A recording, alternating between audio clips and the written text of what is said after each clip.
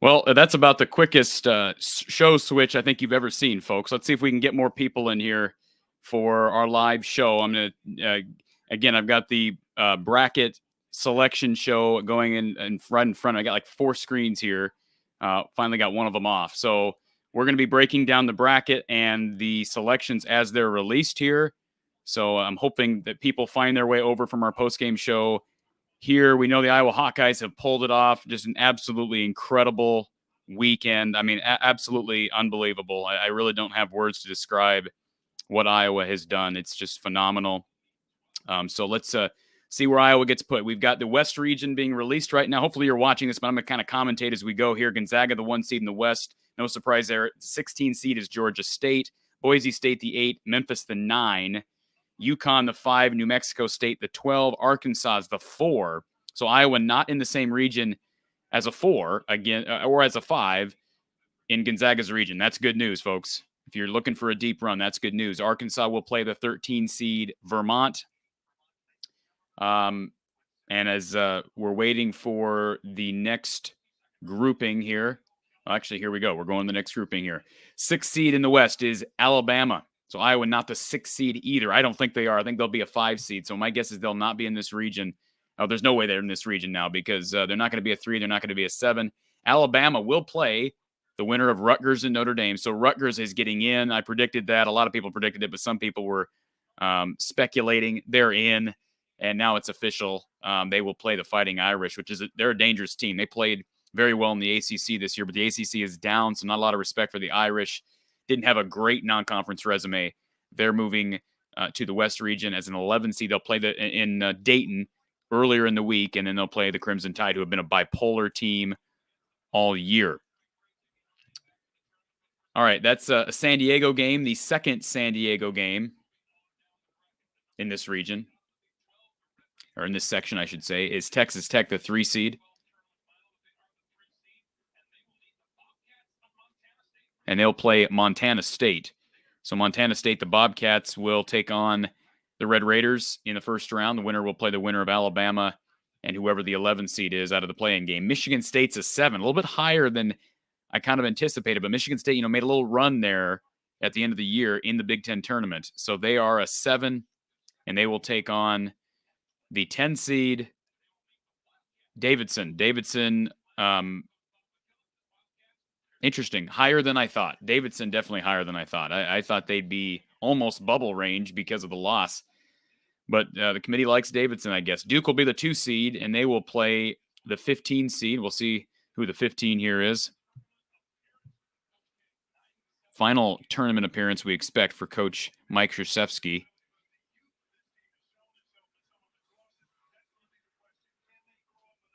And they'll play the 15 seed, which is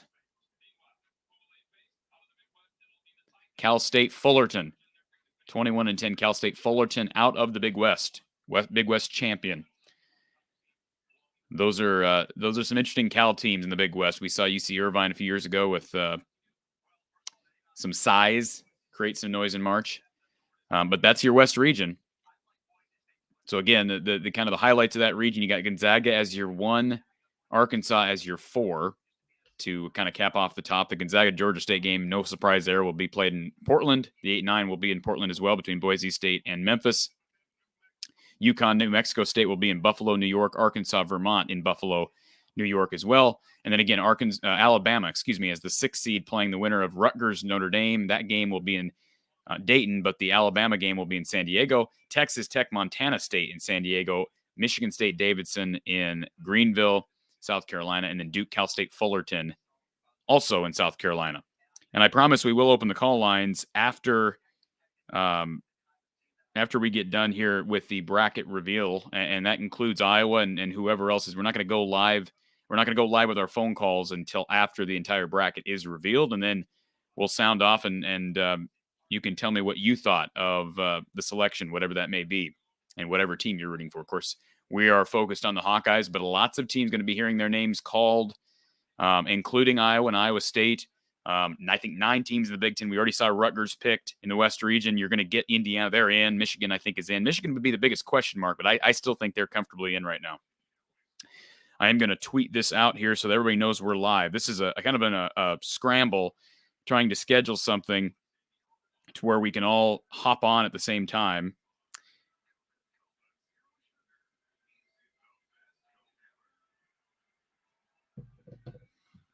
So we got a commercial break here on CBS. So hold tight here. I see a lot of people in the chat. Appreciate you jumping over here. David, thank you for being here. Mike, Brian, thank you for being here. Doug, multitasking with Corey. Gary, Joseph says, thank you for being on right now. I don't know what to do with my hands. Your hands. I like I said, I'm really, I mean, elated really doesn't do this feeling justice. This is such an unbelievable day to be a Hawkeye fan. I really don't know how to describe what happened these past 4 days. It's just, I'm so happy for Fran McCaffrey. I'm so happy for Jordan Bohannon. I'm so happy for Connor and Keegan and Chris. And you obviously wish them all success in the NCAA tournament, but nothing's going to take away what happened today. Just absolutely incredible.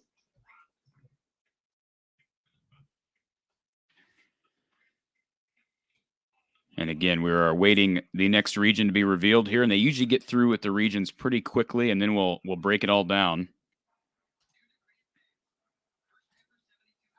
I'm just getting a tweet. If you want to help out, please help out by getting this stream shared on social media. Please share our show on social media because we gave up a lot of listeners over on the postgame show. We had about 100 and some. It was growing, but we had to jump off because I wanted Gary and I wanted Kent McCausland and JR and Les to be able to watch a selection show without distraction. So, again, I'm getting this shared here, and hopefully we'll get as many people on as possible, but please help us out.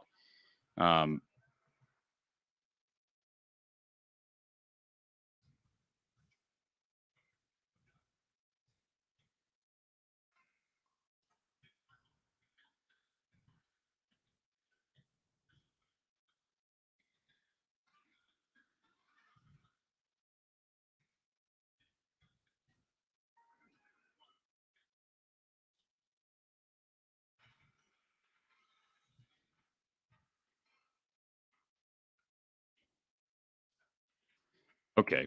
Getting this shared out here, and I'm going to get it shared on Facebook. Again, if you have not already done so, please subscribe to the channel. Please share the feed out on social media. We are back here, so we're going to get the next region momentarily.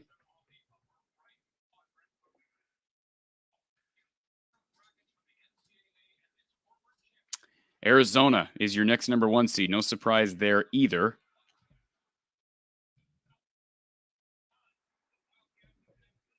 Arizona, the 1 seed.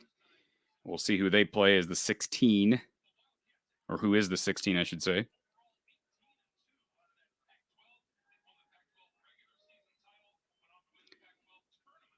They are dual champions by winning the Pac-12 tournament and the regular season Pac-12 championship. They'll play Wright State or Bryant. So Wright State, Bryant, the 2 16 seeds, duking it out in Dayton as part of the first 4. Congratulations to both of those mid-majors. An opportunity to shock the world this week. One of them will get the opportunity to shock the world.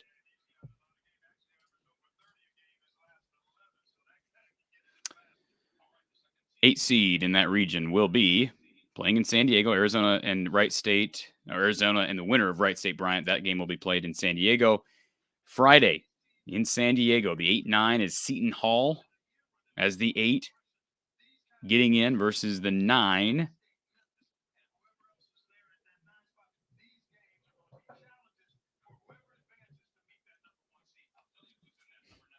The 9 seed is TCU, the Horned Frogs, who really came on strong late in the year. The Horned Frogs are going dancing. They'll have a tough draw, though. My first thought on that matchup is I'd probably favor TCU over Seton Hall the way they're playing, but they're going to have a tough out against Arizona, especially with it being nearby in San Diego. Houston, the 5 seed in that region. So Iowa not in Arizona's region as a 5. And I think that's Iowa is likely a 5 right now, folks. Likely a 5. So we'll likely not hear their name here in the South region. UAB will be the 12 seed on Friday in Pittsburgh, Pennsylvania in the South region. The where are we at now? The 4 seed. Illinois, the Fighting Illini, a 4 seed. And I expected them to maybe be a 3 seed. Maybe I'm way off on that. I kind of expected Illinois would be closer to a 3. They'll play Chattanooga. Dangerous team. Dangerous. I mentioned Chattanooga about a week ago or less. Actually, I think it was yesterday. I mentioned the Mocs.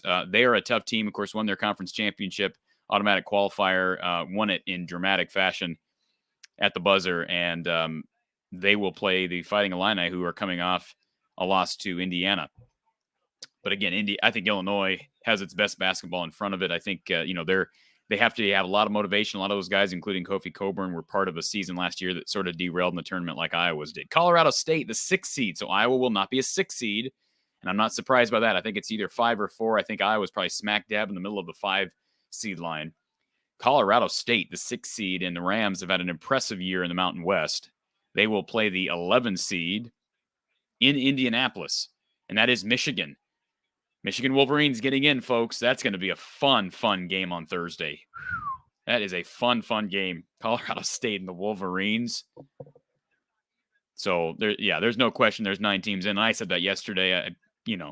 I understand if maybe you don't feel that Rutgers is deserving. I really don't understand it because Rutgers has had so many quad 1 wins. I know they had some bad losses, but they're a tournament team. Tennessee will be the 3 seed in the South region, playing in their first and second round games in Indy.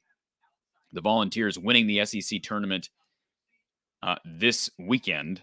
They will play the 14 seed Longwood. Very interesting as well. We know Iowa played Longwood first game of the year. The Lancers winning their Big South championship and then their Big South tournament championship. So Longwood, the Lancers, are going to be matching up with the Volunteers. The 7 seed on Friday in Pittsburgh, Ohio State. Struggling late. 7 seed's not bad, though. That's not a bad position. We'll see who the 2 seed is in that section. They'll play in Pittsburgh, though, not far from home. That's a big storyline. You'll get a lot of Ohio State fans traveling to Pittsburgh. They'll play a dangerous Loyola Chicago team that just won their Missouri Valley Conference tournament. Would have gotten in, I think, even without a win. Loyola is the 10 seed. This is a fascinating region. So far, this little section here, the bottom half of the South region is no question about it. My most riveting and intriguing section so far released. Villanova is the 3 seed, the 2 seed in the same section as Ohio State. They will play Delaware in the first round, the 15 seed. So the winner of Ohio State Loyola Chicago will play the winner of Villanova and Delaware. This is going to be fun to unpack this all here in a few minutes. I'm kind of just waiting this out and trying to hopefully get a lot of people on here. Again, if you've not already shared the show, please share this show on social media. Subscribe if you've not already done so. We have a good time. We'll take calls after the show is over, after the selections are over. I don't need to listen to Clark Kellogg and Seth Davis, who I think knows next to nothing, break down what he thinks about a bracket that, again, I know he's been around the game a long time, but I don't know. Seth Davis has turned into a bit of a social media personality more than anything, in my opinion. I digress. So we're waiting. Iowa not in the top half of the bracket. They're not in the West. They're not in the South. We shall see now. That means they're going to be in either the East bracket or the Midwest bracket, which is not a bad thing because they avoid the top 2 seeds in their section. If we're looking at it from a standpoint of can you get to the Elite 8, you're avoiding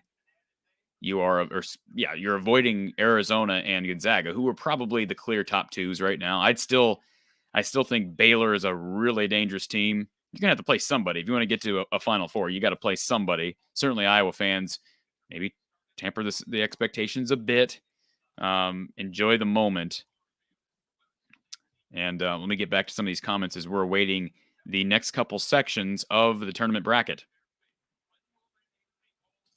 Hayden says he's taking Rutgers in that Alabama matchup. Boy, I have no idea on that, real Hayden. That's going to be a fun game. I've called them bipolar all year. You could say Rutgers is somewhat bipolar. That's going to be a fun one. Rutgers and Notre Dame getting in. Yes, real MVP. So those were certainly teams that were considered on the bubble. I had no doubt in my mind at any point that Rutgers was a tournament team. DW, good to have you here.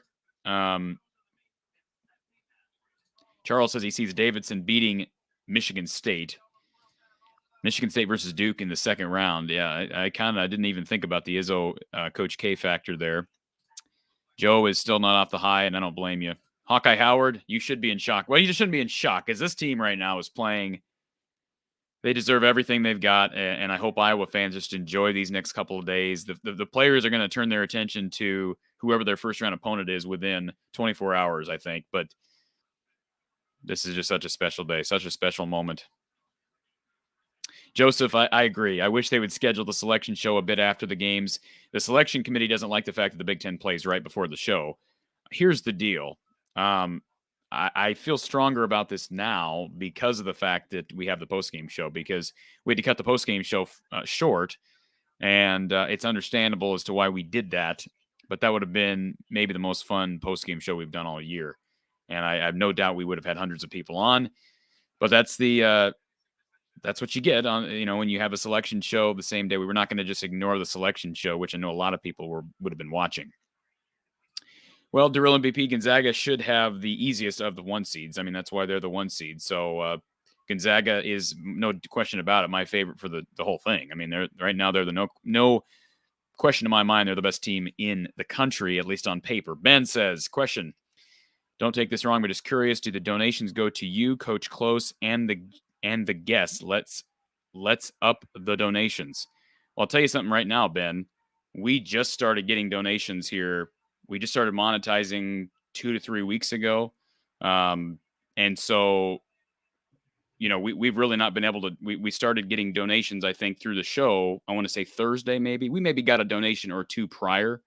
But you got to remember, too, with what you get through YouTube, if it's a super chat, a super sticker, or a super thanks, those things aren't paid right away. So certainly I'm hopeful.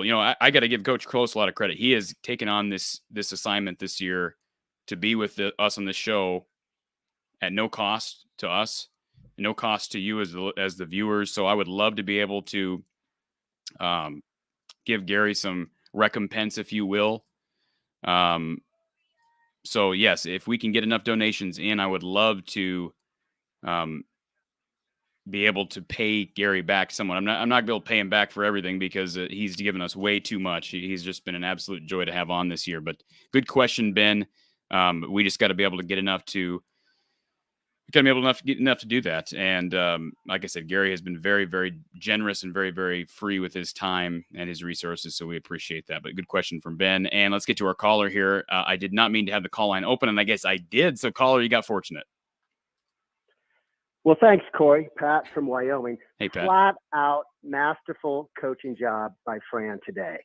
It could be argued whether Iowa has more talent than Purdue, or Purdue has more talent than Iowa, but Iowa was clearly tired, and Fran just flat out outcoached the guy. That's all I've got to say. And Corey Dog, Final Four. Final Four, buddy. Let's do it. Appreciate the call. Appreciate the call from Pat in Wyoming. Thank you for that. Steve says, love a chance at Gonzaga again. All right, we're getting our next bracket here. And yes, Steve, the women's draw is still on after the men's, I believe. Kansas, Texas Southern. So Kansas, the 1 seed in the Midwest region, will play the winner of Texas Southern and A&M Corpus Christi.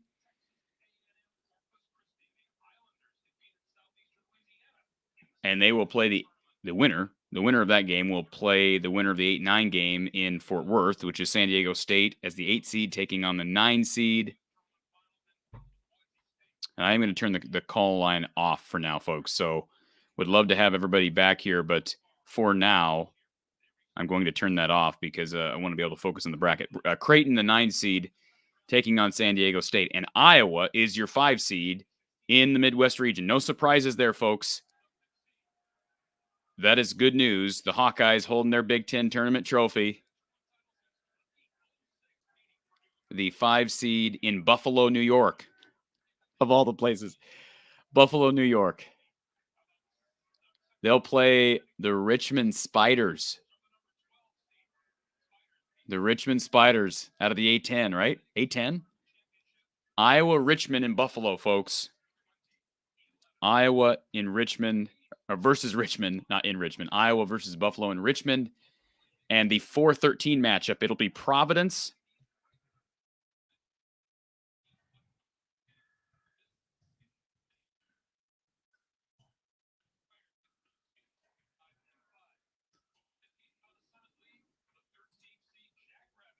The Jackrabbits, they're in the section. Iowa avoids the Jackrabbits, who are 30-4. Providence is going to have its hands full with the Jackrabbits, but Iowa, a 5 seed playing Richmond. And again, the Providence Friars in that section. That's not a bad 4 seed, guys. That's not a bad 4 seed to have in your section. That excites me. I think Providence is a bit overrated. I think Providence is a bit overrated. All right. Now watch, people are going to say, "Oh, you're crazy." I think that's probably the 4 that you want. That's the 4 that you want. Charles said he's scared because they just knocked off Davidson in the A10 championship. They're going to play somebody that won, Charles. You're going to play someone that won. Come on, bud. I know come on. There's no, let's be positive here. They're going to play somebody who won. Unless they're playing an automatic qualifier, and I'd rather, an at-large. I'd rather play an AQ, Charles. I really would. Sorry to be hard on you, but all right. LSU, the 6 seed in the Midwest region. DW says looks like a possible Sweet 16 for Iowa. LSU will play the 11 seed Iowa State in Milwaukee. Think about that. Iowa State gets to go to Milwaukee. What a bunch of crap. Wisconsin, of course, in Milwaukee is the 3. They'll play Colgate.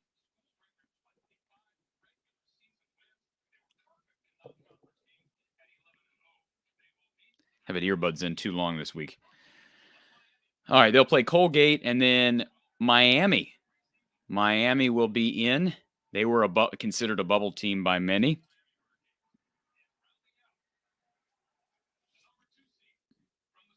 And they will play the 7 seed USC in Greenville, South Carolina. So USC and Miami is the 7-10. And how about Auburn? The 2 seed Auburn Tigers in Greenville. So they're going to obviously be somewhat close to home. Not real close, but somewhat close. Same region. Certainly fans will be able to travel there. They will play the 15 seed Jacksonville State. That will be in Greenville. And again, the winner of Auburn, Jacksonville State will play the winner of USC, Miami, Florida.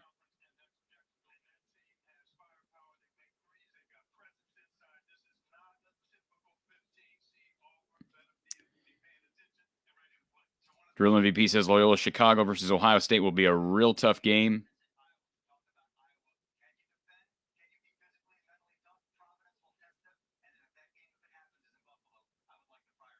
Iowa potential Sweet 16 matchup with Kansas.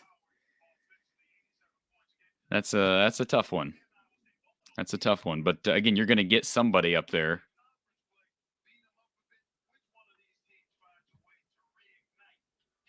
Rose says, I think they set Iowa up for an Elite 8 run. Very favorable placement. They'd have to beat Kansas. I'm not saying it's out of the question, although Kansas may not get there. That's the thing about the tournament. We can break it down, and we're going to do that today, but we can break it down all we want. At some point, you're probably going to get upsets, and things are not going to work out as you expect. So we got one region to go, folks. The East region still has not been determined.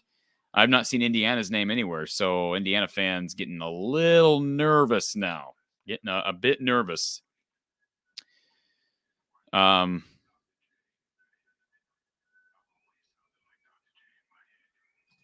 Hugo Main says, how is Michigan in 11 and Iowa 5? I thought they should be 3-4 after today. Yeah, Hugo Main, here's the deal.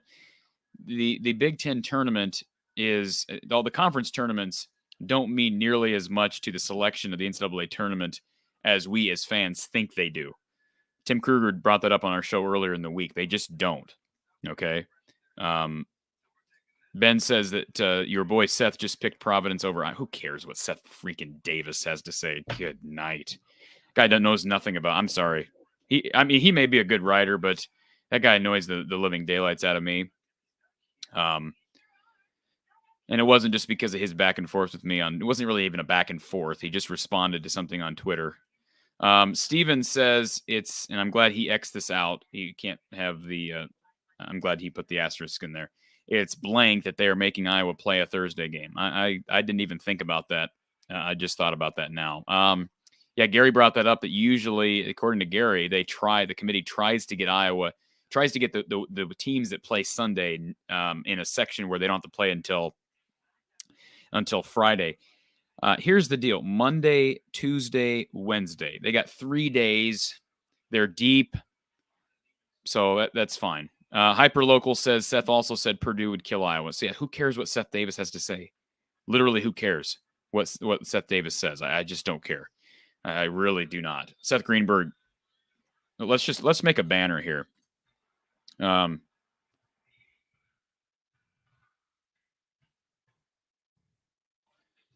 I can actually get this done. Do I have the...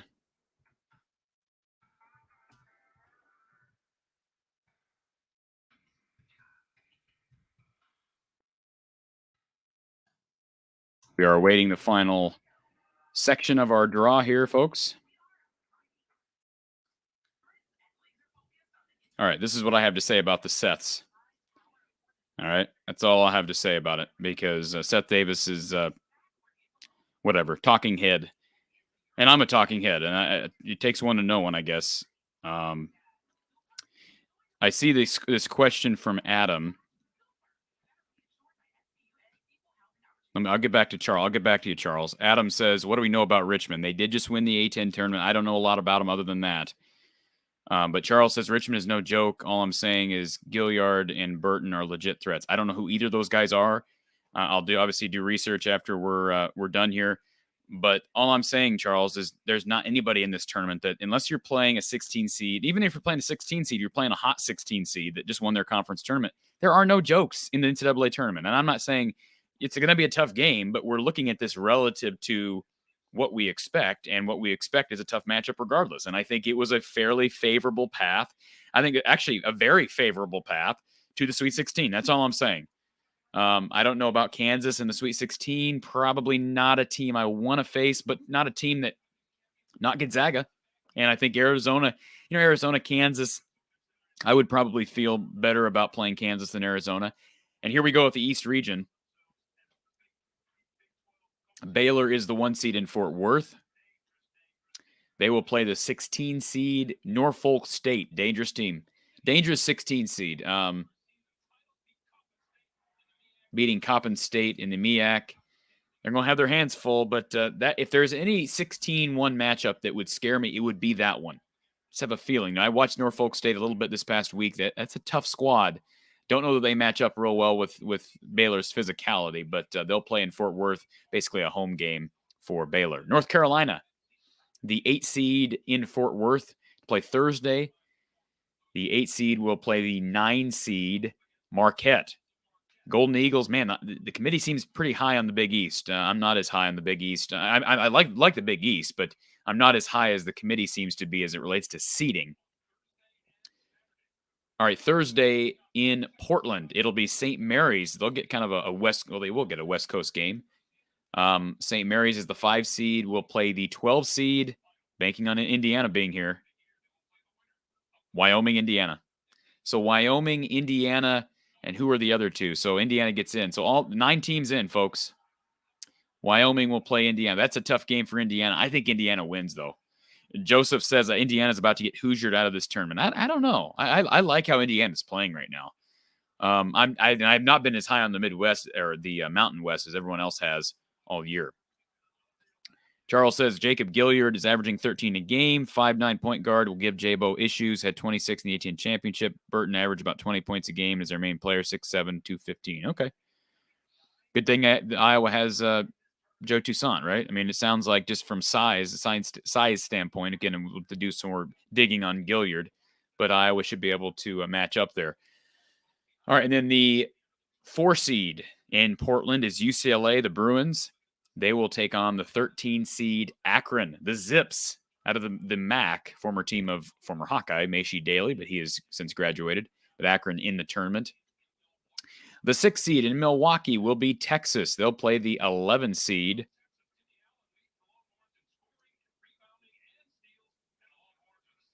On Friday.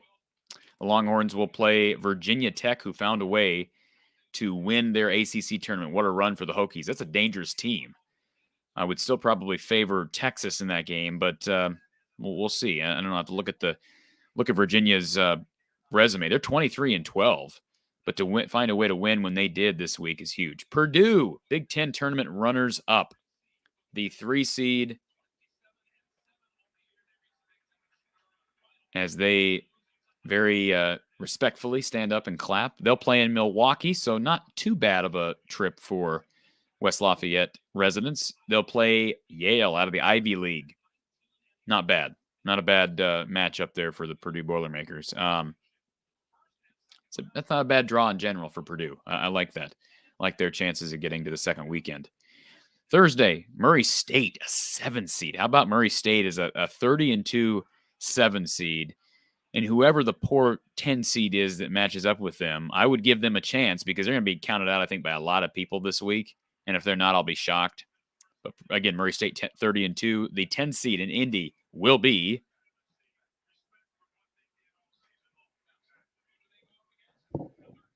San Francisco out of the West Coast Conference.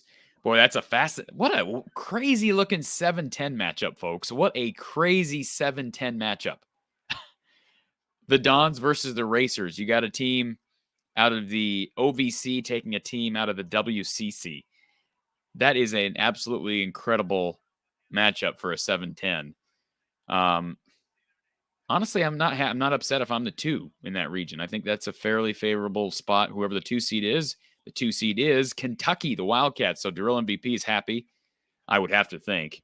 Again, relative. I know you're going to say, well, Murray State's dangerous. Relative to the rest of the draw, rest of the bracket, I'd be happy if I'm a Wildcats fan. And we'll see who they play as a 15.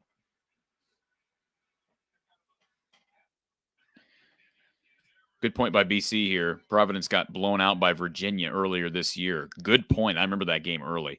St. Peter's will be the 15 seed at 19-11. That's a great draw for Kentucky to get to the Sweet 16 once again. But upsets happen. So there's the bracket, folks. Baylor, Norfolk State at the top in the East region. The 8 seed North Carolina taking on the 9 seed Marquette. Both of those games will be in Fort Worth. St. Mary's taking on the Indiana-Wyoming winner in Portland. UCLA.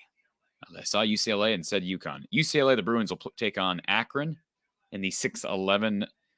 Was at the 5-12 matchup. Texas and Virginia Tech, the 6-11 matchup in that region. That game will be played in Milwaukee. Purdue, Yale will be in Milwaukee. Murray State, San Francisco, and Indianapolis as well. And then I just missed it. The last one. Who was the 2? It was Kentucky and St. Peter's.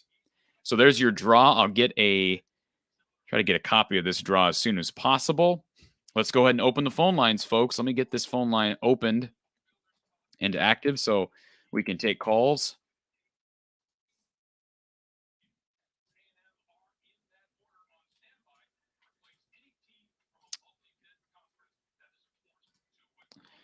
All right, phone line is open, guys. So let me throw up the number here for anybody that wants to give us a call. Sound off on the Iowa win. Sound off on their draw in the NCAA tournament. 515-635-1601. 515-635-1601. If you want to talk Hawkeyes, talk some other team, talk March Madness, we are here talking for the foreseeable future. Okay.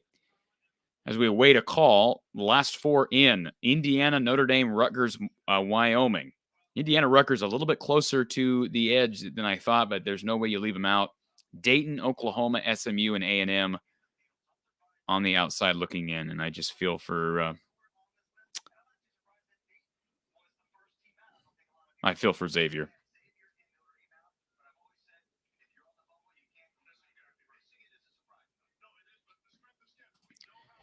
I feel for Xavier. I just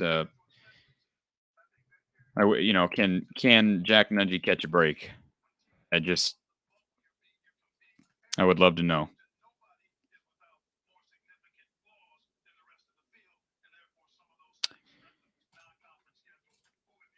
Let's take our first call. Let me guess. Don't say it. I'm going to see if I can say it for you. Hey, Corey, it's the real MVP. How are you? You are right, sir. I am getting good at this, brother. How are you, sir? I'm doing great. Well, there was a lot of shockers in there. Yeah, in the I bracket thought so. For me. There were some surprises. What surprised you? Texas A&M not being even further away from the bubble than I thought was surprising. San Francisco being so comfortably in was surprising to me. I thought for sure they would at least be an 11th seed. And then Murray State getting some respect. I love that, but that's tough for them having to play Kentucky in the second round. I think you're a Kentucky. I think you're a Kentucky fan. Isn't that a great draw for Kentucky? Oh yeah. Well, it happened similarly a few years ago when we were a 2 seed. We had to play Northern Kentucky in the first round. So it's happened before. I will give you a hot take, though, Corey. Okay. Mm-hmm. If Gonzaga beats Memphis, they will make it to the Final Four. However, that will not happen. Gonzaga will be the first 1 seed to lose. They're going to lose to Memphis in the second round? Yep. Memphis has been talented all year. They are one of the most talented teams in the country. They play in a somewhat weak conference, but they play relatively good teams. Gonzaga has only played 6 road games all year. Against St. Mary's, one of the best teams they've played, they've looked suspect twice. Chet Holmgren looked bad, actually awful. And I think he's going to get shut down by Memphis' star center. How has Emoni Bates been playing? He's been playing great. They've won 13 of their last 15 games. Yeah, because they lost a lot of games early. They lost a lot of games. They didn't look like a tournament team earlier. Oh, no. Beginning of the year, it was falling apart at the seams. But after they beat Alabama and then they beat Houston, things just rolled in their favor. I mean, they were beating teams by like 20, 30 points. Drill MVP, do you live in Kentucky? Yes. Do you live near Lexington? No. Okay. I'm just curious to get your perspective on Iowa. I see this comment from Mike. He says, how the heck do we get stuck in Buffalo? No one wants to go there. Trust me. They get stuck in Buffalo because they're the 5 seed. I mean, that's just how it is. They weren't going to get to Milwaukee. It was very unlikely they were going to end up in Indy.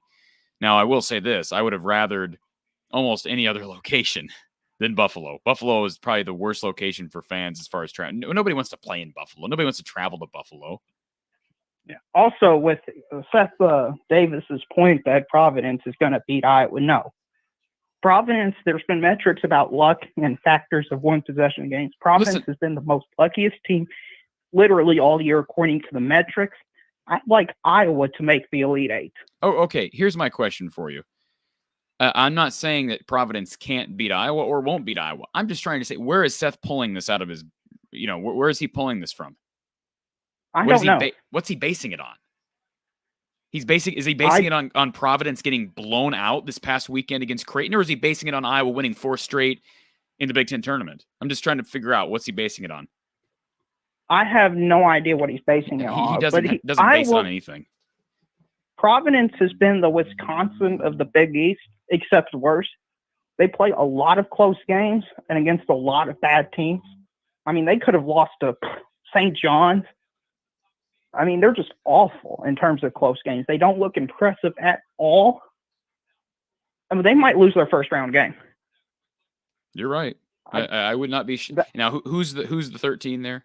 I'm saying this, and I'm supposed to have the answer for you. Let me pull up. Let me see if I can get a copy of the bracket here. Now that we have it out. No, but you're if you right. Post it on screen for everybody. That'd be appreciated as well. I'm assuming for all the people in chat. Yeah, I'm going to see if I can get that done here. No, I would not be shocked to see Providence beat Iowa. I mean, from a seed standpoint, they'd be the favorite. I would. Well, I'm just saying Providence has been overrated just because they win closely against bad teams. But when they play good, sound, fundamental teams like Villanova, they can compete for a half and then they fall apart. Yeah, so I'm going to share my screen here for folks. So if you want to take a look at the screen, I'm going to pull up the Providence, Iowa section so we can look at this a little bit more in depth. Because I know, let me see here. Again, I'm not great at them using this software, and I'm just not great at doing it yet. Okay. Haven't done a whole lot of screen sharing. All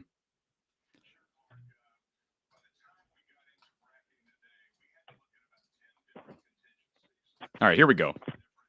There is the bracket, folks, and I'm going to pull it around here so that I can actually see what I'm doing. Let's go ahead and zoom in. And this might not be as clear as I'd hoped for, but you can see Iowa down here. You can see Iowa right there playing the winner of, if again, assuming they get past Richmond, they will get the winner of Providence, South Dakota State. So the Jackrabbits are the 13 seed down there, Drill MVP. And as you know, that's a dangerous team. It seems like Summit League teams find a way to win games in March. And so that's a scary game for Providence. I think you're right. If there's a trendy upset, I mean, Iowa's path to the Sweet 16 could very well end up being Richmond, South Dakota State. Oh, yeah. Well, South Dakota State basketball, they're like, what, 30? They have 30 wins this season? Do they have 30? They might. They might. I mean, that's a lot. It doesn't matter who you play. That's a lot of wins. And with how close teams are this season, people like to assume that the gap between 1 and 2 and 2 and 3 is all even, but that's not how this works. So I think it's very likely South Dakota State beats Providence. I think another upset that we need to be aware of is Wisconsin. Chattanooga is a really good team if you've seen them play. I agree. They've got size. They've got depth. They can shoot threes. They can beat Wisconsin. We're in agreement with that. Now, again, if you're looking at Iowa's section in general, you've got Kansas in that section. You've got Creighton in that section, who's actually – Creighton's weird. They're another bipolar team. Like, they had a stretch where they were rattling off wins, and they lose some, and they blow out Providence. Like, that's an intriguing 9 seed there playing San Diego State, who I really don't know much. I think that the committee was pretty high on the Mountain West and pretty high on the West Coast Conference, not as high on the SEC. That would be my take. And I to be completely honest, I think the Big East, I mean, you could argue that they were a bit higher on the Big East than many pundits, including myself. But again, that's not a bad. And if you slide down here further, it is interesting. And I didn't even think about this when it got released. But you see here, let me see if I can get down here. Hopefully everybody can still see my screen. You see Iowa State down here taking on LSU. And somebody asked about Kelly, I think asked about Wisconsin. They're down here. So they'll play the winner of LSU, Iowa State, assuming they can get past Colgate, who, if you remember, Drill MVP gave Tennessee a run for its money a couple of years ago.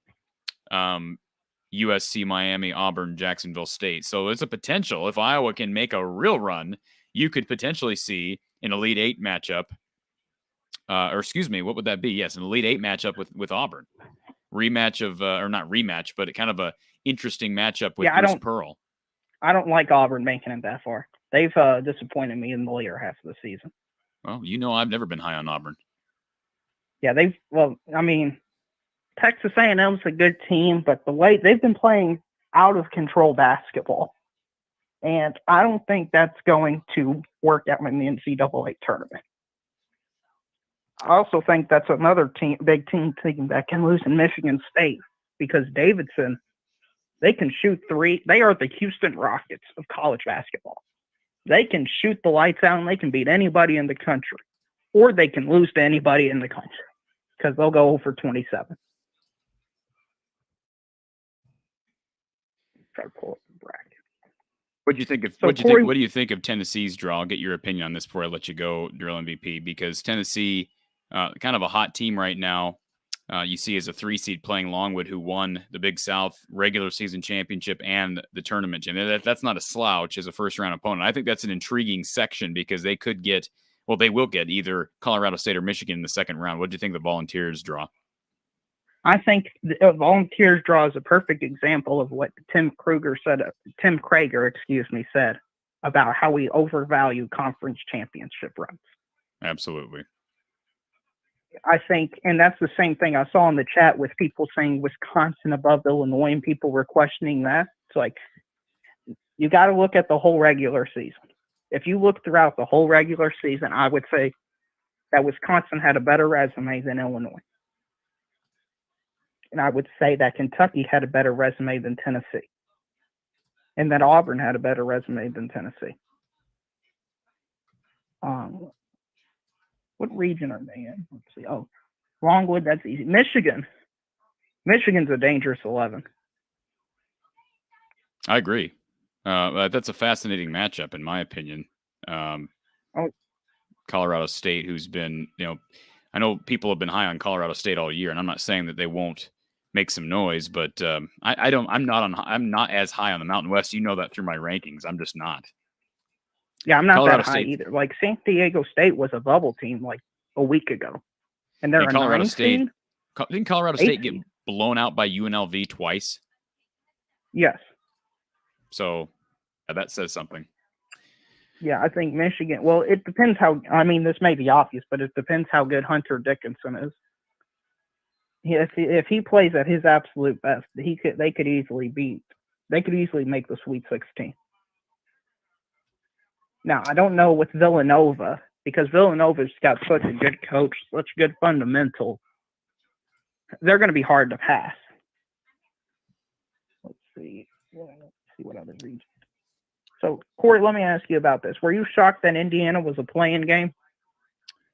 Was I shocked that Indiana was a play-in game? I wasn't shocked. I was surprised. Honestly, I was surprised that I didn't think Rutgers or Indiana should have been that close to the bubble. That's my opinion. Right. Well, did you see what Tim Krager had to say about Rutgers? I didn't. What did he say? On Twitter? What did he say? He said they would be. He had them as his last team in. Yeah, I knew he was real iffy about Rutgers. He said that you probably saw me retweet this. He said that Indiana earlier in the morning that Indiana was a lock, and as was Michigan. Right. So I just don't know how. I understand that they lost to UMass and Lafayette. They had some other bad wins, but Tim also brought out, and you remember this, Drill MVP, he also brought out how the committee typically favors good wins over bad losses. So Rutgers has, this is how I look at it. Rutgers has made up for the bad losses in plenty. They have done plenty to make up for the bad losses. So I understand people who may say that, Rutgers, should have been seeded low. I get the being seeded as a 11 or 12, but I just don't think being in the playing game is fair to them. But look, they got to earn it. You do. This should tell teams, we sometimes downplay early season losses. Rutgers being that close to the line, Drill MVP, should tell people, hey, it doesn't matter what you do in November, as much as maybe we want to convince ourselves that it doesn't. Yeah. And let me ask you this, Corey. What team were you surprised didn't make the field?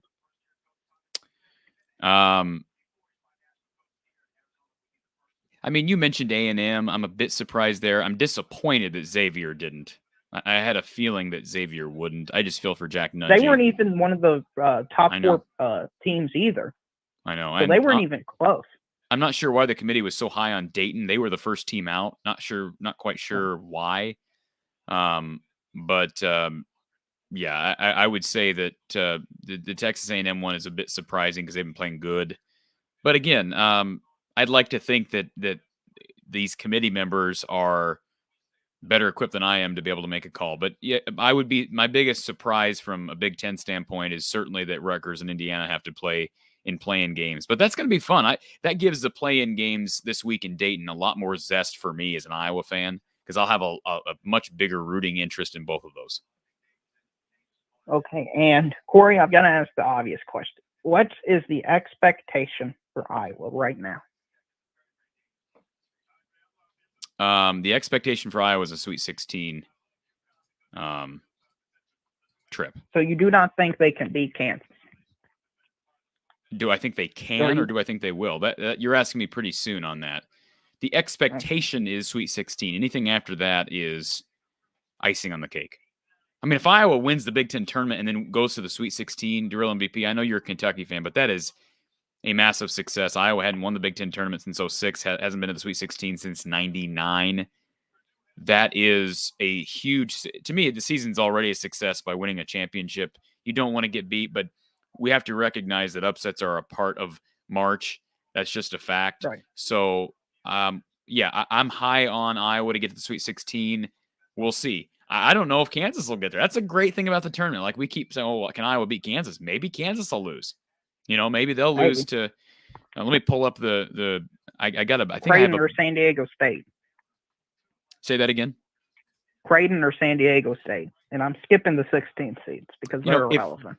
If Creighton plays well, I wouldn't dismiss it. Like I said, Creighton's been really kind of erratic this year, and I hopefully everybody can see this a bit better now.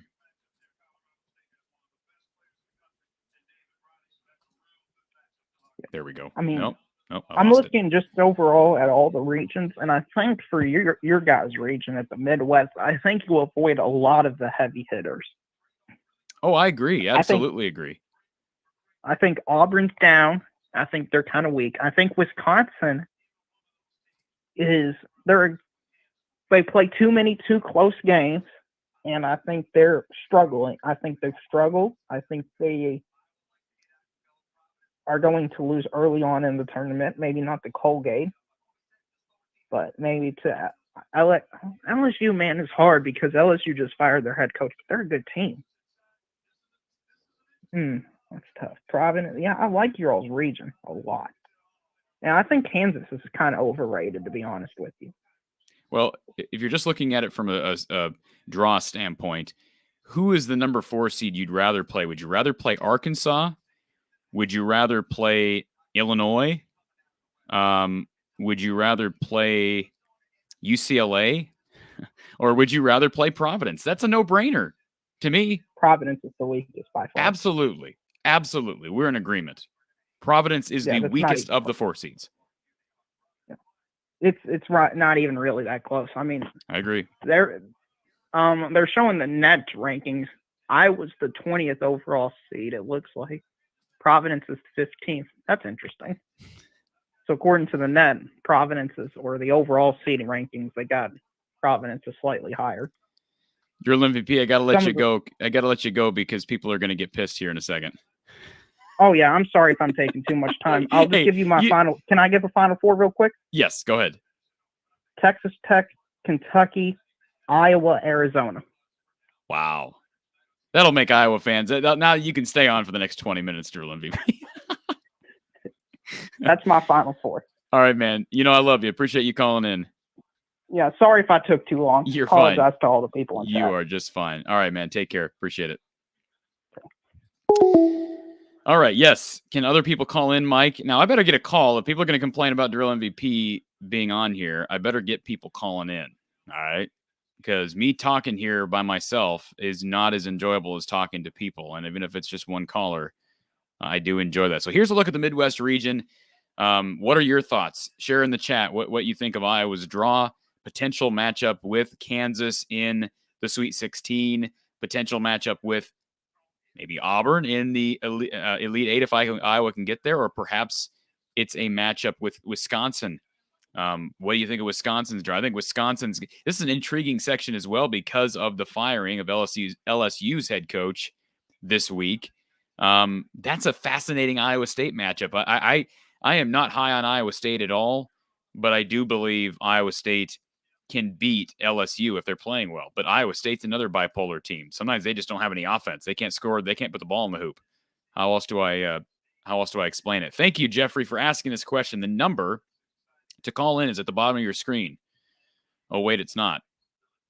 Yes, it is. 515-635-1601.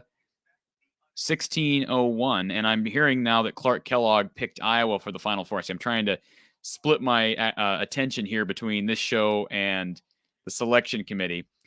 I almost wonder if some of the the back and forth with CBS's crew here is somewhat orchestrated, because the fact that you've got Seth Davis, you've got Seth Davis saying Iowa's going to lose in the second round, and then you got Clark Kellogg saying Iowa's going to get the Final Four. I wonder if that's almost intentional.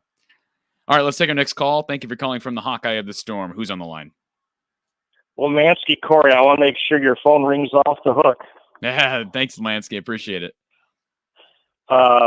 Just to help all our chat people, Seth Greenberg was complimentary yesterday about the Hawks, and I thought one of the neatest things I've heard all year was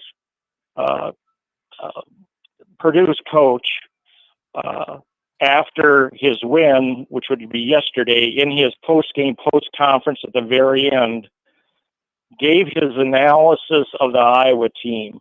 And if anybody wants to get on that podcast where the Big Ten Network, will if you find it, will play it.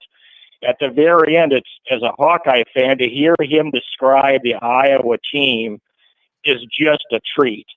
And he was so complimentary yesterday, and he described the team. So if everybody wants a treat to go back and listen to that, he's quite a guy.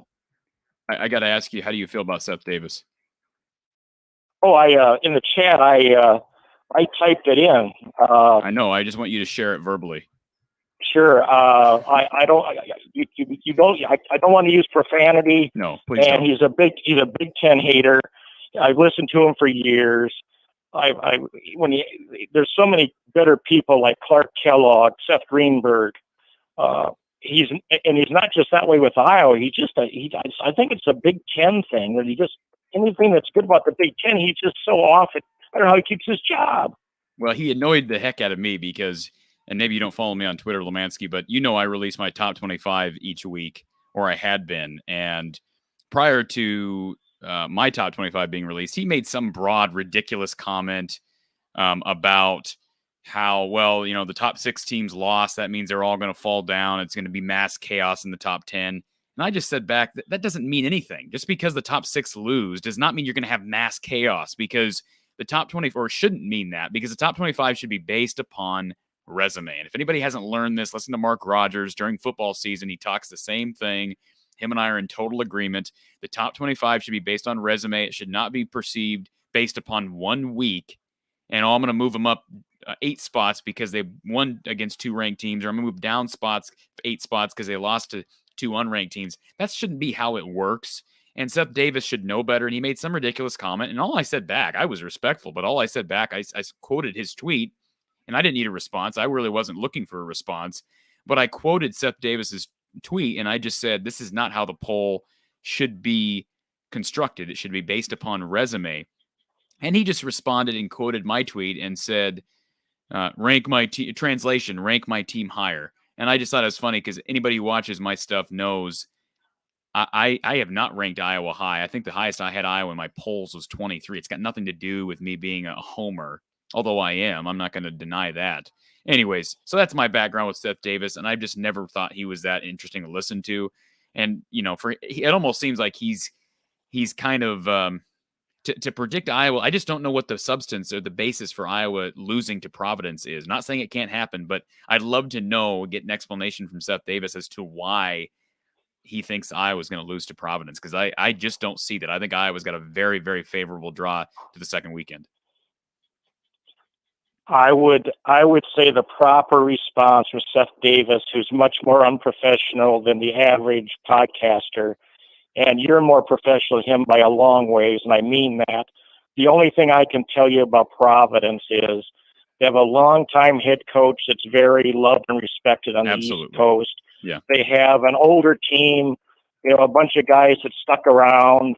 They don't have a caliber of a Keegan Murray, and I don't think Providence has the depth of Iowa.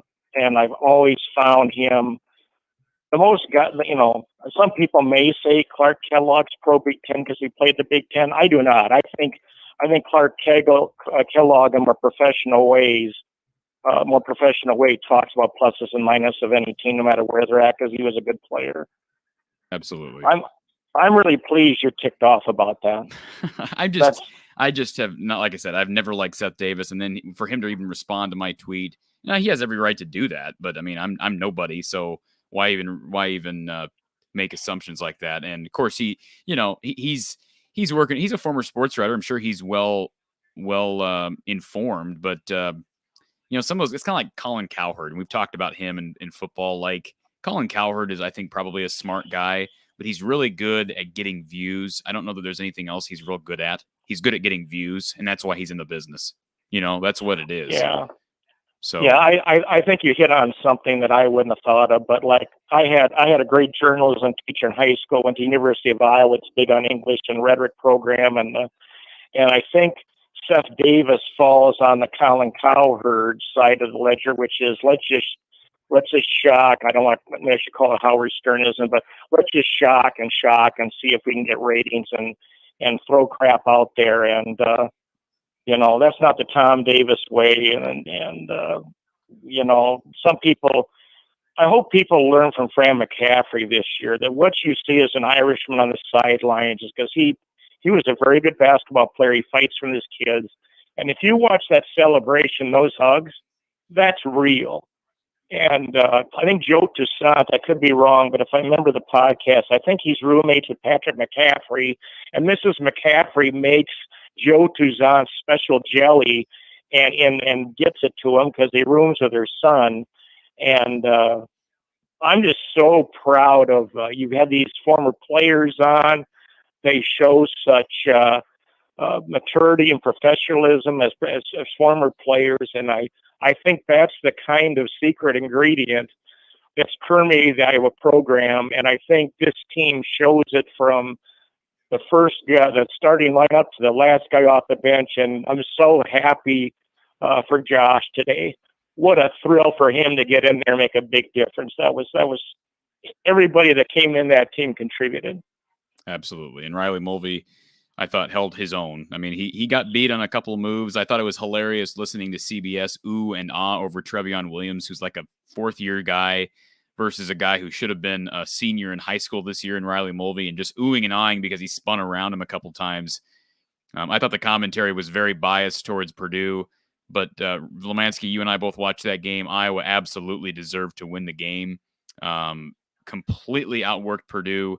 So much more convincing than yesterday. An Indiana fan could argue that Indiana deserved to win the game. Now, I'm not going to say that because Iowa won the game and made some big shots late, but Purdue fans cannot say that. Iowa absolutely outworked them today, and that's despite the deficit on the glass. I would love to see yesterday's Purdue team play yesterday's Indiana team play today's Purdue team, because I think Indiana would have beat them by 6 or 8 points. Yeah, I think you're probably right. Like I said, I like Indiana right now. I think Indiana's got a shot at making a run, even though they have to play in the first 4. If they can get out of the first 4, I wouldn't be shocked to see them upset somebody. I think they've got the team right now, and outside shooting is going to be a problem for them. But they do have terrific big guy in Trace Jackson Davis, and they've got Moxie, and they've got some guys who have stepped in and really helped defensively. They've been a really good defensive team all year, and Trace Jackson Davis is playing the best ball of his life. Some commentators have talked about, and I'm not smart enough to figure this out, but they said you can't put the 2 big Purdue guys on the floor at the same time and interchange them. And I'll go back to my modern basketball comment the other day. And that's one thing I like about Fran and even Tom Davis is, I love this 3/4 court press. I love get up and down the floor. I like getting all these people in the game. And I find it quite interesting. The one thing Fran keeps talking about is not all basketball teams would take this. This is the role. We're going to put Jabo at the point. We're going to put you on the bench. I've gotten minutes. I mean, he's apologized on air about not getting Sanford more minutes. He's apologized publicly. And what a credit to these, what do you want to call it, unselfishness of the Iowa players. Absolutely. They love each other. You can tell that this team loves each other. And, Lemansky, you heard me somewhat critical of Fran when he took Toussaint out of the lineup whatever that was, 2 months ago now almost, and he just stuck with it. And you could argue Joe Toussaint was the player of the game today. I mean, you can make that argument. He was absolutely stellar. So proud of him. And there wasn't a guy on that team today that I thought played poorly. I don't care. People want to rip Rebraca. He was working his tail off. I thought the officiating was somewhat one-sided inside. I know Purdue fans would say probably the opposite. I thought there were a lot of ticky-tack fouls on Rebraca and Chris Murray. And, boy, he's been undersized all year and fought, and they've just gotten the job done. And you said yesterday about, I think a caller, one of the persons you chat talked about, will Josh get minutes? Will Josh not get minutes? And I guess I tend not to say too much about minutes and who Fran puts in and out because we're not at practice. But, as all fans, I think I've complimented Joe T before on his energy level. And I think, now I forgot the other guard. I'm sorry. The starting guard. Oh, Perkins. Yeah, when Perkins got put in the starting lineup, we all talked about, why is J-Bo at the point and his quickness on defense, and we kind of forgot about Tony Perkins. Nobody said too much, and Tony just has showed up. So it's really doggone interesting to watch this team. I'm so proud of Fran putting Mulvey, and he trusts his guys. He just trusts his guys. And it's kind of funny if you noticed yesterday, Connor was looking for J-Bo, and they almost got stuck. And Fran at postgame talked about he almost called a timeout because the play was breaking down, but Connor was on the floor like a coach. And here comes a J-Bo at top of the key. And Fran admitted he almost called a timeout. Then what the hell? He said, I don't have a better play than the ball in J-Bo's hands at the end of the game. And maybe that's what makes sports fun. There's an art to it. Sometimes there's not a logic to it. It's an art form. And I think even being a podcast commentator, there's an art form. It's not cut and dry. And you're more professional than Seth Davis was when he came out of the womb.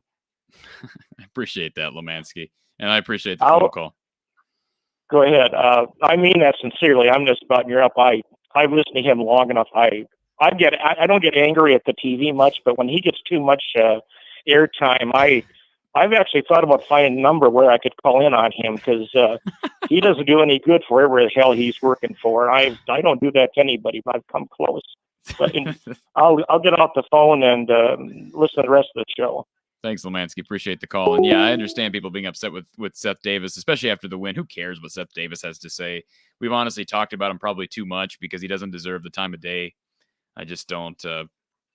He's not my cup of tea. I'll try to be a bit more balanced with my opinion, my verbal opinion on Seth Davis. Kells Bells says, why would Purdue be higher than conference champ Illinois, but Iowa is justified only a 5? Well, again, Kelly, I mean, like it or not, whether you agree with that or not, conference tournament results don't mean as much. I don't think conference championships mean as much. We're looking at total resume. Iowa had a very weak non-conference schedule, less quad 1 victories. Purdue had a lot of quad 1 victories early. Illinois struggled at times early. Rio Grande Valley, I remember, was a close one for the Illini. That's how I would sum it up. I think, you have to really dive deep into these resumes to figure out why, Illinois is higher than Iowa and Purdue's higher than Illinois. But that would be my simple response. Iowa was going to have a hard time getting to a 4 either way. And I've said that this whole week. It was going to be hard. I thought there was maybe a slight chance that happened. But in the end, just way too much on the resume for both Purdue and Illinois. And Iowa's doing just fine as a 5. Remember, they were considered to be a 7 or an 8 maybe a week and a half ago. And they moved up a lot in a short period of time. Credit them. They've rattled off so many wins in such a short period of time. They deserve their draw. And I think they had the best draw as a potential 5 seed. So you can't argue with that. Let's take our next call. Thank you for calling from the Hawkeye of the Storm. Who's on the line? Hey, how's it going? This is Steve. Steve? Oh, sorry. Didn't know I was on right now. Hey, bro, what's up, man? You guys are in. You should be happy as hell. I am happy. What do you think? I'm not happy? Well, I don't know. It seems like most of your people there are not happy with that 5 seed, but dude, you're in. Well, Once you're in, you got a shot, bro. There's no reason there's no reason to be unhappy with the 5 seed, because the again, I've said this several times, the 5 seed is the best of 5 seed you can. I'd rather be a 5 than some of these 4 seeds, to be quite honest. So yeah, no, we're in agreement on that. I mean, would you rather be Iowa as playing Richmond and potentially Providence in the second round, or would you rather be UCLA playing Akron and then St. Mary's? I think Iowa's got a better draw as the 5. And again, you're going to play the 4 in the second round if you win. You're going to play the 5. You're going to play the 5 if you're a 4 in the second round if you win. So who cares? What's really the difference here? Exactly, bro. Exactly, because you still got to beat what's in front of you. It doesn't matter. And to tell you the truth, Providence is horrible. The Big East is horribly overrated, incredibly overrated. It's. Well, you guys are from the Midwest. I'm Steve Compton. I'm the guy that's a huge Arizona fan. Sure. And is absolutely so incredibly appreciative that you guys gave us Lute Olson, that made us relevant. Yeah. But I'm telling you, guys are in a very, very good. Nobody wants to freaking play in Buffalo. I know that. Yeah. Who the hell wants to? Hell, even Buffalo doesn't want to play in Buffalo. Right. But you guys are in. And I'm telling you, and Keegan is nasty. I don't watch a lot of college basketball, but I've been following it since the 80s, and you guys are nasty. You guys have got a really, really damn good shot of shocking a lot of people and coming out of that East region. I want to ask you while you're on here, because you are an Arizona fan, that kind of be a good segue into the South region. What are your thoughts on Arizona's draw? Bro, I'm not going to lie. The time change messed me up. I missed the whole freaking bracket. I didn't see anything. All I saw that you guys were live, and well, that's being from. I live in El Paso. I'm a huge Arizona fan. I missed the entire selection show, so I honestly do not know where Arizona landed, what the Southeast is. Because the time change totally messed me up. So I missed the whole freaking thing. So all I got is you're a 5, and you're. Yeah. That's all I. Arizona's a 1. They'll play the winner of Wright State Bryant, and then they'll potentially get past the 16. You'll play the winner of Seton Hall TCU, who's playing well. TCU is a dangerous team. And the 5 seed in that section is Houston, 12 seed UAB, and then Illinois and Chattanooga. Chattanooga, a dangerous mid-major there. But Arizona, the overall number 2, pretty good draw if you're hoping to get back to the Final Four if you're the Wildcats. And of course, in that region, you've got Ohio State as a 7, Villanova as a 2, Tennessee as a 3, and Colorado State as a 6. The Colorado State-Michigan matchup is fascinating, but that's not a bad draw for Arizona, I don't think, either. Again, you're rattling off these teams. I know them, and I'm guessing Arizona had the easiest region, right? Oh, boy, I couldn't say that definitively. Certainly, it's not Kansas. I think Baylor. Baylor's is tough. You have Kentucky, Purdue, St. Mary's, all in that region. Yeah, maybe. I'd have to look closer. I'd have to look closer at the West region, but the Villanova thing worries me because AZ is a little light on the point guard, and Villanova's got a really good point guard in Gillespie, but right. I don't see it with a lot of the other teams that you're rattling off there. Yeah, if you've listened to any of my stuff, Steve, I've never been high on Houston. I see Houston getting beat early. Yeah, well, especially are the 2 best players still gone? That I don't know. I just know that, they haven't had a real impressive win to me all year, and I'm just not. I'm not bought into the conference. I'm not bought into their non-conference performances. That even the conference wins they've had some blowouts, but they've played some crappy teams close. To me, and then they had some losses late in the year that kind of made you furrow your brow. That's not a bad 5 seed to be in the same section with them. I'm Illinois. I'm really happy if you can get past Chattanooga, who's dangerous. I think Illinois has an opportunity to get to Sweet 16, but Chattanooga is a dangerous one. Yeah, and hell, we've lost to them before. I can't remember how many years ago, but we've lost to them. We've lost to, again, with Arizona. As an Arizona fan, yeah, we have some serious highs and some monster lows. Santa Clara, other first round losses we've had. East Tennessee State was one of them. I mean, Chattanooga was one of them as well. But yeah. Let's talk about again. I know this is an Iowa thing, and I'm sorry if I'm dominating this with Arizona talk, but Kerr Kriesta getting hurt, is that going to really hurt Arizona or not? Say it again. You kind of cut out there on my end. Oh, I'm saying Kerr Kriesta, Arizona's point guard, got a sprained ankle in the Pac-12 tournament. Is that going to affect them or not? Do you think? If you're following it, if not, it's fine. We'll go back to Iowa, and you guys should be standing on chairs and jumping because midway through the season, you guys were seriously a bubble team, and you absolutely rallied hard with major big-time wins. Yeah, I mean, I would say this without really knowing. I mean, I don't know nearly as much about the Pac-12 as you do, but I think Arizona will probably. My guess is they've got the talent, they've got the depth to be able to win probably at least a game or two without whoever you're talking about. Again, I'm not as familiar with Arizona's roster as you are, but no, it's not you, bro. It's me because I know the whole Iowa thing, and honestly, I'm an Iowa fan because we had Lute Olson. Without Lute Olson, we were totally irrelevant. Yeah.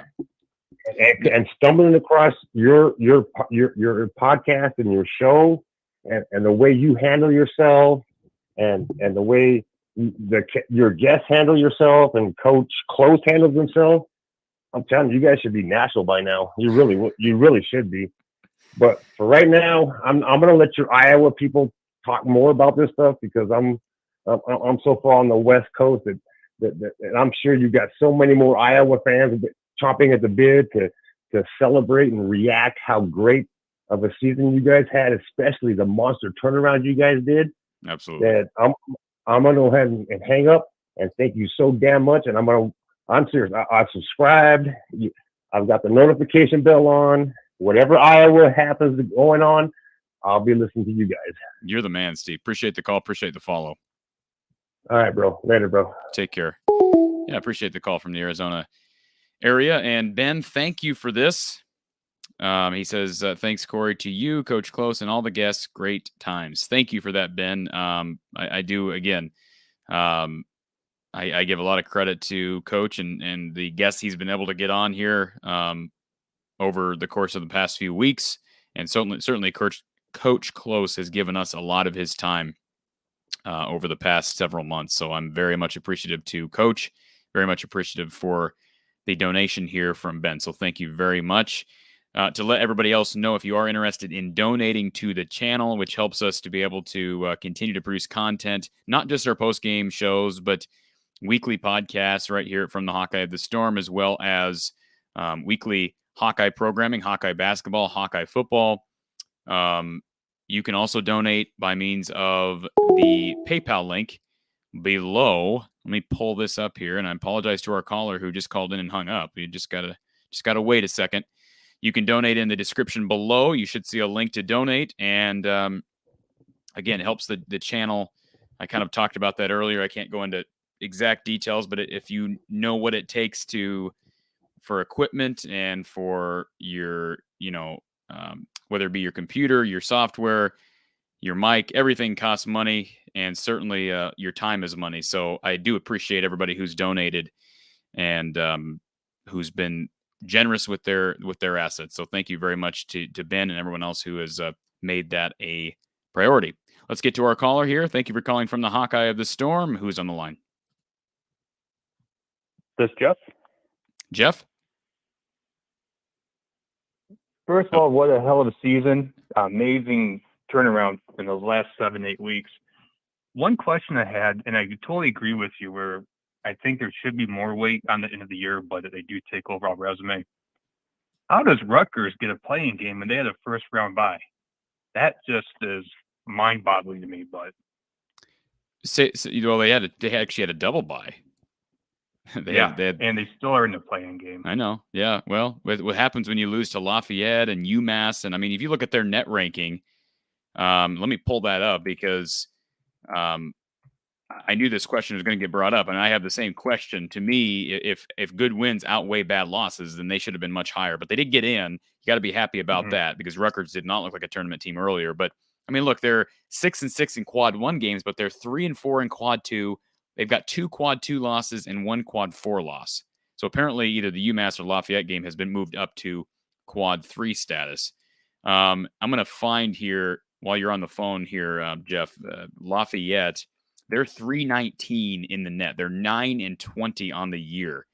That is a really bad loss. Now, here's the deal. You and I both know Rutgers won at Wisconsin. They beat Purdue. So I agree. I think they should have been higher, but it's an opportunity for Steve Peichel to play the underdog card and get that team possibly to the second weekend. I know they're going out to Buffalo, but given how emotional the last 4 games have been in winning the tournament, I think it might actually help them to get away from the Midwest a little bit and just kind of get away from the crazy for a few days and play out their focus on that. Well, my only thing on that is, how do you feel about playing Thursday? I'm okay with that. They're playing well. They have 4 days to recuperate and relax and rest. So I think that should be okay. Yeah. There's no team in that bracket that I think that they're going to be scared of. I think they have a 5 seed. I think they have a terrific draw. Now, Providence, just to put this in perspective, I'm going to look this up while everybody's on the line. Providence to Buffalo. What do you think the distance from Providence to Buffalo is, Jeff? New York's a pretty long state. I'd say about 350 miles would be my guess. So 450. It's a 450-mile trek, 7-hour drive. So I don't know. It's a little bit further than I anticipated. So it'll be interesting to see how many Providence fans are there, because Providence has had a really good year, even though I think they're maybe a bit overrated. You could argue that Iowa could have been the 4 and Providence the 5. I wonder how many Iowa fans will go out there, because it's just not a very lucrative place to play. But you're right. Maybe it'll do Iowa well. I do think maybe the extra day rest would have been worthwhile to have, but not a deal breaker. They're deep. Iowa's a deep team. You know, and obviously Rebrach and Chris Murray spent some time on the bench today due to foul trouble. And, Keegan didn't play much. He played like 21 minutes against Northwestern Thursday. So I think they'll be okay, and they're young. I think they'll, besides Bohannon, they're young. I think they can recuperate and hopefully a really impressive performance against a team that they got to take seriously. I mean, Richmond did just win their conference tournament, but I'm with you. I think it's a good draw. Seeing Agunle come off the bench today and keep his own against those 2 bigs, that was impressive. I thought when he came into the game, that completely shut down their interior offense for a while. Yeah, I was really impressed with him today. His physicality is, I think it's worthwhile. And I'm a bit surprised that and I know Coach Close didn't necessarily agree with my comment a week ago. A bit surprised we didn't see him against Coburn, because of his ability to bang. But you know what? If you'd have told me that you'd lose at Champaign to end the season and then rattle off 4 straight, I would have taken it any day. So I don't think I was probably going to see a whole lot of dominant bigs in the NCAA tournament. I'm trying to think of Providence's roster. I'll look that up after we're done with this call, but I don't think they have a real big guy that's going to scare you. I think Rebrach is holding his own, and I think it'll be refreshing for someone like Rebrach to be able to play against the likes of big men across the country, as opposed to Zach Edey, Kofi Coburn, Hunter Dickinson, who are just ridiculous mismatches. And when Providence doesn't show up, they don't show up. Right. Yeah. Depending on which team shows up, and they got blown out by Marquette. They got blown out by Creighton. Like 25 plus points. not even close. So, but in Richmond's, they did have a 4-game run to finish the season, but they also lost 2 of their last 2 conference games too. So they're not playing as hot as Iowa. I just think this really could be a magical season for Iowa. It's right now it's set up. Some people were critical of Iowa not being a 4. I didn't expect them to be a 4. I think the draw is, like you just said, is tailor-made for a run. And if they don't get to the Sweet 16, shame on them. But that does happen. It's not a failure of a season if they get upset. It happens. It's the tournament. But I'm with you. I think if they're going to do it anytime, boy, you'd have to think it's now. The draw is favorable, and I don't think I would not. I mean, right now, if they were playing today, and assuming Iowa had fresh legs, would you favor Kansas over Iowa? I mean, I think it'd be somewhat close, wouldn't it? Yeah, and I don't think the spread would be more than 3 or 4 points. No, I don't either.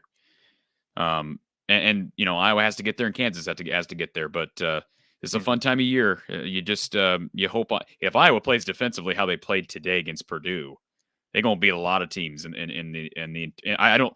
That's the thing. They didn't shoot the 3-ball well today, and still won by whatever it was, 10. That was by far the best help side defense we've seen all year from them, especially down low. Yeah. We're in agreement. I think the draw is set up for a tremendous run, and I think I will get to the Sweet 16. After that, we'll see. I'll have to look at the bracket, do my research a bit more before I actually make my selections. But Iowa's got a real good chance at a Sweet 16 March this year. Yeah. Thank you, Corey. Love the show. Also, if any of the people in the chat knows, when was the last time that a Big Ten team swept both men and women's conference tournaments? I thought about that earlier today. If anybody knows in the chat, please bring it up. But I will definitely follow up on that. All right, thanks, Corey. Thanks, sir. Have a great night. And John, thank you for this. A lot of credit needs to go to Fran. He outcoached Painter today. Couldn't agree more. Fran has outcoached everybody in the Big Ten this year. Now, maybe you say Greg Gard, but boy, they laid an egg in the tournament. Stephen Lang, thank you for this super chat as well. Thank you to John and Stephen here with the latest super chats. Thanks for the content from Stephen. Thank you so much for watching the content, Stephen. You're the reason, you and everyone else are the reasons why I'm able to do this show. I don't, want to make more out of it than I have already, but it has taken a lot of work over this past year between our shows with Coach Patterson and all the content, all the videos, the podcasts, the live streams, just everything. It's taken a lot, and I've enjoyed every minute of it. Don't get me wrong, but I appreciate it took quite a while to get to a point where we can monetize it. You got to, if anybody knows the rules of YouTube, you got to have 1,000 subscribers. You got to have tens of thousands of, I don't remember how many exactly, but at least 10,000 watch hours for the year, if I'm not mistaken. And we were able to get to that point thanks to all of you. And so thank you. Now we can start getting paid back a little bit. Thank you to Stephen. Thank you to John and our earlier super chat as well. And anybody who's donated on PayPal through the description below. Thank you very, very much. Tracy says potential second round game versus Providence, singing on the road again for the third time in 4 games. Yeah, and I mentioned that, Tracy. It might be, but a 7-hour drive, I mean, how many? I'm sure there will be some. I'd make the 7-hour drive. I mean, 7 hours from here in Ames is basically here to Indianapolis, and I didn't make the trip this weekend because I got the show. Would I have made the trip if they ended up out there for the tournament? Perhaps. Yeah, you might be, but Iowa right now, I mean, are we going to doubt Iowa on the road? I mean, from beating Ohio State on the road to nearly beating Illinois, had that Chris Murray 3 gone down, and then having basically 2 straight road games, Indiana, Purdue. What Iowa did this weekend is just so freaking incredible. And I'm going to stay on here tonight as long as people want to stay on. I'm going to throw the number back up. 515-635-1601 is our number. If you want to give us a call, give me a call, I should say. There's only one of me tonight, for the time being at least. 515-635-1601. Reacting to the bracket. I'm going to run through each and every section, each and every draw, each and every section in the draw as it relates to the release earlier today. All right. Mark says Tom Brady has announced he is returning to the Bucs next year. Is this a joke or is this actually happening? I'm not seeing. Oh, you're right. Thank you for breaking this news. I'm totally out of the loop. According to, who is this? Who's the reporter? Grant Gordon of NFL.com. Tom Brady says, I'm coming back for a 23rd season. God. Oh, isn't it great to love sports? Thank you for that, Mark. Appreciate that. The real Hayden, thank you for this super chat, Hayden. He says, here's $19.80, because I want to party like it's 1980 when we make the Final Four. Wouldn't that be something? Thank you for the super chat, Hayden. Appreciate you being a loyal supporter of this show all year. You were one of our first ones over at the football channel this past fall as well. By the way, this is a good opportunity. I should mention we got 193 people on here. We're going to be talking brackets, talking Iowa for the next however long. I want to mention this, though. Our live postgame show with Coach Don Patterson, that occurs in the fall. We're hoping to get Don back for an extra season. So please subscribe not only to this channel, but if you're not already subscribed to our other channel, Iowa at the Voice of College Football. All right. We have a live show with Mark Rogers every Tuesday at 4:30. So despite March Madness, we'll be live 4:30 talking football. So get over there if you're not already subscribed. Get over there to Iowa at the Voice of College Football, Iowa Football at the Voice of College Football on YouTube, and subscribe. Of course, post-game coverage in the fall and, just throughout the season. Just plenty of content on anything related to the Hawkeyes. Okay, Aaron says Texas A&M should have gotten in. Can't argue with that. And Kelly says the actual report was from Ian Rappaport. Chuck says it's an ESPN breaking news release. So I'll credit ESPN. What I Googled as I saw it was NFL.com, but I do find that riveting. He was gone for what, a month? How long had Tom Brady been retired? Somebody tell me. A month, maybe? I just love it. But he got a passion for football. And listen, he was playing great football when he retired. I mean, he's had a great year. You can't blame him for wanting to come back another year. I just think it's funny that he did this after the whole speculation with Adam Schefter when he broke the story, and then, was Tom retiring? Was he not? He eventually says he is, and now he's coming back. I just think it's kind of hilarious. Steven says, I thought the announcers were pro Purdue in the Iowa game today. I agree. I tweeted out during the game that I thought the CBS commentary, the commentators' infatuation with Trevion Williams was a bit disturbing. And if you know what I mean, you know what I mean. I thought it was ridiculous, but Iowa proved them all wrong, and that's who cares what everyone else says. Jaden, who is Kerr Krissa? I don't know who this is. Are we talking about Arizona? Yeah, I think we're talking about Arizona. Again, if starting point guard or not, they should win their first round game with flying colors, and then they have the 8-9 matchup. And let's go ahead and look at that region here. Again, our line is open, so you want to call and talk about something else, you're welcome to. 515-635-1601. But I'm going to go ahead and share my screen here. If I'm not already, are we sharing already? Yeah, here we go. South region. Thank you for bringing this up, Jaden.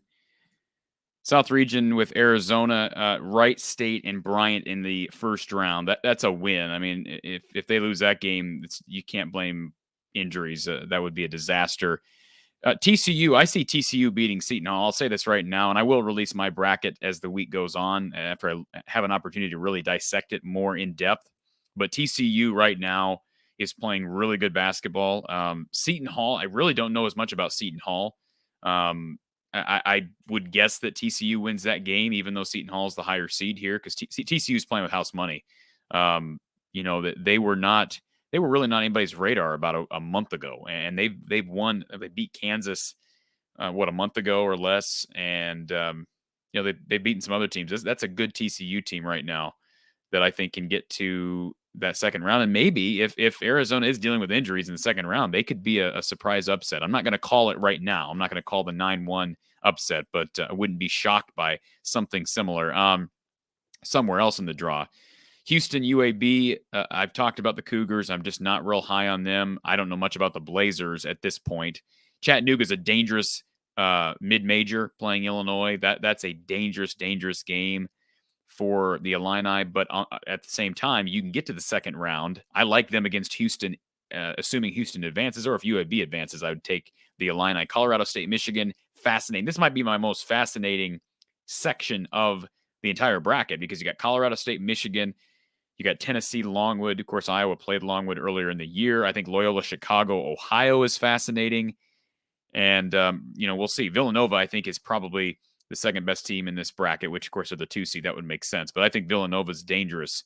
To me, they're the best team in the Big East. It is not Providence. And the seeds reflect that. I don't care if Providence won the regular season championship or not. I think I think Villanova is, without question, the best team in the Big East. And I want to thank Doug here for the last time Iowa played in the national championship game. Doug, thank you for your 1956 donation. Appreciate that super chat. That last time that Iowa was in 1956, is that right?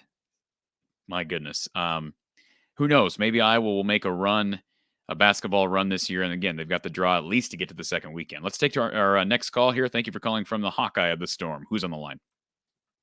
This is Pat from Wyoming. Yes. Coy, what do you mean, who knows? Maybe Iowa makes a run. The stars were aligned.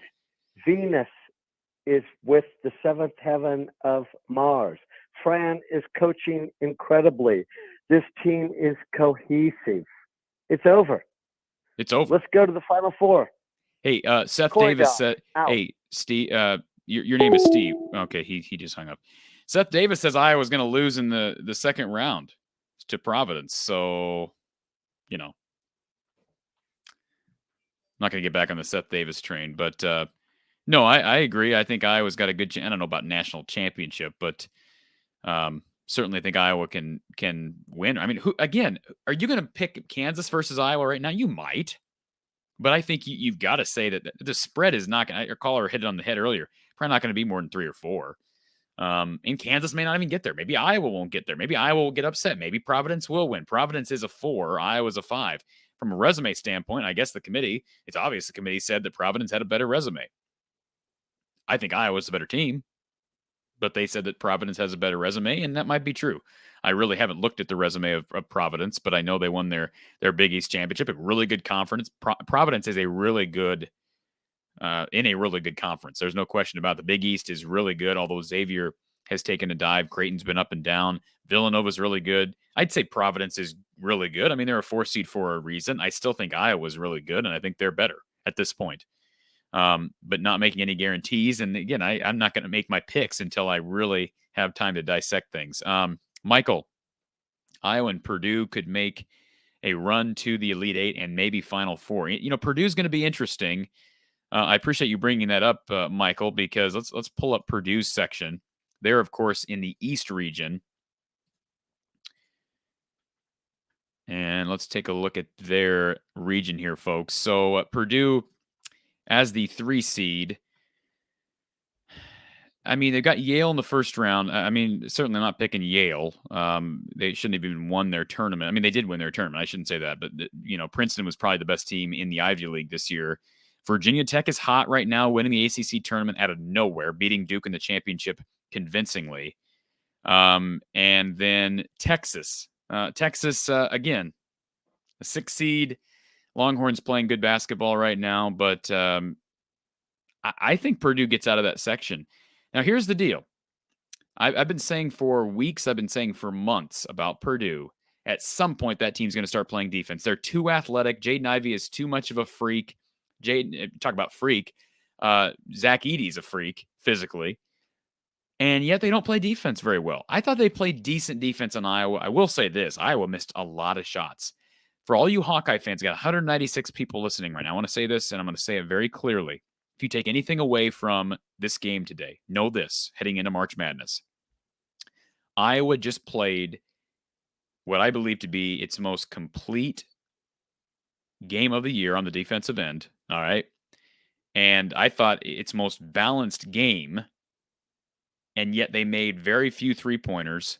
They got out-rebounded. So I'm not saying that they're going to be able to put it all together, but just think for a second, if Iowa can put it all together, if Iowa can rebound better, and I'm not saying that Ogundele and Mulvey are going to become a regular part of the rotation. I don't think that. But it's good to get them some experience today against a couple of really good big men. My point is, Iowa has tremendous upside right now. There's no question about it. So Purdue has the same thing, you could argue, because I think Ivy and Edey are NBA players.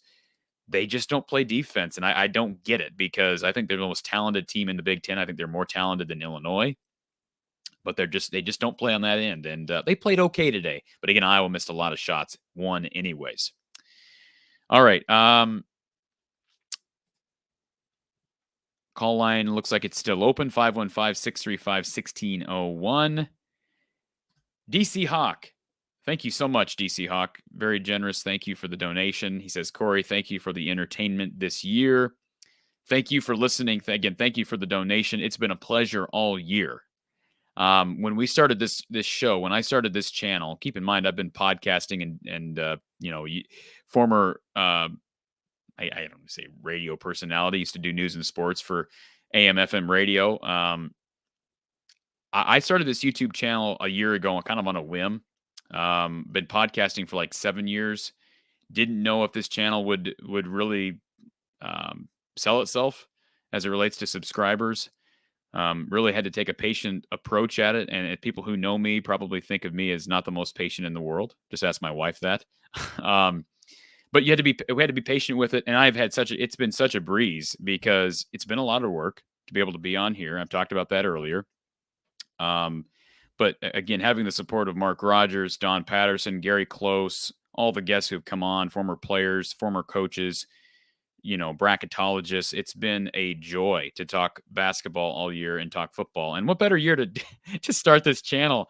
Iowa football goes to the Big Ten Championship. Iowa basketball wins the Big Ten Championship. I mean, just absolutely unbelievable. And thank you again, DC Hawk and everyone else. You have made this show possible, and I hope you hang around because we're not done yet. We've got an NCAA tournament in front of us, and I plan on being back next year. DC Hawk goes on. He says, Big Ten needs to rotate the Big Ten Championship to all the states Big Ten teams are located in. It's always a home team advantage for Purdue and Indiana. Go Hawks. Wouldn't that be something? I think Indianapolis is a great location, but I get what you're saying. Iowa found a way to do without it. Now, last I knew, I should know this. Maybe I'm just drawing a blank on this. Last I knew, the Big Ten Championship did rotate. So I think next year it'll be maybe back in is it Brooklyn? I hear we have a caller on the line, so we'll segue to that. Thank you for calling from the Hawkeye of the Storm. Who's on the line? Hey, Corey, John Dalfeld here. Hey, John. How are you? Hey, I'm well. Very happy. John, is this your first time calling in? No, I've called a couple other times. Okay. There was a lot of games in February. They were later into the evening, and I couldn't.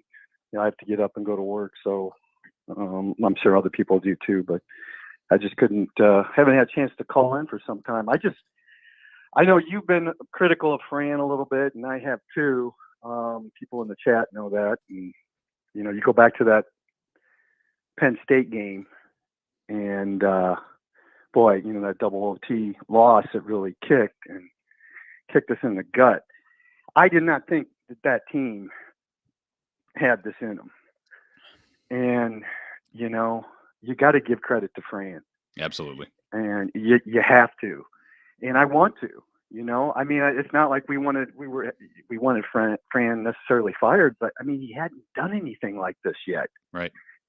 I mean, there was no buzz on this team. I mean, friends and family that are Hawkeyes, we weren't planning on really going to many games, watch them on TV, but I don't know what he did, how he got it together, but that is a team in every sense.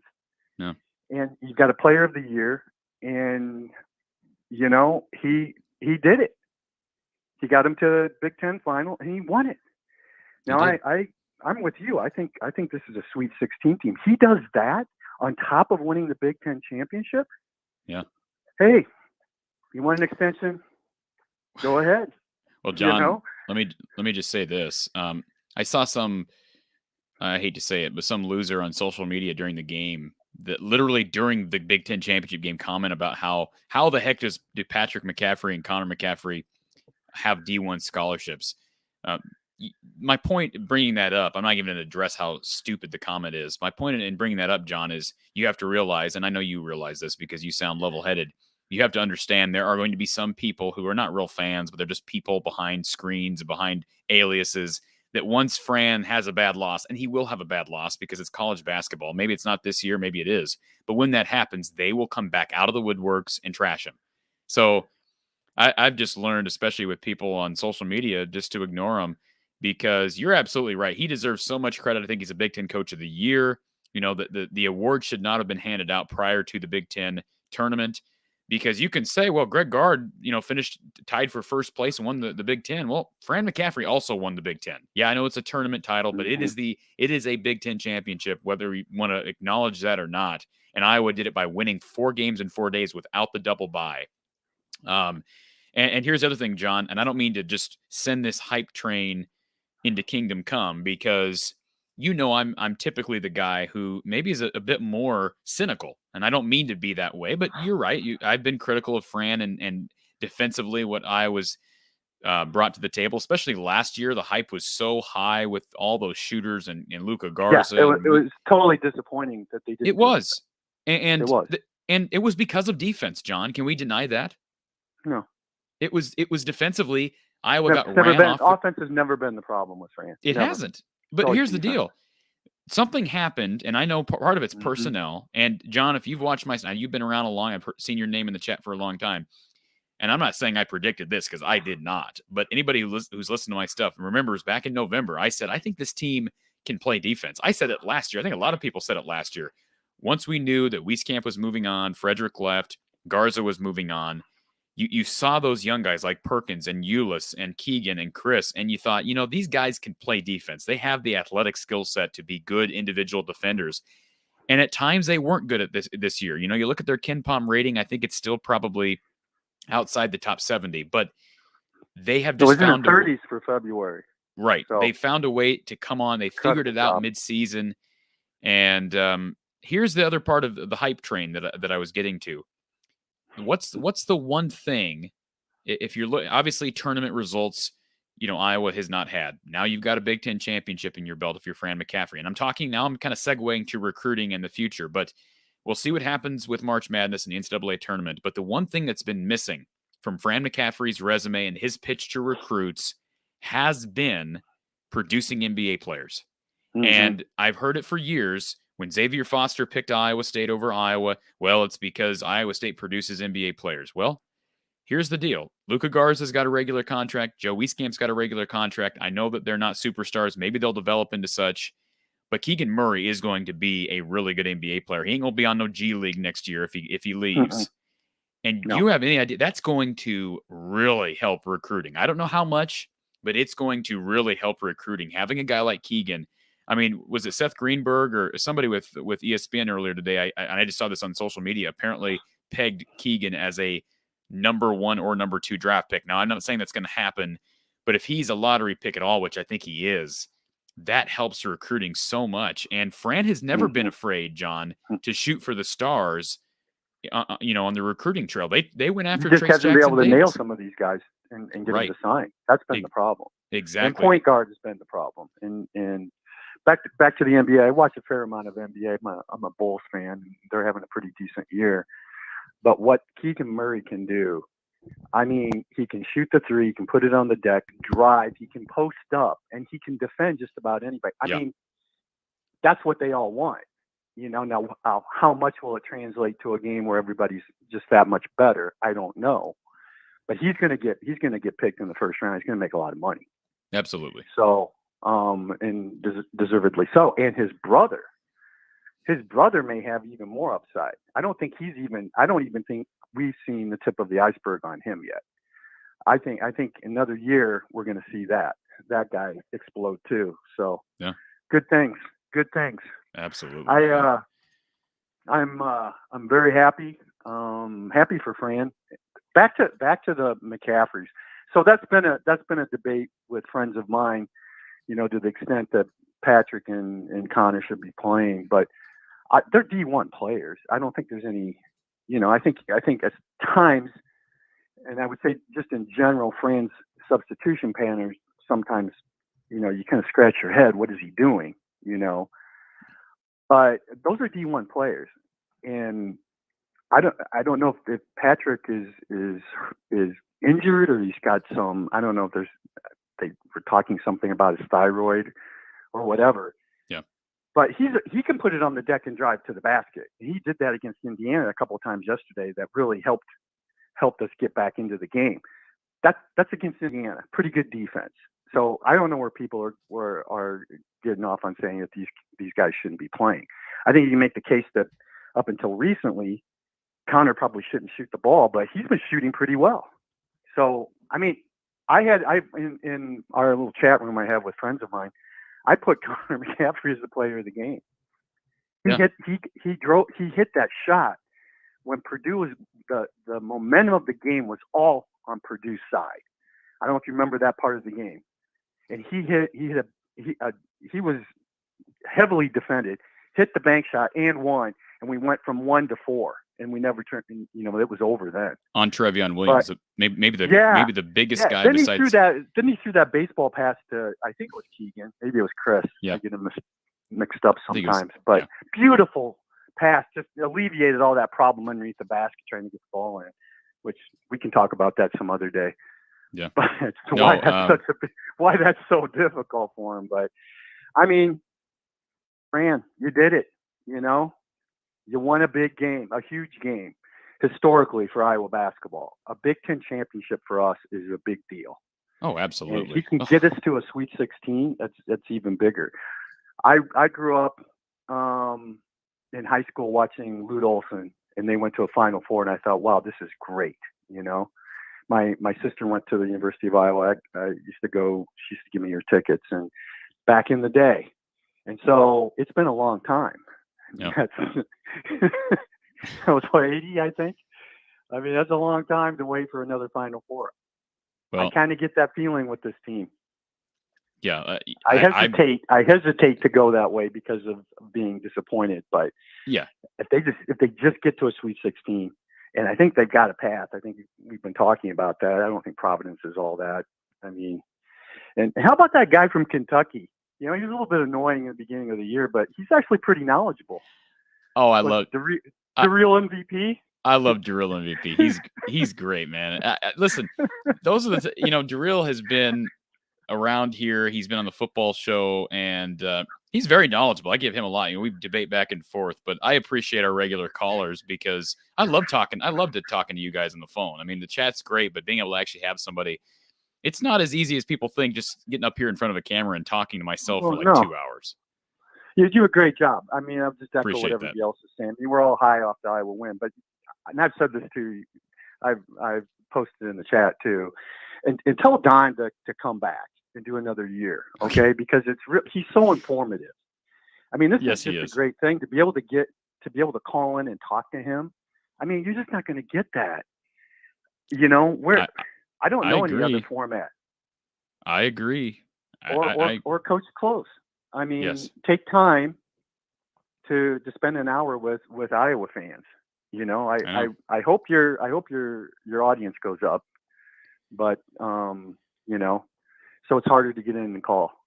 So, I appreciate that, and this is just year one. I'm very hopeful that we get Don back next year, and Don has become a good friend of mine and just a great person. So is Gary. They're just both great people, and that's why they've taken the time. Because up until this point, none of us have made any sort of money on the show, and that wasn't why I really started the show in the first place. I just love talking Hawkeyes, and they love it too. I know Don just loves talking Hawkeye football. I'm not afraid to admit that there are times where Don calls me and we'll talk Hawkeye football for an hour, at random, and that's just who he is. And that's a great thing about Iowa fans and Iowa coaches, because Iowa has a great history. Great history of really good people on the Iowa basketball staff, whether it be under Tom Davis, under Hayden Fry, whether it be under Lute Olson. Just great people have come through this program, and I'm just thankful that we can have Gary and Don on, and it's been a pleasure. Yeah, well, we'll talk football here at some point, and but we've got games next week. Hopefully, 2 more. Yes, we do, and we got the women's selection show in 4 minutes. That's right. Yeah, so great time to be a Hawk, man. Great time to be a Hawk. Thanks, Corey. Take care. Thank you, sir. Have a good night.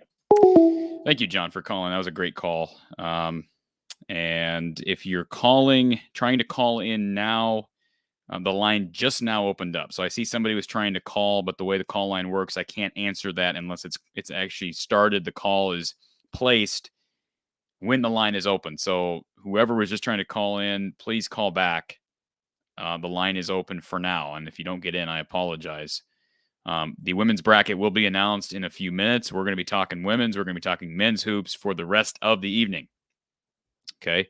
For the rest of the evening. So hang around and call in if you get a chance. Let's take our next call here. Thank you for calling from the Hawkeye of the Storm. Who's on the line? Corey Lemansky, I'll be real quick with you because I want the chat people to hear this stat. And they talked about the career scoring record of 2-year career. So we're talking about a record of being at Iowa for 2 years. And there's 4 people. And Keegan just went over 1,000 points in 2 years. And he's on the list with Sam, and I forgot that guy's name because before my time. Then you've got Freddie Brown and Johnny Johnson, who both played at the same time for the Seattle Supersonics when I believe Seattle won the NBA title. So Keegan is in such rarefied air. We might not see another 2 players like Luka and Keegan for a while. So let's just soak it up. Appreciate that, Lamar. That's a great stat, and I appreciate you sharing it with us. And that's absolutely right. I mean, just enjoy this because there's a good chance. I'm not saying it's going to happen for sure, but there's a decent chance that Keegan is gone after this year, and they could be done after. I'm not even going to say it. I was going to say it. I'm not even going to say it. You can get upset at any point in the tournament. That's what I'll say. Richmond is dangerous. I get it. Everybody's dangerous once you get to March. I guess my point is enjoy Keegan Murray while he's here. Enjoy all these guys while they're here. Chris Murray is going to be really good. He's already really good. I think he's going to be potentially an NBA player in a year. Now we'll have to wait and see on that. But Tony Perkins is playing the best basketball of his life, better than I ever thought he could play here, and he's just a sophomore. So, no, just appreciate the ride. Appreciate that kind of a reality check from Lemansky. Let's get to our next call here. Thank you for calling from the Hawkeye of the Storm. Who's on the line? My name is Zach. Hey, Zach. How are you? I'm doing good. How are you? I am doing fantastic. First-time caller in. I just actually started listening a couple weeks ago on YouTube. Found this program, so appreciate that. I'm normally sort of critical of Fran's subbing, but today I think he pulled all the right moves with, Agundale coming in and giving a couple good minutes. Mulvey, Joe T was unbelievable. I think maybe if you had a second MVP of the game, he's the second MVP of the game. Oh, Joe T was fantastic. He made a couple of really big defensive plays earlier, and man, I can't say enough about the team's defense. The guard court has been maybe the weak link of this team all year, but it was not today. Oh yeah, and Peyton came in, hit those 2 humongous threes, and Connor with that and one was a backbreaker to Purdue. They had all the momentum, and Connor just kind of said, "Yeah, not so much." I keep saying, what a play over Trevion or through Trevion Williams to be able to maintain body control and make that play. That was absolutely spectacular. I agree. Yeah, and I just heard a couple minutes ago, you talking about people who the quote unquote haters who are hating on Patrick and Connor. Having been almost a 2-year thyroid cancer survivor myself, I kind of know what Patrick probably has gone through as far as health concerns. But I'm so glad to see them being able to play for their father and seeing just the joy after the game of them embracing him. And I think this is probably one of his best coaching jobs ever. This team was predicted to 10th? Yeah, it's absolutely what makes college basketball great. And yeah, we always love when Iowa wins. When your team wins, you're happy. But to see Patrick McCaffrey, to know his story, I mean, you remember, sir, the Tennessee game years ago in the tournament, the play-in game for Iowa, and Fran McCaffrey having to fly back to Iowa and then fly back to was it Dayton where they had the first 4 that year? I guess it is Dayton because they're there every year. But yeah, it's kind of come full circle, and to think of him as this innocent kid battling a terrible disease, and now he's here, just won a Big Ten title, and he's been a big part of this run. He's been their second leading scorer much of the year. I'd have to look at the stats. I know Chris has really come on as well, and so does Tony Perkins. But no, it's a great story, and I think Connor. People were I was critical of Connor. His first and second year because I don't think physically he was near what he is defensively as he is now. He wasn't a consistent shooter. Not that he is now either, although he's become better. But he is giving them so much in the category of leadership and just being able to run an offense. He's positionless. I'm amazed when I see him body a guy like Trevion Williams up, or he can play every position. Fran's not joking when he says that. This has been a real special team to watch. And I actually think, I don't know. I know they said Connor might or might not come back. I think he'd be great as grad assistant as well. That guy seems to know the game, and especially when you watch him in the huddles, kind of showing. I think he was talking to Sanford today, and I think they said the other day Fran had a play drawn up, and Connor said, "No, that one's not going to work. We need to do it this way." I think he's just such a cerebral player. I think he'd make a good coach someday. Oh, I think he would. I mean, he understands the game inside and out. And I don't know if it'll be interesting to see what he does next year. I mean, I want him back as a player. I'll say that. I want him back as a player because you're going to be losing some leadership with Bohannon. He ain't coming back for a seventh year. It would be really a tough transition if you lose Bohannon, Keegan, and Connor. That's going to be a lot of attrition there. I mean, you're already going to lose a lot if it's just Bohannon and Murray, but it would really help you get Connor back for one more year. Yeah, I wish we could get Keegan back for one more year, but I don't think that's going to happen. I don't either. But anyway, thanks for giving me something to watch, especially not watching highlights. Go Hawks, both men and women. I don't know what the last time it's been since the men and women have won the same championship in the same year, but hopefully both will ride into the Sweet 16. And I think the women will go farther, but we got two of the best players in the country playing on both sides. We got Caitlyn Clark and Keegan Murray. Can't ask for anything better as a Hawkeye right now. I think they're the two best players in the country. That's just my opinion. Yeah. So go Hawks. Have a great evening. And again, thanks for doing the show. Gives me something to watch. Absolutely. Appreciate you listening. Thanks for the call and have a great night. And yeah, I mean, there's no question. The women have an opportunity. I think they're going to the women are probably going to be a 4, maybe a 3, with winning their tournament. And we are awaiting the bracket here. And of course we'll react to it live. And I am behind on the chat. I apologize to everyone who's been commenting, and I've missed you. I apologize. Anthony says, remember when Darrell MVP said Keegan wasn't a lottery pick? That was not Darrell MVP, I don't think. Darrell MVP cleared this up. Or maybe he did. Darrell MVP's having to defend himself. He's having to walk that back, Darrell MVP. I did not think there was someone else. I'm not going to say his name. There was somebody else who said that maybe 2 months ago. But I think Darrell's. I hope you're walking that back, Darrell MVP, because you absolutely should. He is a lottery pick right now. Don't be Seth Davis. Don't be Seth Davis. All right, women's championship for everybody here. We can keep talking about the men. The line is open now. I'm going to open it back up now that we have our caller off. The line is 515-635-1601. But as we go here, I'm going to give you the women's draw. South Carolina, your undisputed number 1, with South Carolina playing the winner of Howard and Incarnate Word on Friday in the first round in Columbia, South Carolina. South Carolina and Howard Incarnate Word. Remember, the top 16 teams get the home court advantage. And caller, I'm going to put you on hold here. I'll be right back with you once we get through this region. Miami, South Florida. We're already, 2 hours into the show. Miami, South Florida will play as the 8-9 matchup in Columbia on Friday.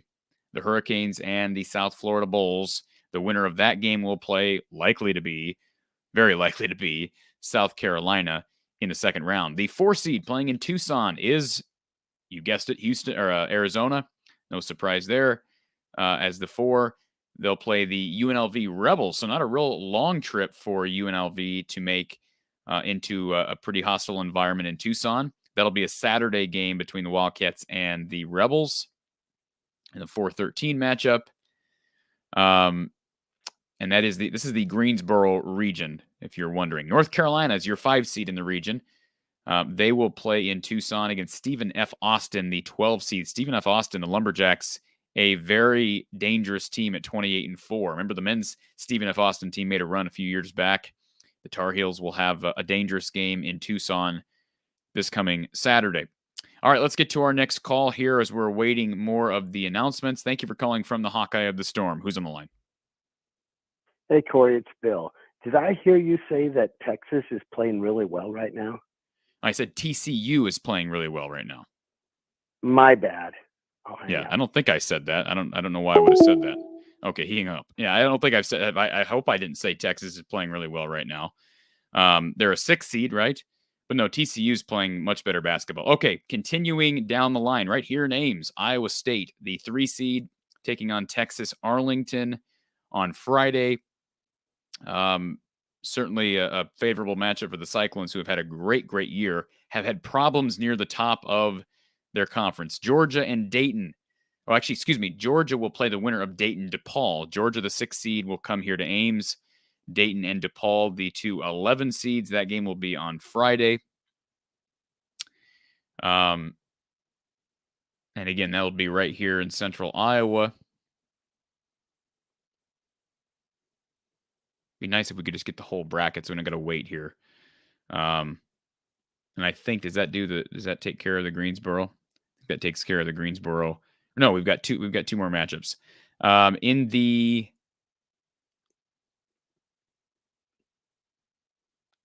All right, there's Iowa. Iowa ends up as the 2 seed, folks. They will play Illinois State, 19-13. Illinois State, the 15 seed. So Caitlyn Clark and the Hawkeyes will be at home as a 2 seed. Did I just read that right? A 2 seed? That's like the biggest delayed response that you're ever going to see from me. A 2 seed. Did not see that coming. Did not talk to many bracketologists, I guess, this week. Yeah, Doug, that's how I would react to Iowa being a 2 seed. I'm just blown away by that. Again, maybe I haven't followed it close enough. The 7-10 matchup in Iowa's section, who will play in Iowa City, Colorado and Creighton. So that is the 7-10 matchup for the game in Iowa City, Colorado and Creighton. So will be intriguing, Pac-12 versus Big East. But yeah, the Iowa women will play as a 2 seed. Incredible. Ladarius says Iowa women can be a Final Four team. Well, it helps when you're a 2 seed. I am just absolutely flabbergasted by that, guys. I'm absolutely shocked by it. Kelly says she'll be there Friday night. There are going to be a lot of people there Friday night. And the great news, Kelly, the women don't play the same day as the men. And, I didn't really ask Gary Close this question. Maybe he didn't have an answer for me. But I'm guessing the 2 tournament committees do not look at the schedule and say, well, the women are playing this day and the men, we don't want to schedule the men the same day. So Iowa fans should feel very fortunate, assuming the men can win a game and the women can win a game. We're going to get 4 straight days of basketball. We're going to get the men's game Thursday, women's game Friday, men's second round game Saturday, women's second round game Sunday. Impressive. And Iowa, I guess you can say they earned it. Very interesting that they're in the same region as Iowa State. So the Greensboro region, again, South Carolina, the number 1 seed, Iowa, the 2 seed, Iowa State, the 3 seed, and Arizona, the 4 seed. Very interesting. And that the world is going to be watching Caitlyn Clark in this tournament. And South Carolina, Iowa would be an interesting game. I don't want to see that unless it's in the national championship. Unfortunately, it will not be the national title game. It would be in the Elite 8. So that's the one disadvantage of being in the Greensboro region, is you do have the best team in the country, South Carolina, there. But they did prove to be mortal, losing to Kentucky in the SEC tournament. Let's get to our next call here. Thank you for calling from the Hawkeye of the Storm. Who's on the line? Hey, this is Ryan Mount from Omaha, Nebraska. How are you doing, Corey? I'm doing good, Ryan. Appreciate you giving us a call. Yeah, no, absolutely. I'm from Omaha, but I am a Hawkeye homer for sure. And I was originally going to call just talk about the championship today, but on the topic of women's basketball, I kind of just wanted to talk about how Caitlyn Clark is changing women's basketball. Yeah, let's talk about it. And yeah, I was up in Clear Lake. I'm actually coming back home, but yeah, I was just talking to my buddy's dad up there and kind of how Caitlyn Clark is doing that. And I mean, in my opinion, and it's kind of shallow, like how she's changing it is that people are actually like wanting to go to the games. Like people actually like want to watch. And I don't know. I've never been that interested in women's basketball up until now. So it's just a kind of a cool experience to have. Well, she's also changing how the game is played. I mean, there has not been a woman at any level that has created I mean, she's basically the Steph Curry of women's basketball. And maybe you want to say that's exaggerating, but that's basically what she's done. Steph Curry changed the game, how many ever years ago that was. And Caitlyn Clark is doing the same thing. And I have no reason to think she's not going to be able to do the same thing in the WNBA. I know there's a lot less money involved, which is actually good for Iowa because they're going to get her here for a long time. I think she'll make lots of NIL money. She's changed the game. There's no question about it in multiple facets. Yeah, and I was I don't know how much you know about NIL. I was gonna see, like, do you think it would be possible to, like, be comparable with the WNBA with an NIL deal to like keep her here? Well, first of all, I've thought that. I thought about that. I listen. Here's what I'll say about the NIL, because I've had these discussions with people. The NIL is great for women's hoops. It's great for wrestling. It's great for some of those smaller programs or those I don't say non-revenue because wrestling is a revenue program, as is women's basketball. But your big money programs, men's basketball and football, unfortunately, and it's already happening, you've got recruiting tactics changing because of NIL. You've got basically these big boosters and these companies being able to offer recruits, 6 figures, right, 7 figures. Yeah, I think that's too bad for college basketball. It's too bad for college football. But people like Caitlyn Clark deserve to make however much money they can make because the WNBA, you don't get much in the WNBA. A lot of these girls, most of these girls, with Brittany Griner, she's being held up in Russia right now because she was over there playing European basketball. So they can't. I mean, like most of these women go overseas and play in addition to their WNBA contracts. So I think Caitlyn Clark's going to be here for 4 or 5 years at least. Well, I guess 5 years is probably the max. So I don't think I don't think there needs to be a coaxing of her. I think she probably sees that. And first of all, she's a superstar right now at Iowa. Yeah. I don't know how much she's making. I know she's got a deal with Hy-Vee and I'm sure she's got plenty of options. She's so well known across the country, and I'm sure even in other countries now, that she's going to have NIL opportunities all over the country at some point if she doesn't already. No, absolutely. Yeah, I was just thinking, just something to keep her here. But do you think that she would just stay here then to just wait it out and see if they raise wages or whatever in the WNBA? Is that your thought process, or I don't think why do you think she would stay? I just think the market, the NIL market, is intriguing enough as it is, and maybe I'm wrong on that. Grow more. Okay, I got you. Because of who she is, because like I said, I don't think she's limited by the Iowa City or Iowa region. She is a national name now. I think there's more money to be made for just her as a representative of women's sports, and I mean just everything she has done for the sport and for women's basketball specifically, not just basketball, but women's basketball. I think she's going to have opportunities that are much more lucrative, or at least lucrative enough to tell her, hey, why am I in a rush to go play pro ball? I'm having a great time here at Iowa. She's going to get an education, extended education. That's just, maybe she'll leave. I mean, I'm sure if she wanted to transfer to UConn or South Carolina, she can. I doubt that's ever going to happen. I think she's here for 4 or 5 years. Yeah.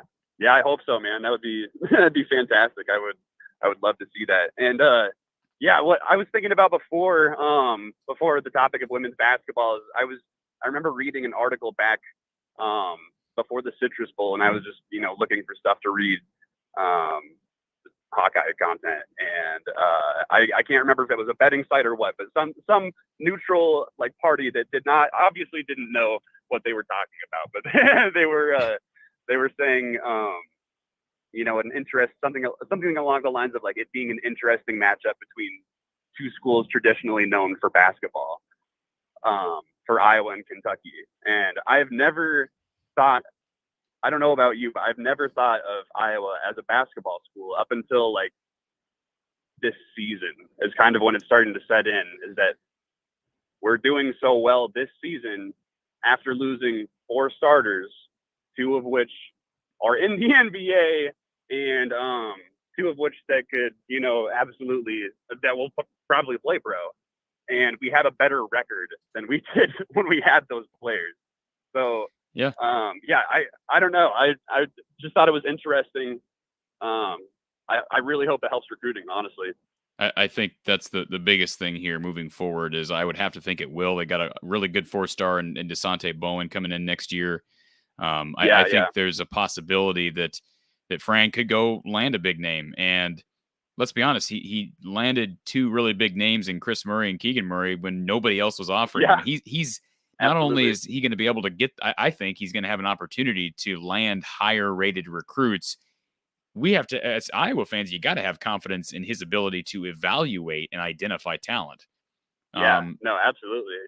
He's proven that with Garza. Garza was fairly highly recruited, but he certainly proved to be much better than his 4-star rating indicated. So, I'm all with you. It's going to help recruiting. It's just going to help on so many fronts. They got up. I mean, they needed to win games in the Big Ten tournament. I've been saying that since Fran got here. The fact that they had not won 2 games in the Big Ten tournament since 2006 was crazy. And I've never seen anything like this. For Fran to bounce back, never has won 2 games in the Big Ten tournament, and all of a sudden he wins 4 straight and they win the tournament. I mean, that's just crazy. He deserves so much credit. Yeah, I agree. It's a great feeling. You get in the Big Ten championship for football. The women sweep the Big Ten, and the men win the tournament. So, I mean, you really can't ask for much more as a Hawkeye.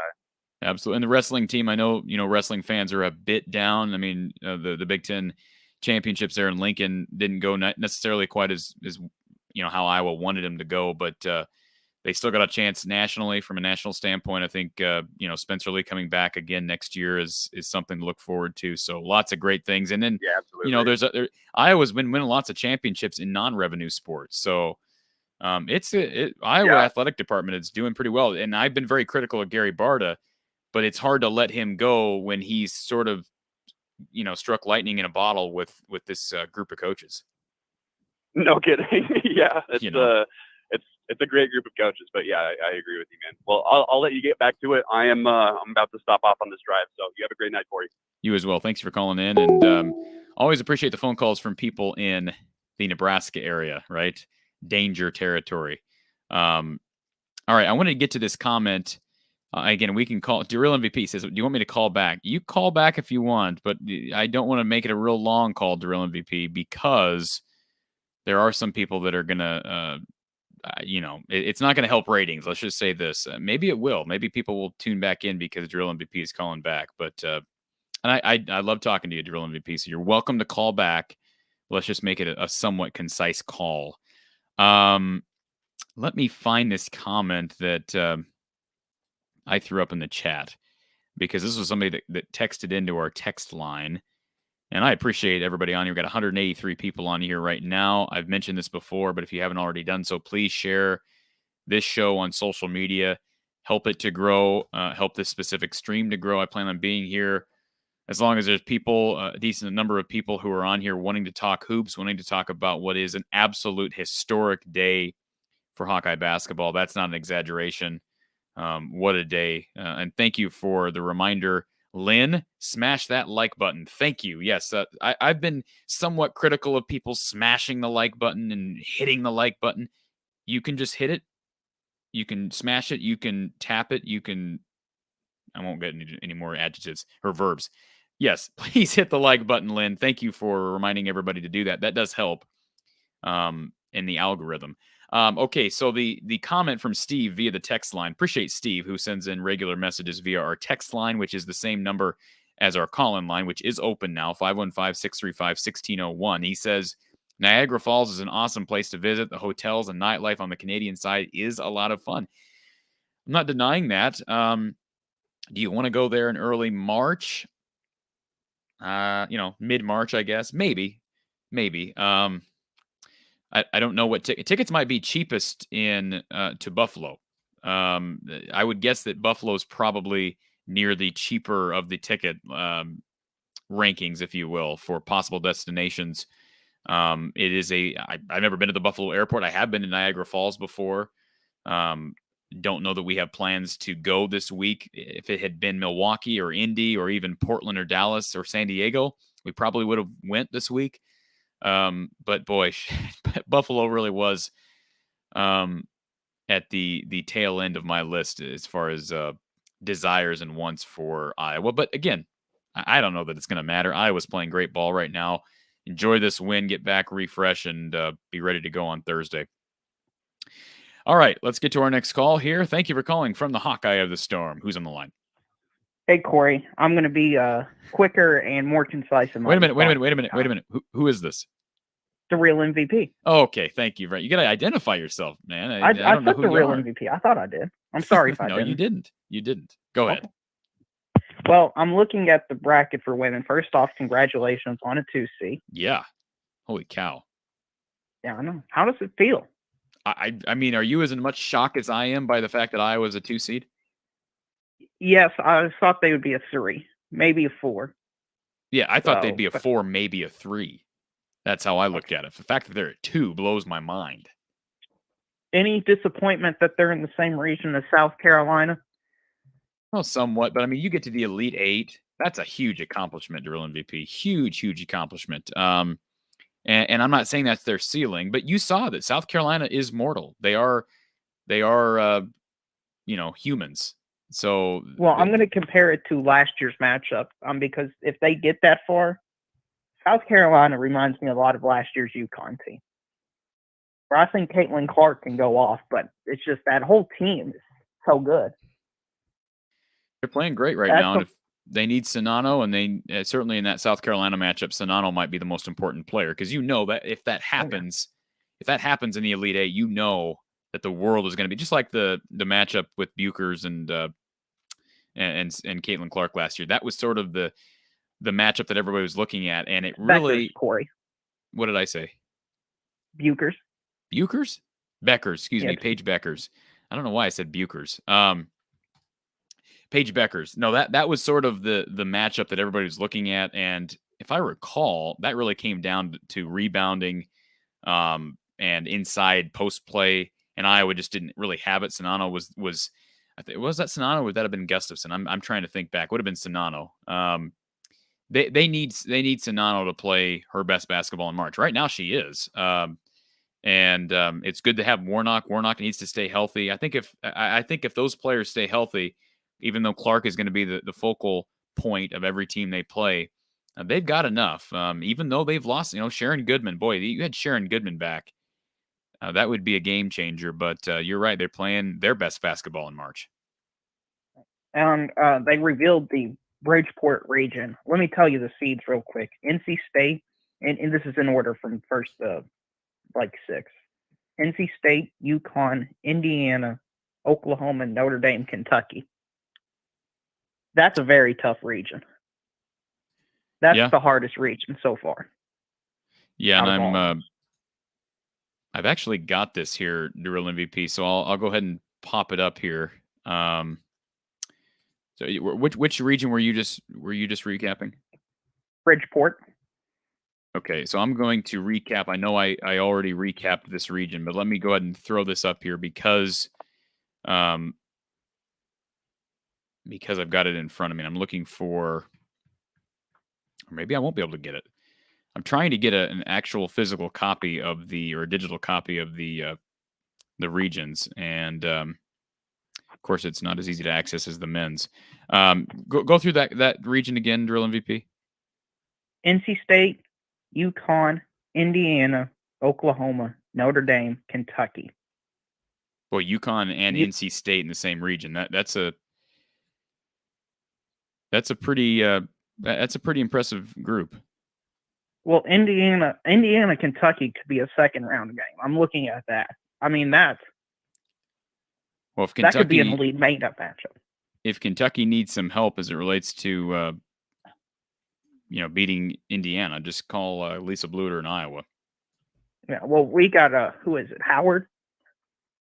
Howard's really good for Kentucky. She's she's been going off. She's been averaging 30 points a game. I mean, she's just turned it up. But that region is really, really difficult. I also feel bad because USC Florida is the 7-10 matchup, and they got to go to Connecticut. Yeah. I think I finally got it here.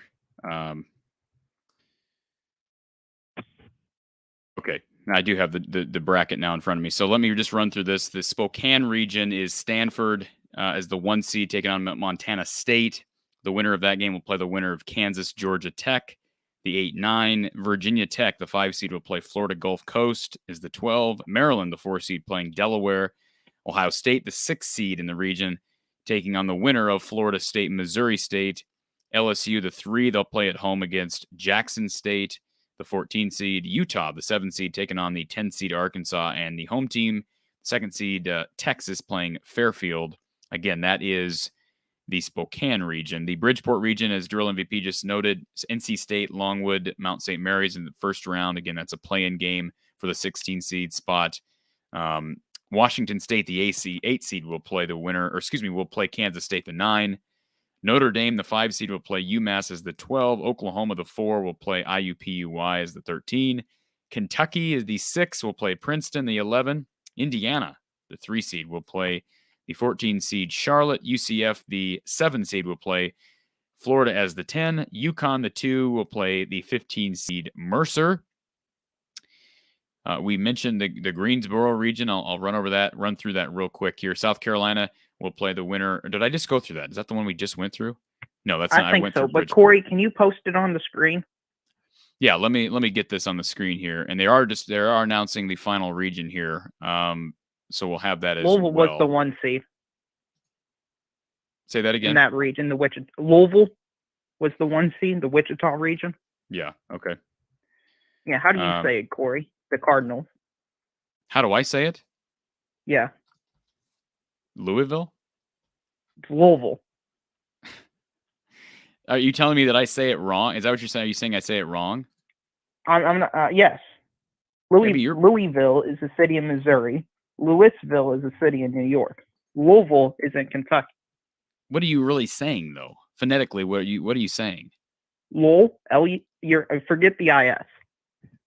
And then replace the V, replace the I in Ville with an O. Louisville. Okay. Well, it doesn't make sense, I know, but that's the way they pronounce their city. Okay, so I'm gonna throw this up on the screen here for everyone. Let me pull back to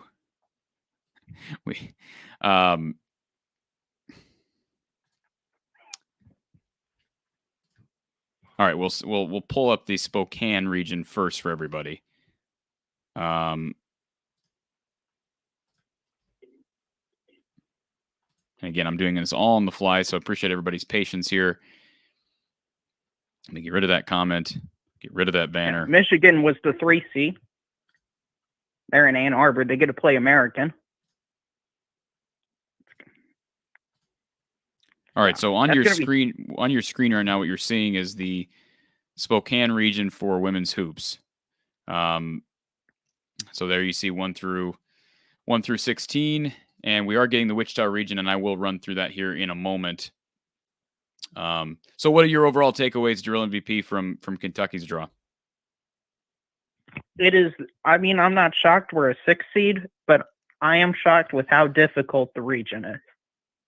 Now, are you more shocked with the men's draw? Or, first of all, I think the Kentucky men have a decent draw. Can we agree on that? We got the easiest 2 draw in the entire thing, I would say. I agree. Which is natural because we have the worst 1 seed.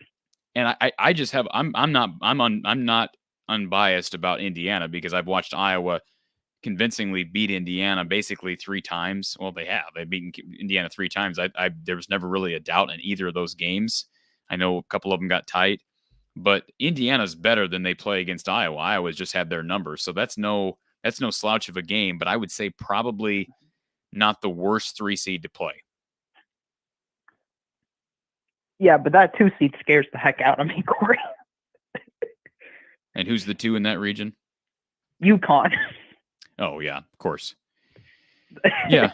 There's reason to be concerned.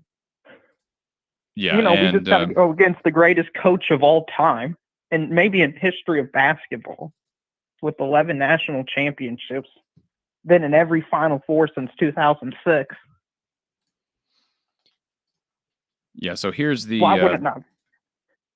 Here's the region that we're talking about here, folks. Again, North Carolina State, we're talking women's hoops for a moment, and we will get back to the men, but North Carolina State, the one. Obviously, Drill MVP is a Kentucky fan is the 6, Indiana out of the Big Ten is the 3, and yeah, UConn is the 2. So who would you take? Just curious, and then we can move on. Who would you take? It's very simple. If UConn is in a region, I'm taking UConn. So over NC State. Yeah, this reminds me a lot of last year with UConn and Baylor, where UConn was the 2 seed. Excellent Elite 8 game, by the way. I think it'll be this way as well. I think it'll be a very tight, very close game, but I'm getting the best coach. I'm getting the best players. Paige Beckers will be the best player on the floor. So with that combination, I've got to go with UConn in the Final Four.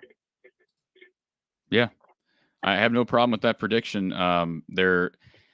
They have by far the best resume as it relates to past performance. They have the best coach in the country, and they know how to win. Now Baylor is a scary team as a 2 seed. I think we can agree on that because they also know how to win. They're in the Wichita region. They're in the Louisville, Wichita region. Michigan, Tennessee. In fact, we went through 2 of the regions here on the screen. I'm going to throw up the Wichita region here for everybody to see. And I apologize for kind of going out of order. But again, we're kind of just doing what we can with what we have. So here is the Wichita region. I think we've got it here. Here is the Wichita region. So you've got, let's get that top thing off so you can see it. You've got Louisville. There you go. Louisville taking on Albany. Nebraska is an 8 seed. Nebraska making the run in the Big Ten tournament, if you want to call it a run to the semis. Taking on Gonzaga. The 5 seed Oregon will play Belmont. The 4 seed Tennessee will take on the 13 seed in the region, Buffalo. The 6 seeded BYU Cougars will play the 11, Villanova. Michigan, the 3 seed Naz Hillman and the Wolverines will take on the 14 seed American. They have a tough potential Sweet 16 matchup. Ole Miss will play South Dakota, part of the 7-10 matchup, and then Baylor, the 2, taking on the 15 Hawaii. So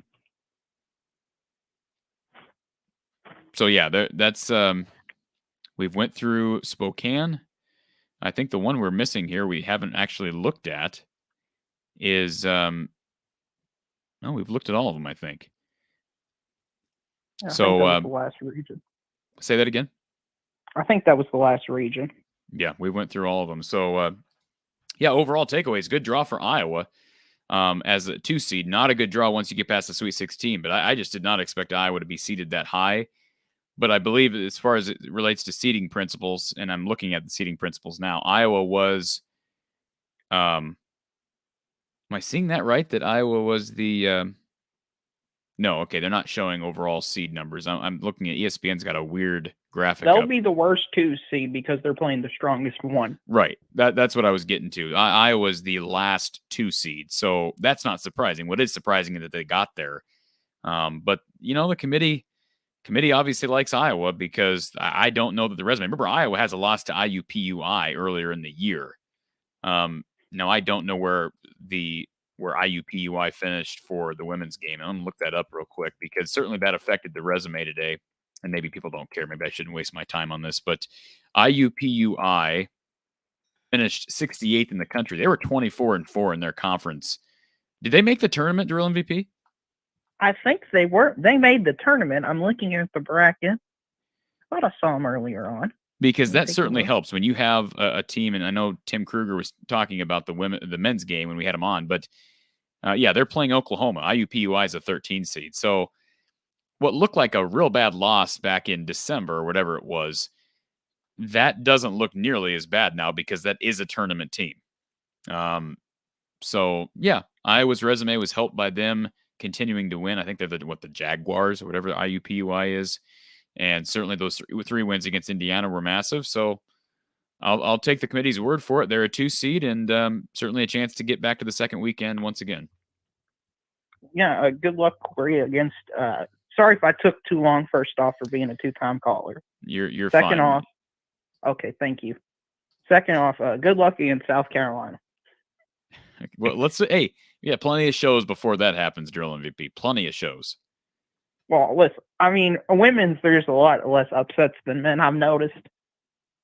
So most of the 1-2 holds up. Boston versus Clark is going to be a heck of a game, though. Wouldn't that be something if Iowa could get it done and shock the world? Yeah, let's say they're going to be looking at that Kentucky tape to figure out how to do it.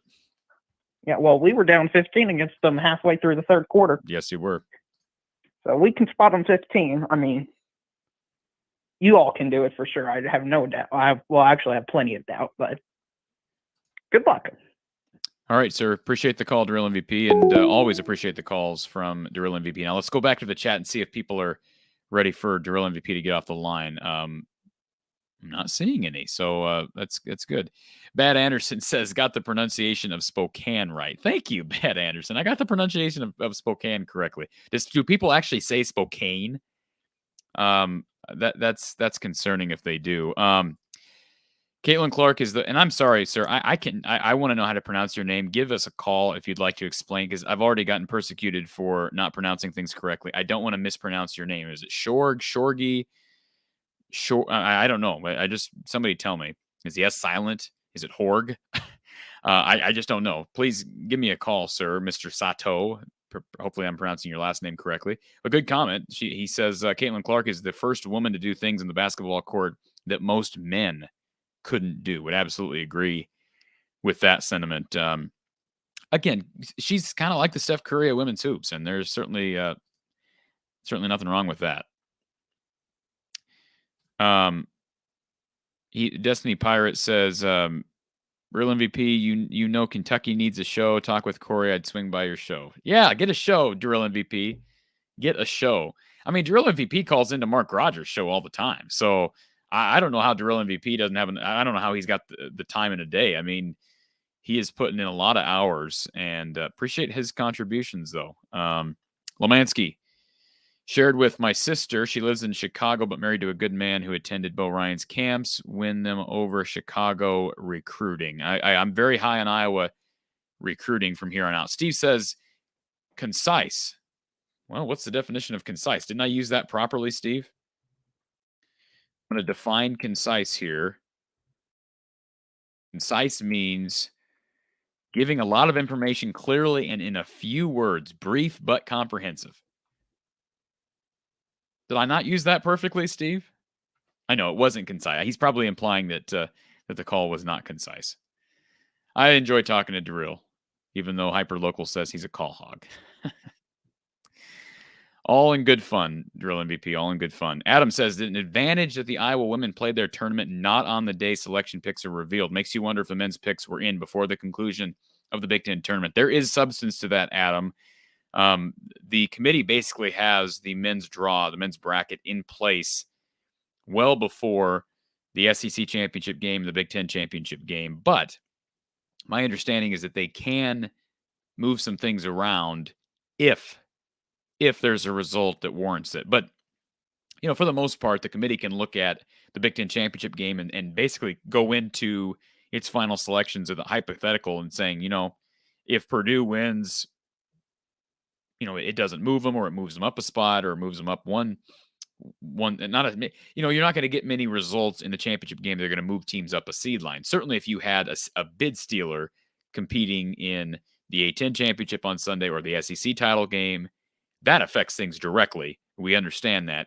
But again, these hypotheticals are set in stone. I mean, the committee's working day and night this weekend to have these things ready. So I just don't think the Purdue win did a whole lot to Iowa. Now, it may have moved them into Kansas. I mean, perhaps maybe the committee saw them as being a 5 seed in Gonzaga's section or in Arizona's section. And by Iowa winning, it moved them into Kansas's section. Of the 3 teams to match up with potentially in an Elite Eight game, in a Sweet 16 game, I would rather match up with Kansas.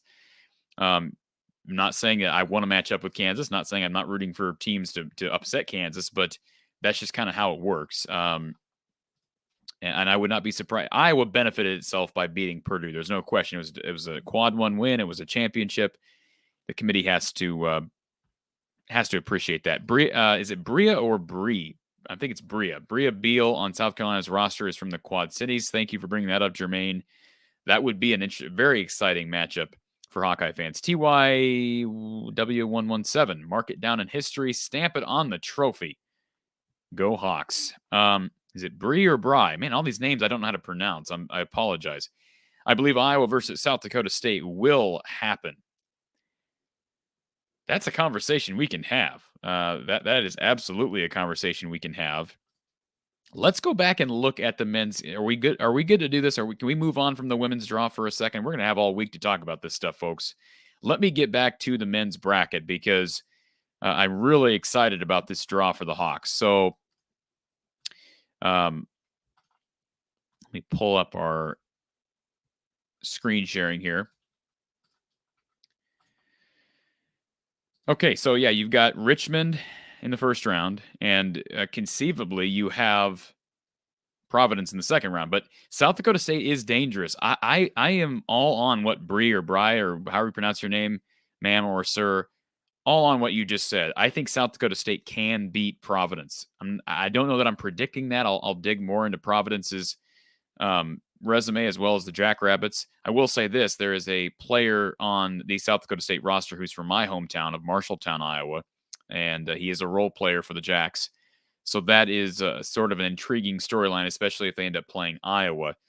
I just think it's a great draw to get to the Sweet 16. Now, after that, you can argue that Kansas doesn't I don't think Kansas has a real difficult time to the Sweet 16. I don't think Creighton or San Diego State is probably a real threat to Kansas. Now, maybe they upset them, but I just I don't know enough about San Diego State. I'm not as high on the Mountain West as a lot of pundits are. Certainly the committee seemed to be fairly high on the Aztecs. The Blue Jays have been up and down. They dominated Providence the other day. They've had good wins. They've had bad wins. They're a bipolar team, kind of the Big East version of Alabama to a lesser degree. They don't have as many marquee wins, and that's why they're a 9 seed. But they also don't have as many bad losses as Alabama.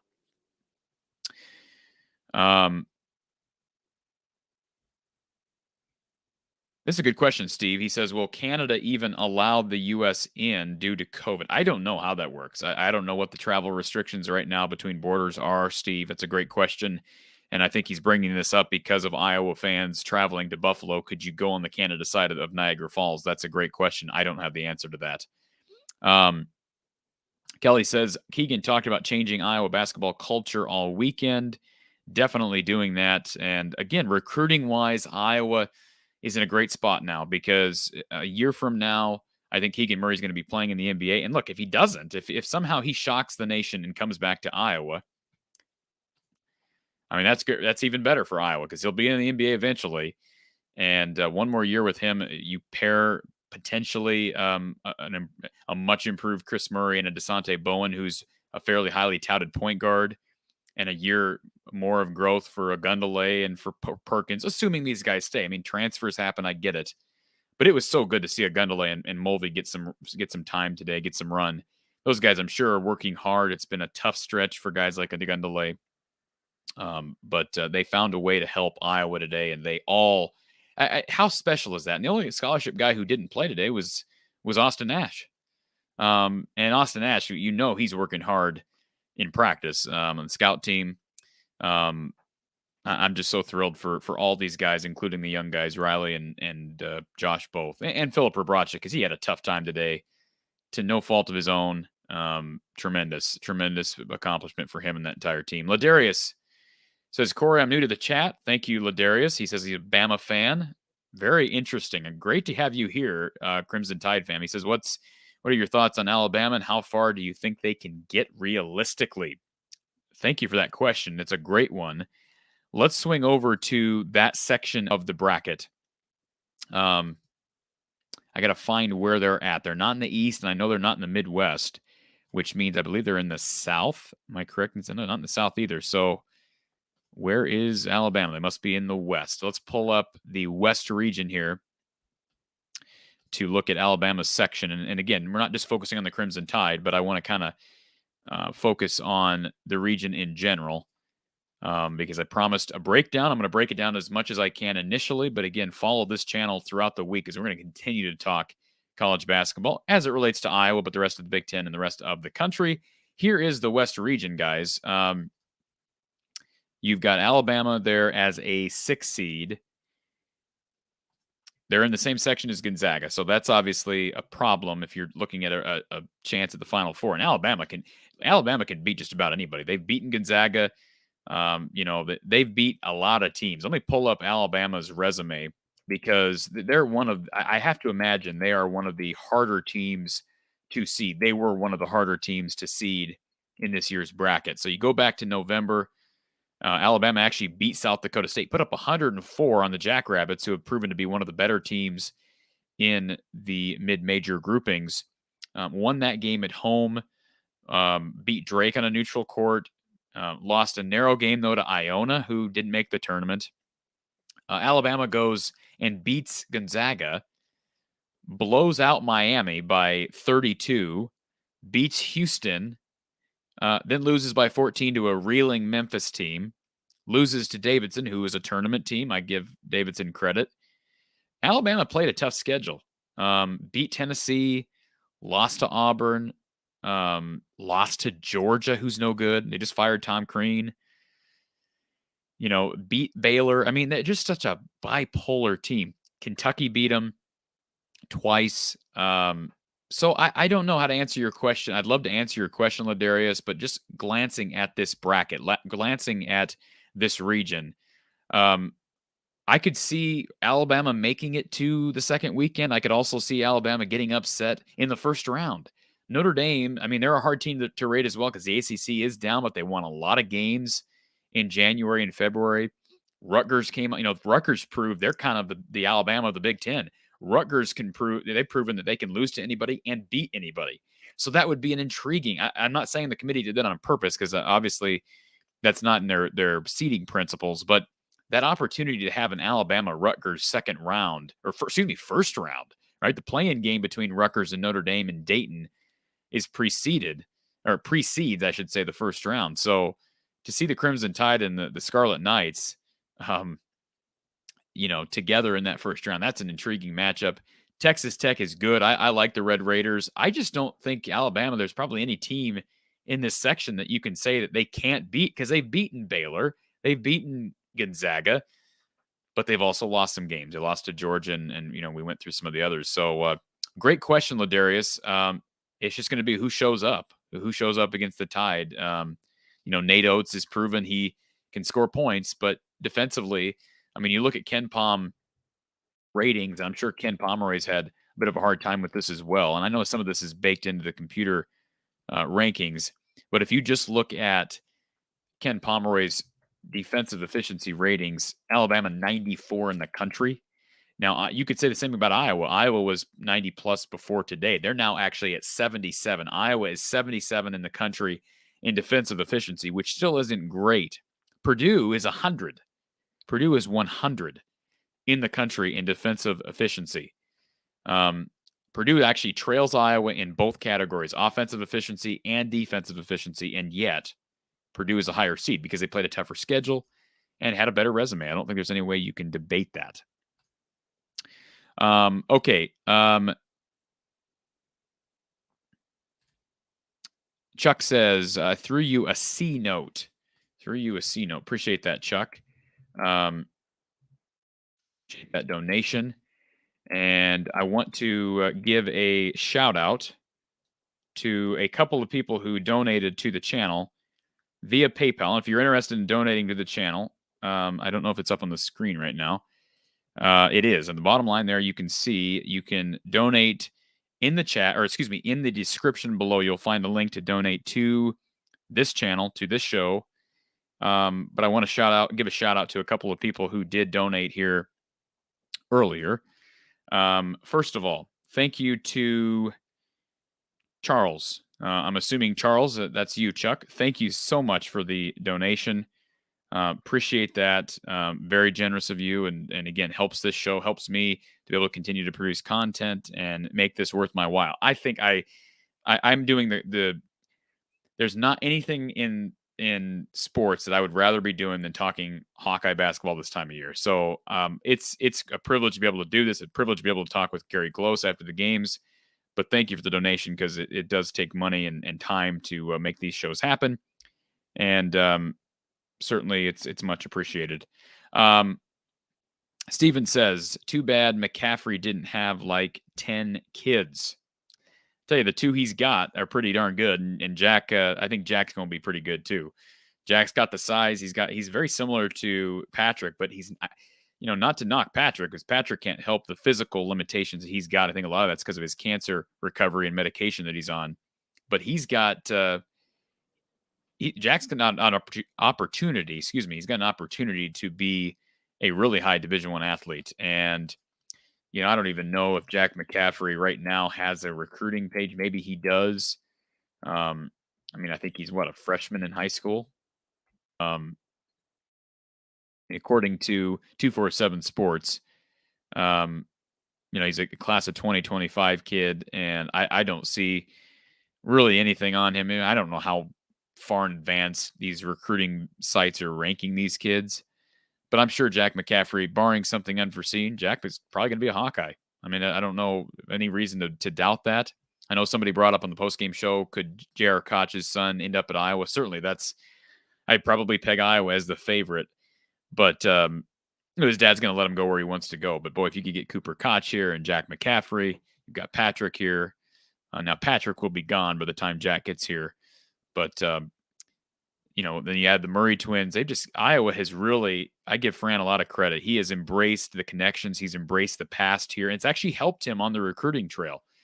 Again, Devin Marble being one, the Murray twins being another, or two others, I should say. His own children has certainly, Connor's knowledge of the game has been so invaluable to this team, and it will continue to be in March. Paul says, huge Hawkeye fan here. This is my first time commenting. Well, appreciate you doing that, Paul. Appreciate you being here listening and commenting. Loving the Big Ten tournament win for both men and women. Hoping to be playing in April. Well, that's a lofty goal, but why not? He says, question, has Iowa ever played Richmond in hoops? I think the answer to that question is yes. Let me just Google this real quick. I don't know. Google's my friend, right? I don't know the last time that's happened. I'm sure somebody will probably throw it up in the chat before I can throw it up here. Let's see. I am not. This might take a while. This might be a question that I'll have to answer later. I don't have the answer to it. Richmond is a very respected program. There's no question about it. They have. I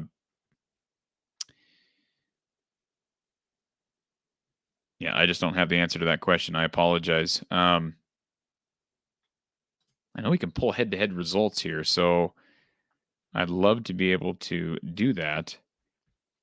Let's see if we can do that. I've been really impressed with Ken Pomeroy, Sagarin, sportsreference.com. Such a big help to channels like this one to be able to do research on college basketball and college football. Okay, yeah, I'm looking at the Richmond page here, and I'm just trying to find a head-to-head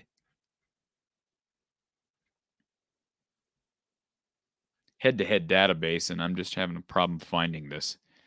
Let's see. Somebody in the chat already commented this. I'm sure somebody will have the answer.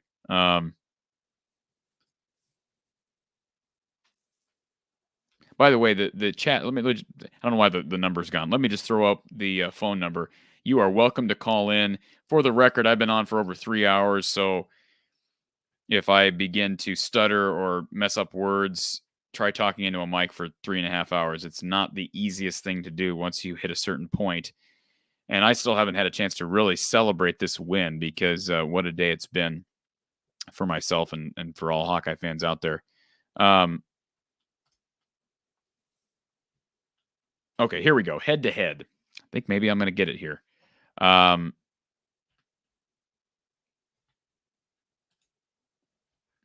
head-to-head for Richmond.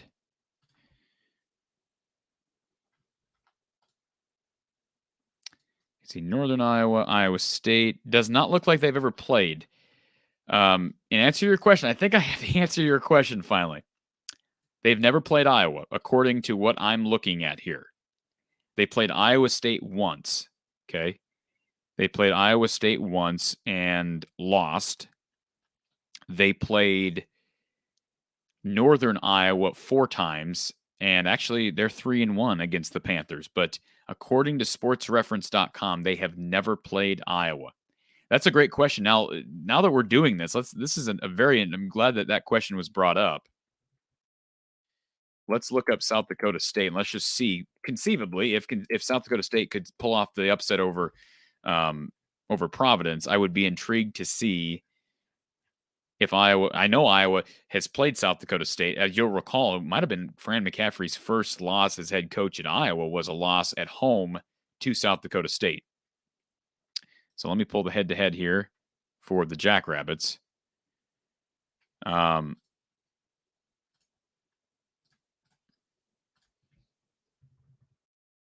right, so South Dakota State's 1-3 against Northern Iowa, 2-0 against Iowa State. The Jackrabbits of South Dakota State, folks, are 2-0 against Iowa. Think about that for a second. 2-0 against Iowa. Their 2 matchups. One came in 2010. Oh, man, I forget about the 17 one, guys. So 2010, November 14th, 2010. I believe that was Fran's first game as head coach here. Iowa lost a home game by 10 to South Dakota State. In 17, it would have been November 21st, 2017. Iowa played in an MTE, a tournament, and lost to South Dakota State. That was the year that Iowa really derailed, I believe, if I recall, 17-18. Lost to South Dakota State 80-72. So that I'm glad, Paul, you brought that up because that opens up a really interesting conversation. Let's look up Providence before we move on because Providence is the probable matchup for Iowa in the second round. Assuming the higher seeds win, it will be an Iowa-Providence matchup for a spot in the Sweet 16. And I'm sure Iowa's played Providence plenty of times, at least. We can check here. Okay, Iowa versus Providence. Providence is 1-0 against the Hawkeyes. Iowa State, they're 1-0 against Iowa State as well. The one win against Iowa was in 1964. Providence won in Iowa City in 1964. So it's very likely. Now, they may play South Dakota State, but it's very likely that these first 2 matchups for Iowa, assuming Iowa can get by Richmond, between Richmond and Providence, they haven't played either one of those teams in literally almost over a half a century. They've never played Richmond, and they played Providence once back in the 60s. So very, very interesting. Justin, thank you for bringing up Tom Brady coming back. Yeah, I did hear that earlier. I'm not shocked by it. I am sort of, it kind of makes me smile. I'm not a Tom Brady fan for the record, but yeah, it's just, I'm not shocked by it at all. Kelly, Brittany Griner making $1 million in Russia. That doesn't surprise me. I think the market's much better over there for women's hoops. Casey, a deal with H&R Block, that is huge. Who are we talking about? Are we talking about Caitlyn Clark here, Casey? I know this is a while back in the chat. I'm a long ways behind on the chat, so I apologize for that. Doug says that Clark is already a part of $1 million deal. I don't know what deal that is. Is it Hy-Vee? Is it H&R Block? I don't know. TY W117. What a team victory. All the guys that didn't get any clock all year come in and perform. Hope they keep rolling. Joseph Clark, and it's talking about Caitlyn Clark. Clark is literally the definition of generational talent. We are extremely lucky to have her.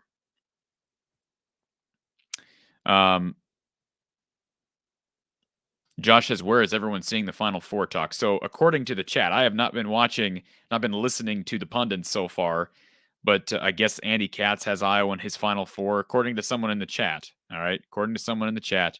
And then the other one was Clark Kellogg. Somebody said that Clark Kellogg had Iowa in the Final Four. So I'm not saying that at this point, but that's been the talk in the chat up until this point.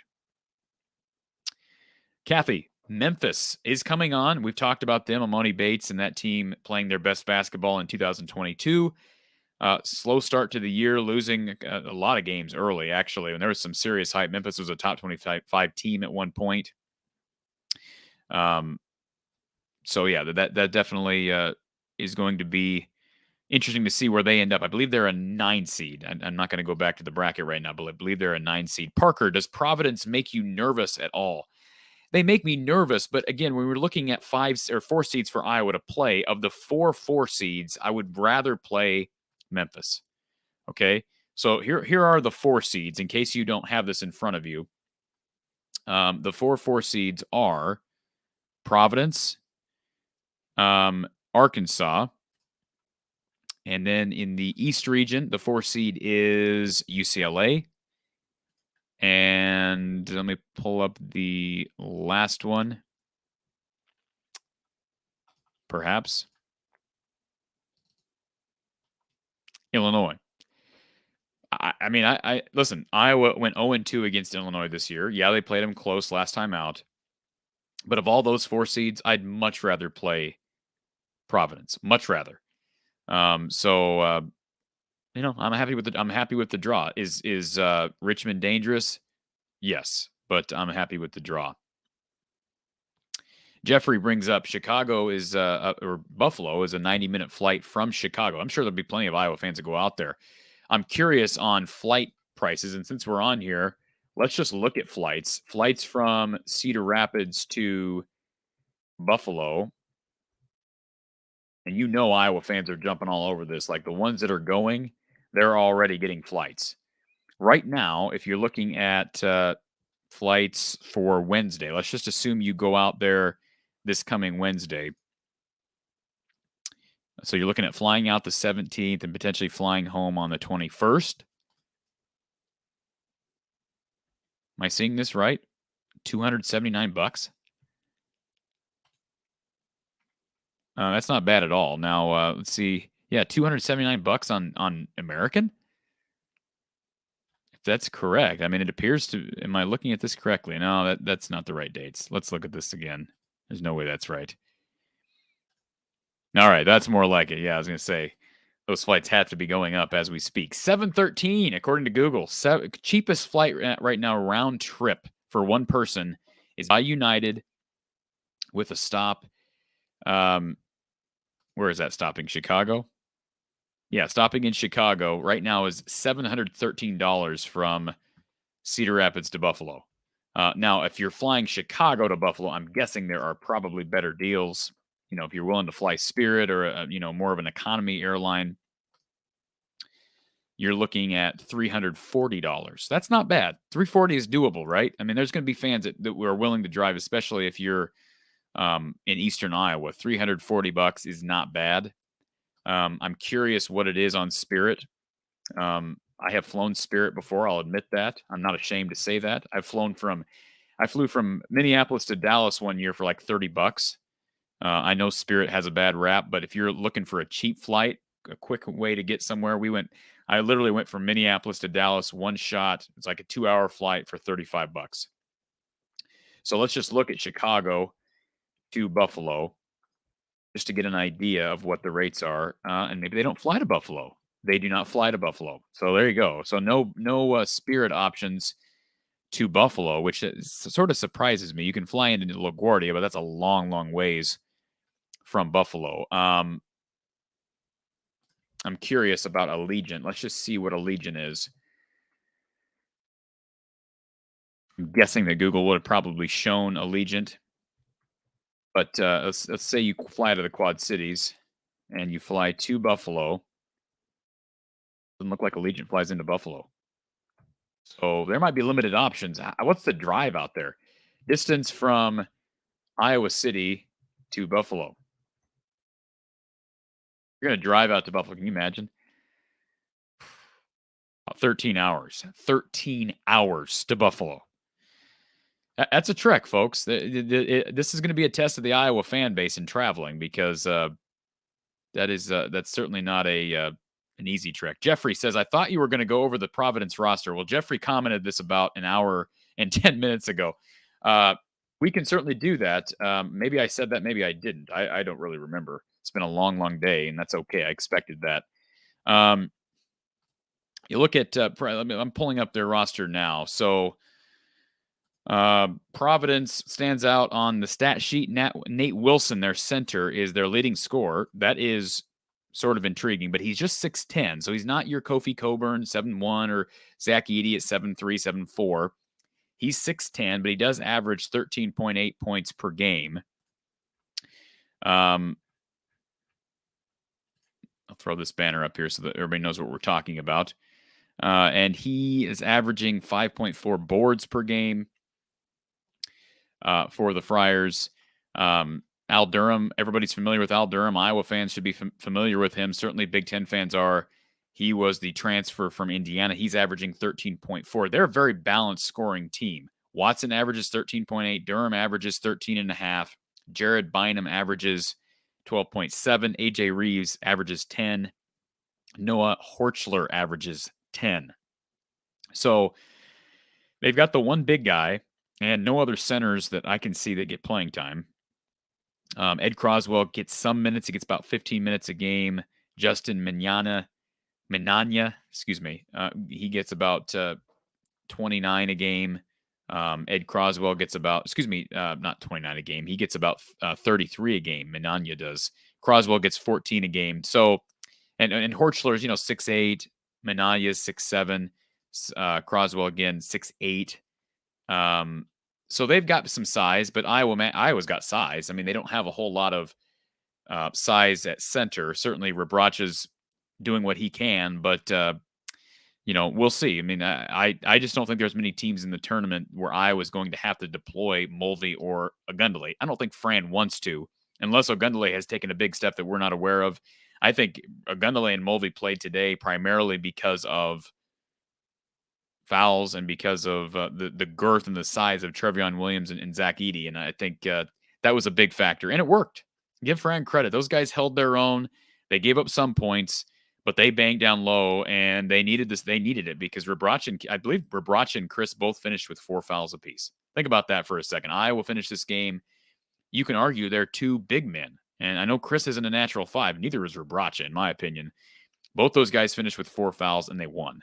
Neither of them fouled out. I give both those guys credit. They were, all year they have battled guys who are bigger than them. They don't match up well against, and they found a way to get it done. Incredible. Hummus Hero says, why is Michigan in the field? They're basically a 500 team. Why are they in the field? They got some good wins. Certainly that win against Ohio State helped.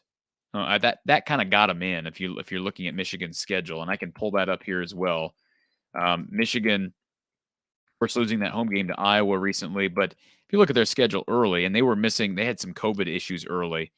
They lost to Arizona, lost to UNC. Those are 2 really good teams. Beat a good San Diego State team by double figures back in December.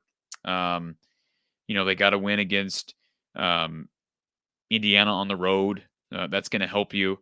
They don't have a lot of great wins. I understand that. They did beat Purdue. That's their best win. They beat them at home by 24. And then again, beat Ohio State. Yeah, not a great resume, Michigan, but they found a way in. And if you're an Iowa fan, you ought to be rooting for them because it certainly helps the Big Ten. They actually beat Ohio State in February. They lost in March. They lost to Ohio State back in February. So I understand wondering, but they're in a situation now where they're going to have to. Where are they in the bracket? I guess I can pull their section of the bracket up. They play in. Don't they play in a first 4 game here? Trying to find their section of the draw. They must be in the.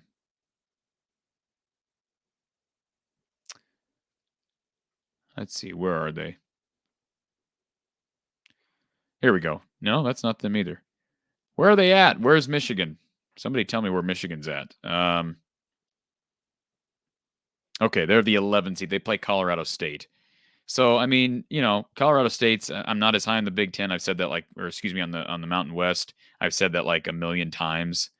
But that's not an easy matchup as an 11 seed, and certainly, trying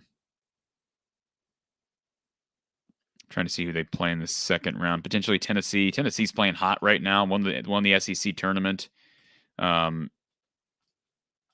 we go. Finally got it up there. Sorry about that delay, folks. Yeah, Michigan's got a decent trek to get to the Sweet 16. I mean, it's not doable. I think they can beat Colorado State. That's not a terrible 6 seed to match up against in the first round, in my opinion. Tennessee's playing really well right now, and I haven't watched Tennessee very much, but they are playing really well. Again, this is how I operate. I make my picks every year, but then I'm rooting for the Big Ten the entire postseason. I think fans should. You can do whatever you want. I think it makes sense to root for the Big Ten. I think Chattanooga is going to be a trendy upset pick there. I don't know if Chattanooga can deal with Kofi Cockburn. I mean, if you look at Chattanooga, we're talking about, rosters and statistics. I'll tell you this right now. I'm looking at Chattanooga's roster and their leading scorers. They don't have anybody that's going to really be able to cause Kofi Cockburn much problem. Avery Diggs is their big man. He's averaging, 5 points a game, but he averages literally 10 minutes a game. So are they comfortable deploying him? And he's just 6'10". I just don't know. I mean, defensively, you don't see a lot of teams. Gary Close has talked about this. You don't see a lot of teams playing zone nowadays. And so I think Illinois will be just fine. And I think they have a chance to get to the Sweet 16, a legit chance to get to the Sweet 16 and rematch. No, it wouldn't be a rematch. Michigan played Arizona earlier in the year, but they would have a chance to get there against Arizona. Maybe TCU gets out of that region. That's a dangerous Horned Frogs team as the 9 seed. But if I'm an Iowa fan or a Big Ten fan, I'm rooting for everybody in my conference. I think that makes sense. And I think Michigan and Rutgers and Indiana, I think they were all deserving. A bit surprised that Indiana and Rutgers are having to play playing games, but they all got in, and that's what you're hoping for. Jeffrey says Philly would be awesome. Think of that recruiting. Yeah, I mean, we know Fran's got the. I don't know if I'm assuming we're talking Big Ten championship locations for the Big Ten tournament in the future, because we were on that earlier, and I see some other comments. Yeah, it'd be kind of a cool place. They play out in Madison Square Garden or Brooklyn or wherever that was. I'm okay with rotating it. I don't know that you want to get too many locations in there. We've talked about, traveling complications. Des Moines was brought up at one point. I don't know if there's too many. I mean, they have the NCAA tournament in Des Moines every other year. There's not, Doug brings up there isn't an affiliation with the Big Tens directly in Des Moines. Thank you for this, all thumbs. Please hit the thumbs up button if you have not already done so. And I apologize. I think I just missed a super chat. I apologize to our super chat. Let me throw it up there. All right, didn't miss it. Bad Tree Productions. Go Hawks from Bad Tree Productions YouTube channel. Thank you, Bad Tree Productions. Appreciate the donation. And appreciate all the donations that have been made today, helping this channel. We've been on here for almost coming up on 4 hours. But, I mean, this is a historic day. It's kind of like when we had our West title celebration show. I'm pleased to be able to do this.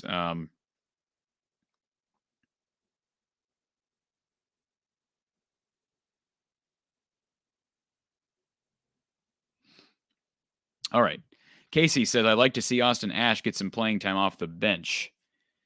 That'd be great. I don't know that Austin is going to be able. The bottom line is Austin Ash gives up a lot defensively. Not his fault, just physically. I think he's going to have a hard time. You might see him, though, if Iowa takes care of him. I'm not saying they're going to blow out Richmond, but, I mean, Grand Canyon was no gimme last year. I like Austin Ash. I think he's given a lot to the program. I would doubt he's going to see much playing time moving forward. He didn't see any time today. I don't know that he saw time against Northwestern, of course. But he's given a lot to the program. That can't be understated. Jason, is Spirit like flying the same plane that was used in the Major League Baseball film. I have not seen whatever film you're talking about, Jason. So fill me in on that. But it is an economic flight. You got to have you basically fly with a backpack or a small bag. So, it's if you're looking to fly somewhere cheap and you're willing to take the chance, because sometimes, Spirit has a reputation of sometimes canceling flights. I've never had that happen, but I guess it can happen. Paul Hoffer, good to see you here, sir. The Murray boys, true Iowans, baby. Absolutely. The real Hayden says Iowa State in the Elite Eight in Chicago. Iowa State right now, let's be honest, Iowa State is not playing well.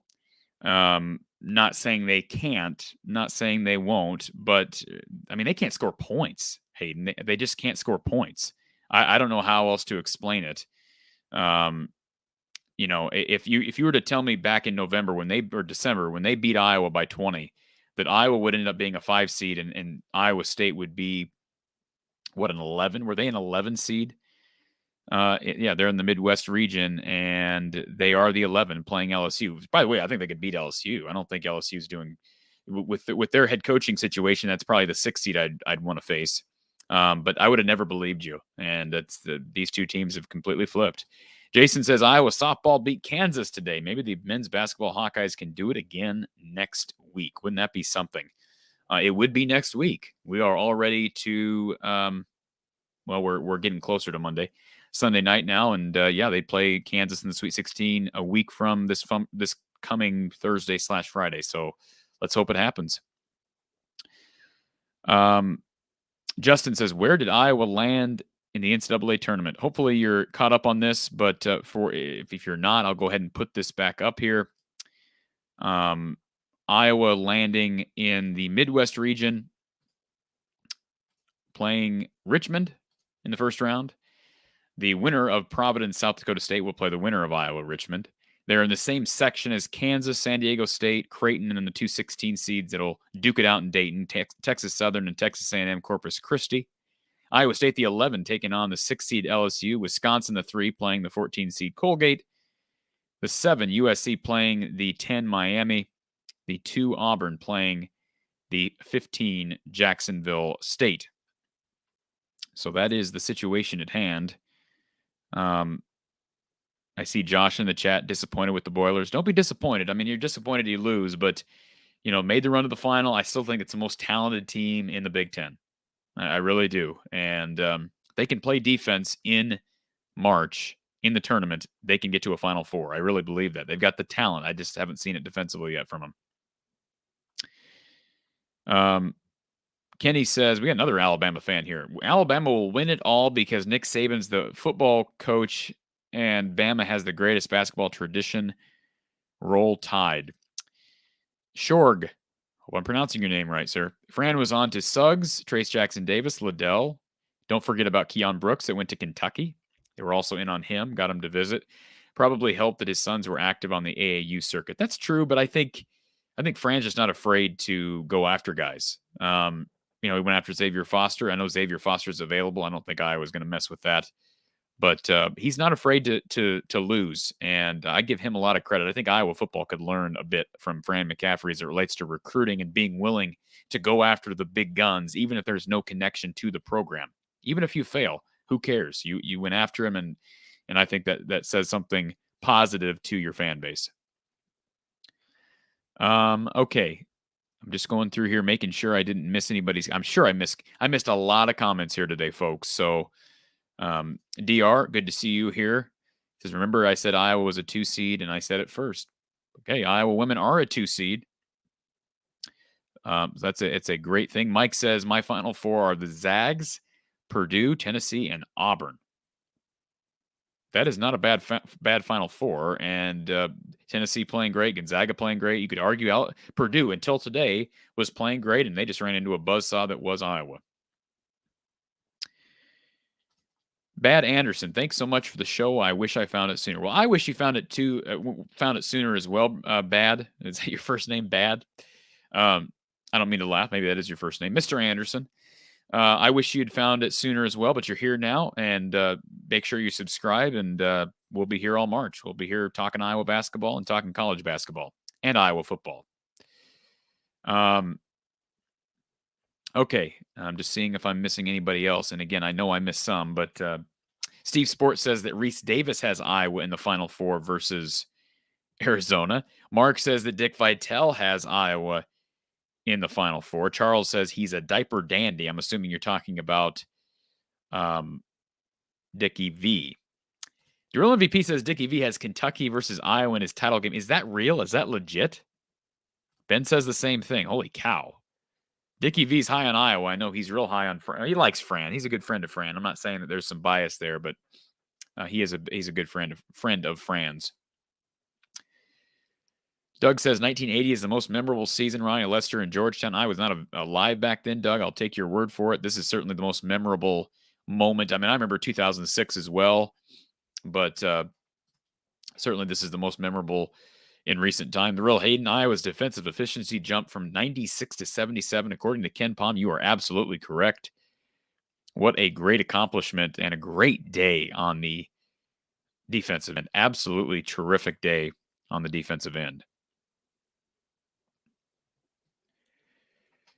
Charles says Corey made a great point about Iowa's defense. If they didn't play like they did this afternoon, if they play the way they did this afternoon, they will be a very, very tough out. Boy, can't agree with that more. Absolutely. Tom Mack says CBS has always downplayed Iowa because Iowa is not a big media market for them. I think it's ridiculous. Kelly, what is my Twitter? If you'd like to follow me on Twitter, thank you for bringing that up, Kelly. My Twitter is From the Hawkeye of the Storm. So just search From the Hawkeye of the Storm, just the same as the YouTube channel. I'm at From the Hawkeye. Okay, so if you need it written out for you, let me go ahead and write that out. At From the Hawkeye. All right, follow me on Twitter and stay up to date on the latest Iowa content. There it is, at From the Hawkeye on Twitter. And certainly like our page, like my page on Facebook, and subscribe right here on YouTube. Thank you for bringing that up, Kelly. Okay, I know I'm trying to find a couple comments that I missed earlier. Weston, appreciate you being here. Proud of the Iowa Hoops and their accomplishments in the Big Ten tournament. Big Ten champs, bring on the madness. Jeffrey says, yes, Coach Patterson is a great listen. There's no question. Okay.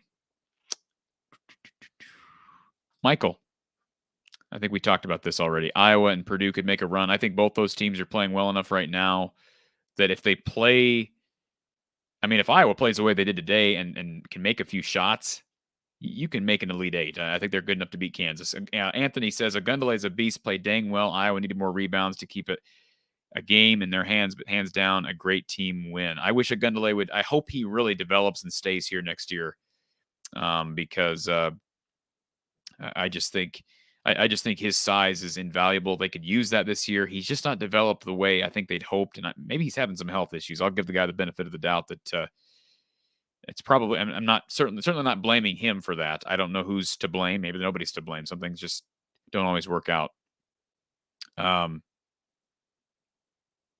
Moneymaker 333 says, "Let's go Rutgers." Absolutely, I'm all on the Rutgers train.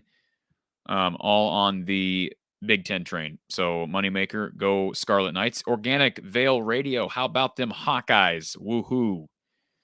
Absolutely. Appreciate you being here. Yes, Zep Pern. Brady is back. Incredible. Joseph, wonder if Nungy is wishing he would have stayed at Iowa. I don't think so because Nungy he made that move from a family standpoint, and he made it for the right reasons. It was not to go to a better team. I think Nungy knew if he came back. I'm not saying that he could have predicted Keegan Murray's jump this year, but my guess is that he's satisfied. I feel terrible for him. I just feel terrible for him. I think he will be back next year, but I do feel really bad for Jack Nungy. It's just a shame. Steve, UCLA, VCU made the Final Four from the first four. Absolutely. Remember, TCU made the deep run. As long as As long as you're in, you have a chance. Arizona was an afterthought in 96, 97. Luke got us our only major championship. You're in Iowa. That's what matters. JB says, go IU, Indiana in the tournament. And before I take off, I'm going to run through every Big Ten team, okay? And we'll talk about the rest of the week as well. Kelly, Tony Perkins did do fantastic against Ivy. He was just unbelievable. Steven, I've been salty about Iowa basketball since Dr. Tom was let go for no reason, but last year and now this year has pulled me back in.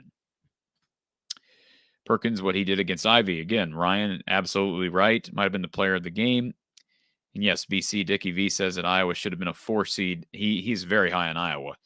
Kelly, is Rebracha coming back next year or out of eligibility? He is coming back. I guess I haven't spoken with Philip recently, but had him on the show on a podcast before he even got here. And he said, I plan on coming back for 2 years.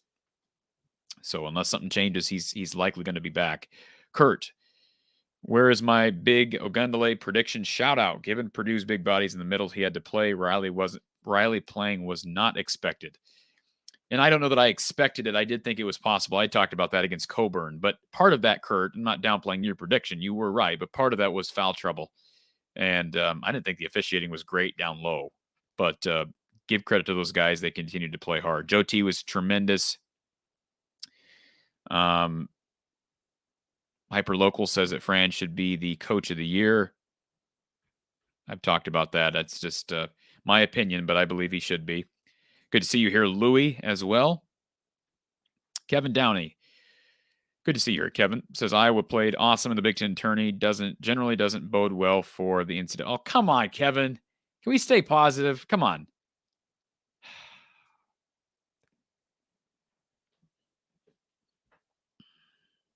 I just, you know, I don't know what to say. Dumb guy, Sweet 16. Let's do it for Dr. Tom Davis. This team is dangerous.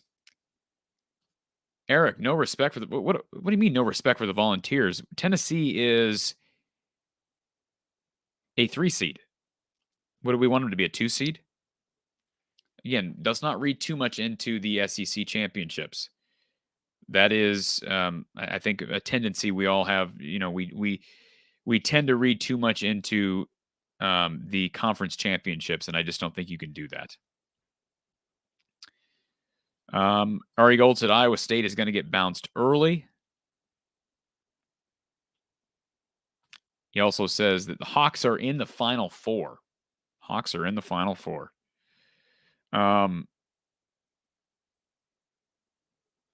Aaron says, it just begs the question, what if Jack didn't leave? I've talked about that. I know, again, he did it for the right reasons. If you had not watched the special on Fox, go to my Twitter account, scroll down, you'll find it eventually. The special on Jack Nungy, they've really welcomed him into the Xavier program and helped him dealing with such tragedy in his family. I feel terrible for him still. If he had come back, I don't know. This team is really good without him, and they're missing a real great post presence. Imagine if Luke had come back. Maybe Luke comes back. You know, what happens then? Certainly something we'll never know, Aaron. Something we'll never know. Mike says, how the heck do we get stuck in Buffalo? No one wants to go there. Trust me. Again, this is all about seeding principles, and you know, Iowa was not going to end up in Milwaukee. They weren't going to end up in Indianapolis. We know Wisconsin got Milwaukee. I think Purdue, didn't they get Indianapolis? So that is what it is. I was hoping it would be Portland. I was hoping it'd be Dallas or even South Carolina. Mr. Hudson says Duke should have been a 3 seed. So Duke was a 2. You know, maybe maybe Tennessee. I don't know that Tennessee has quite the resume that Duke does, but maybe you can make an argument that Tennessee ends up as a 2. I can see that argument right now. You know, Duke, this is its last chance under Coach K, and you're going to potentially have an Izzo Coach K matchup in the second round. And I know fans are going to say that was done intentionally. According to Tim Kruger of Stadium, that is not done intentionally.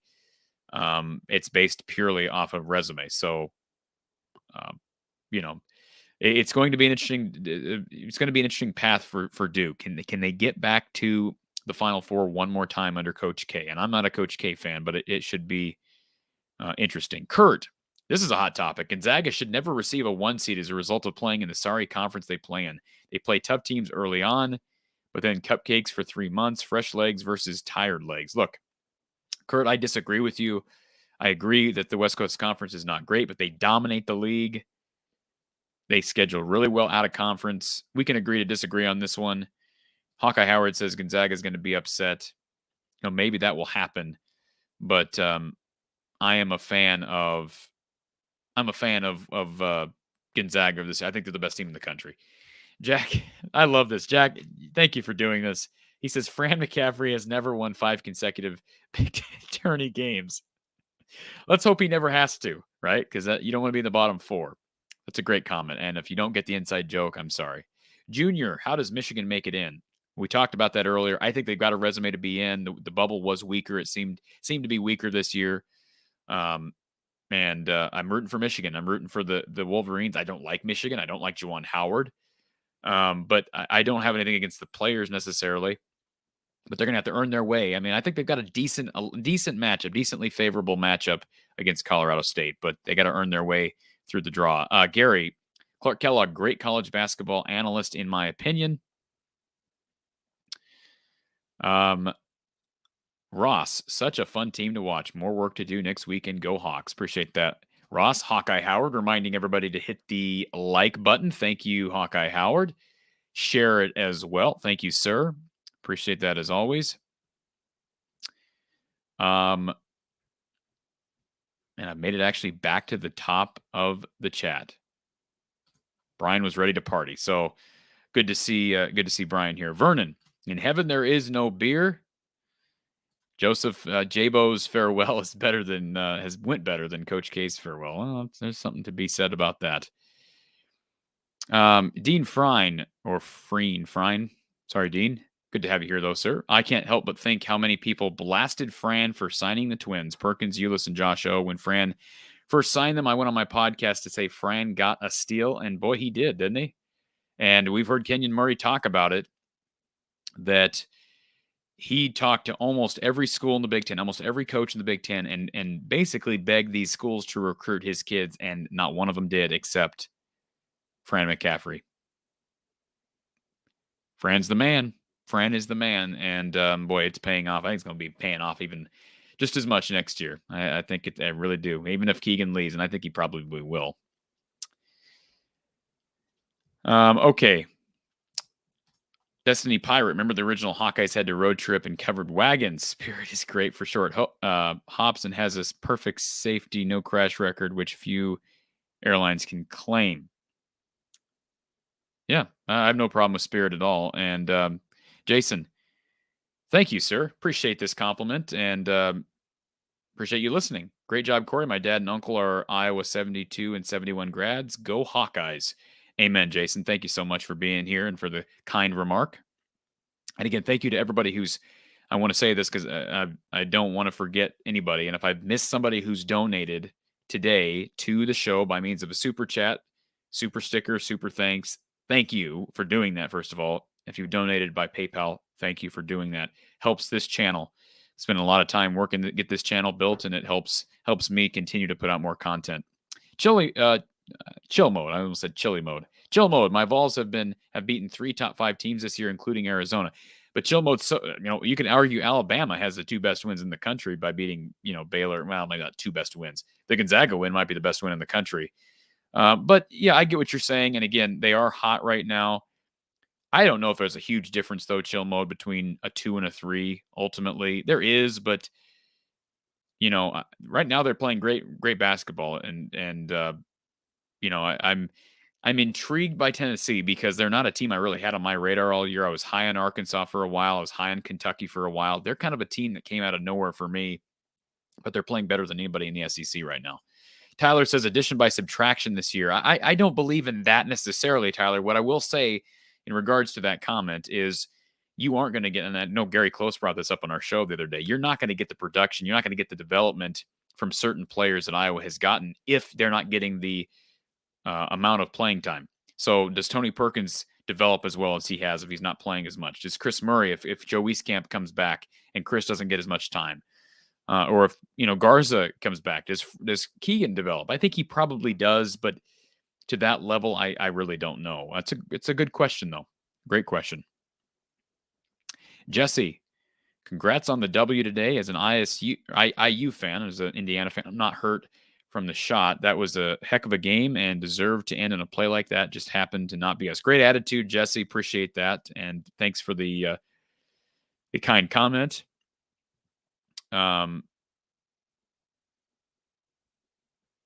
Joseph says Michigan over A&M is a Rob job. Well, I know people are not high on Michigan, and I can kind of understand, but again, I think they're a tournament team, and that was shown today by means of the committee's decision to put them in. Michael, thank you, Drill MVP, for your contribution to the show. Admire your knowledge and passion for college sports. How about that, Drill MVP? How about that? All right. Missing anybody else here on the chat? Ben says, first thing off topic here, you put a lot of time into this. How does the wife feel? Is she involved at all? Is she in the background assisting? A big thank you to her for allowing you to do this. Well, I won't get into too much detail about how my wife feels about it, but she is supportive. I appreciate her and love her and appreciate her helping to make this possible. The weekends are certainly easier to put in these long shows. Thankfully, some of the longer shows that I've done have been on the weekends, specifically after the Hawkeyes won the Big Ten West. That was a factor, and being able to do that long show, that was just a pleasure to have Don Patterson and I just talking and taking calls. That was just great. But no, she's very supportive, Ben. Thank you for asking. She assists here and there. Sometimes I'll need something, she'll hand it to me, and no, she's great about it. Jared, thank you for this donation, Jared. Jared, the actor, who disagreed with me on something yesterday, but doesn't take it personally and doesn't hold it against me. Thank you, Jared. That's the way this world should be. We can disagree on things and have debates and not take it personally. I don't take it personally when people have comments about me, or I've had people say I'm a loser and a killjoy, and I'm just trying to think of all the friendly comments people have made about me on social media over the past year. I don't know why. I've not tried to, certainly I'm not. I guess I've said some pretty critical things about Seth Davis, Colin Cowherd, but I don't attack anybody in the chat. If people want to rip me, fine. I'm fine with taking that. But thank you, Jared, for this donation. Thanks for the entertainment this season, Corey. Great year to be a Hawk fan and enjoying participating in the show. Thank you, Jared, for the super chat. Jason, new 2 to the chat. I see Iowa over Creighton to go to the Elite 8. That's an interesting prediction. So you're seeing an upset there. Am I right in saying that? Yeah, upset over Kansas, potentially. I'm assuming you don't have Kansas losing in the first round. Iowa versus Auburn for the Final Four. Go Hawks. Good live stream. Thank you, Jason. Let's go ahead and pull up that Iowa region one last time here.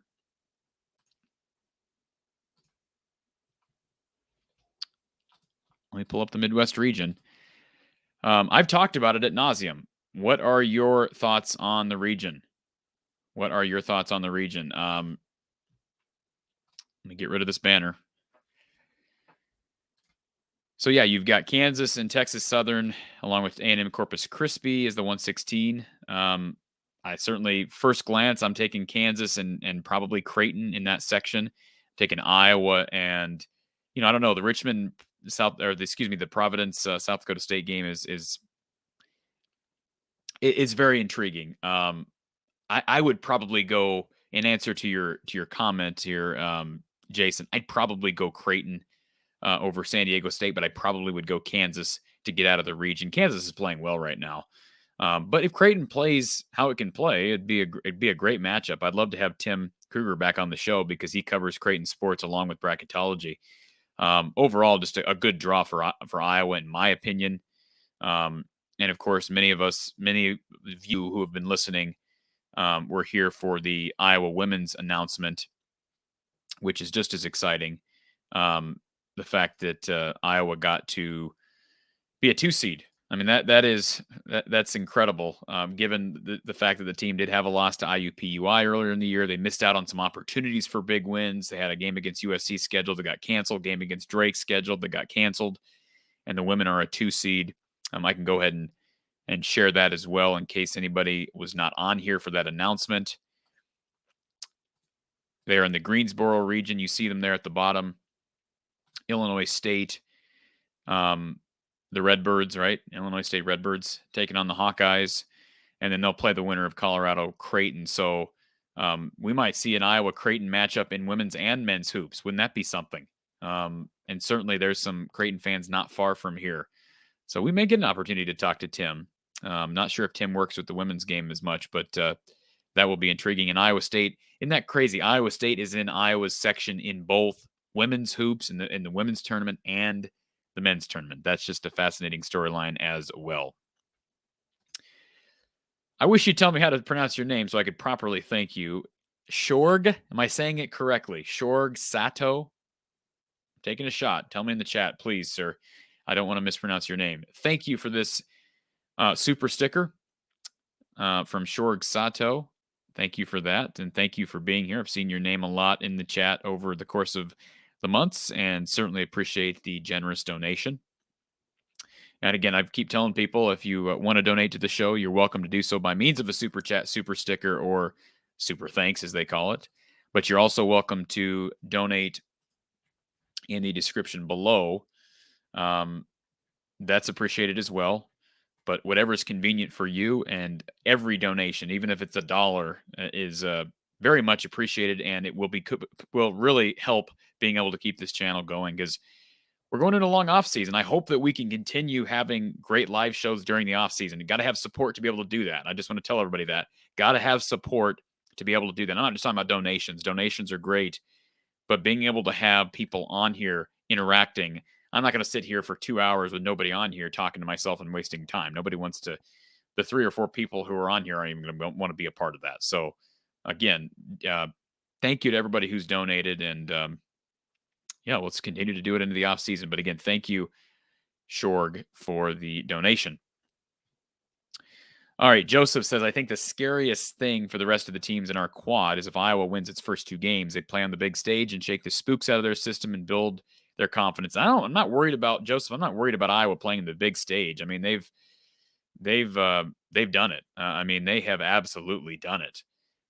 To win in Indianapolis this week. I mean, I don't know how you can possibly play in a bigger stage. The NCAA tournament, I don't think it's probably going to be as raucous as that Purdue game. That crowd was pretty.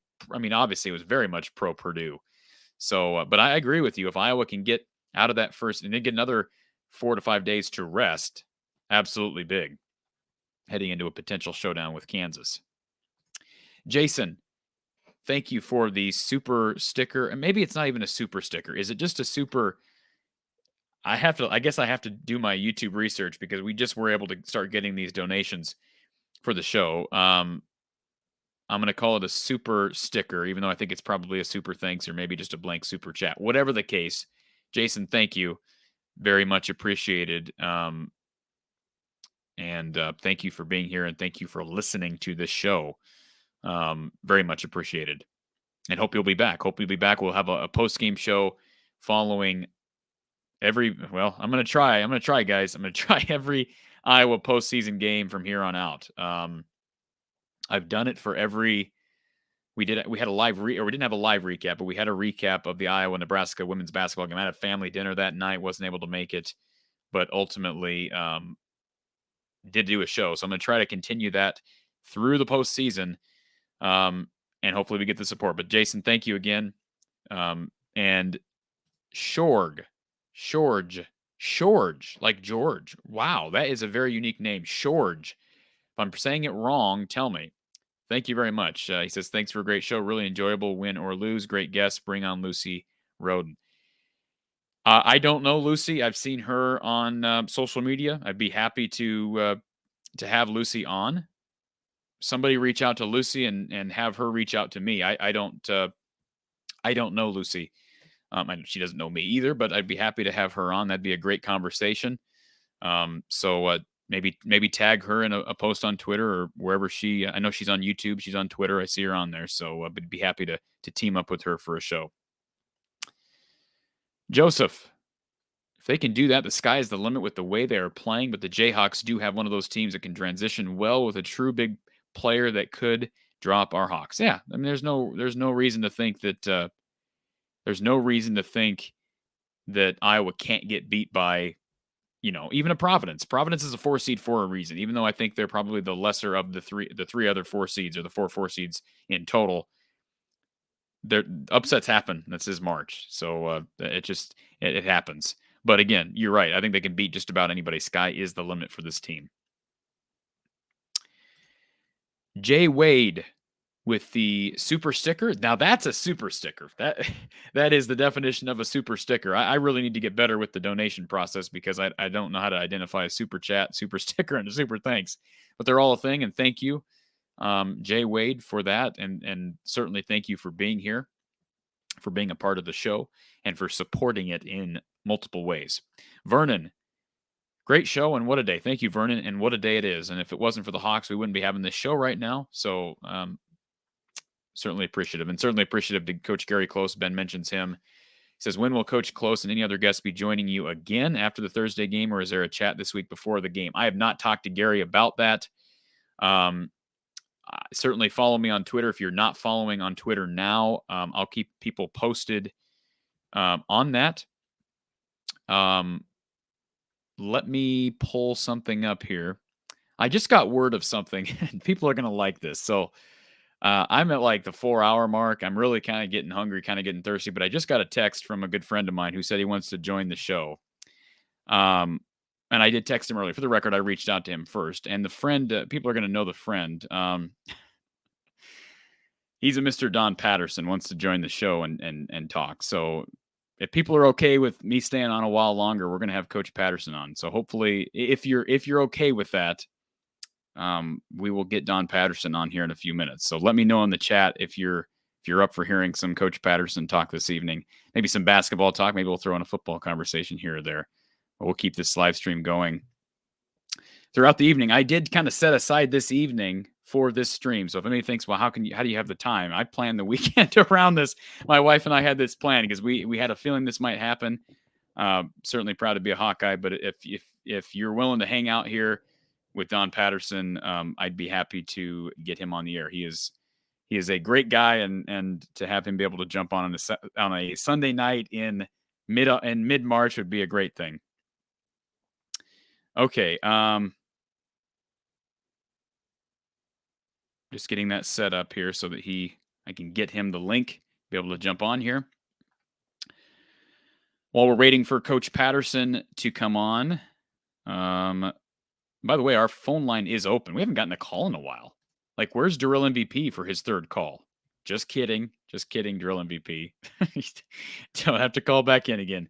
Let me pull up the phone number for everybody, 515-635-1601, 515-635-1601, as we continue our Iowa Hawkeye Championship celebration and our March Madness celebration.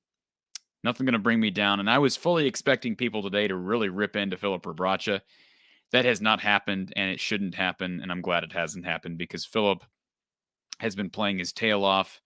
I'm so proud of him. So proud of Chris Murray, and that whole team. It was a team effort today, and just very much proud of what he has done. And I'm talking about Filip Rebraca. I think he's playing very much out of position, but he's found a way to continue to be a factor, and he deserves a ton of credit for that. All right. I am getting this link sent over to Coach Don Patterson right now. This is totally on the spur of the moment, guys. Totally spur of the moment. Don was texting me about basketball, and I thought, you know what? Let's see if he's willing to jump on. He's a very modest guy. He likes to bring up the point that, I'm not a basketball expert. Don knows his sports. He knows basketball. He knows golf. I know he was watching today. I just want to make sure I get the right link to him. typing this out manually. All right. Absolutely. All right. This is great. This is going to be fun. Please make this worth my while. It's worth my while just to be able to talk to Don, and I'm not talking about, you're welcome to donate. I'm not pining for donations. You're welcome to do that. It's appreciated. But I'm talking about viewership. Please, let's get people on here. If you need to share it again on social media, call your friends, fine, do that, because I'd like to be able to make this this time with Don that we're having here. And I don't know how long we're going to have Coach P on, 20, 30 minutes, but let's make it count. So if you have any Hawkeye fans who aren't logged on right now, tell them we're having Coach Don Patterson on to react to basketball and maybe even a football question or two. Jason, thanks for the channel, Corey. Always great guests that you have on. Former players and coaches love the behind-the-scenes stories. Jess Settles and Gary's stories were great a few weeks ago. And again, I want to say this, Jason, thank you for the compliment, but I just want to make it clear, Coach Close has really helped in getting these interviews and getting these special guests lined up. He has been a huge help. But thank you for logging on and for being a part of this. All right.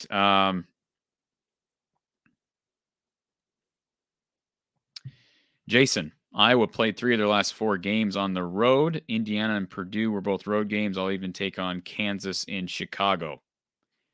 Why not? Why not? Right now, they've proven they can win on the road and win in hostile environments. They proved against Indiana they can win close games. I'm all in on Iowa right now, folks. Jay Wade, solid content always. Corey, keep it up. Thank you, sir. Very much appreciated. Chris, thank you as well. Interesting. Shorge was born in Buffalo. How about that? Shorge was born in Buffalo.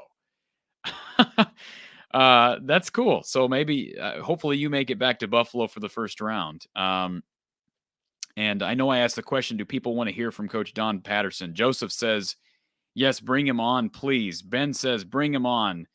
DC Hawk, Coach Patterson, always. So, the viewers' requests are our demands. Is that the right term, Coach Patterson?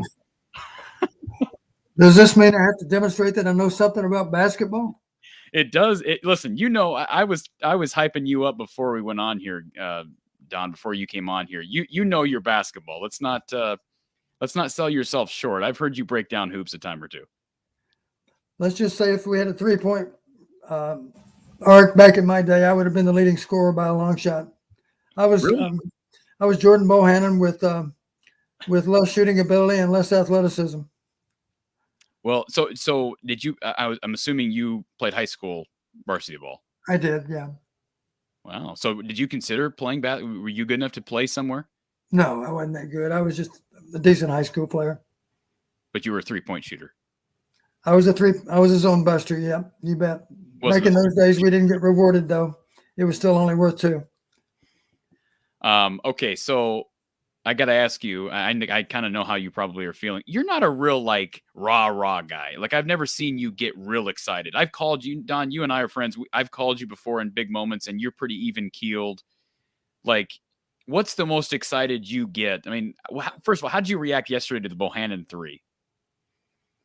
Well, I was simply disappointed it had to go off the glass. You remember my comment. I said it doesn't count because he failed to call glass.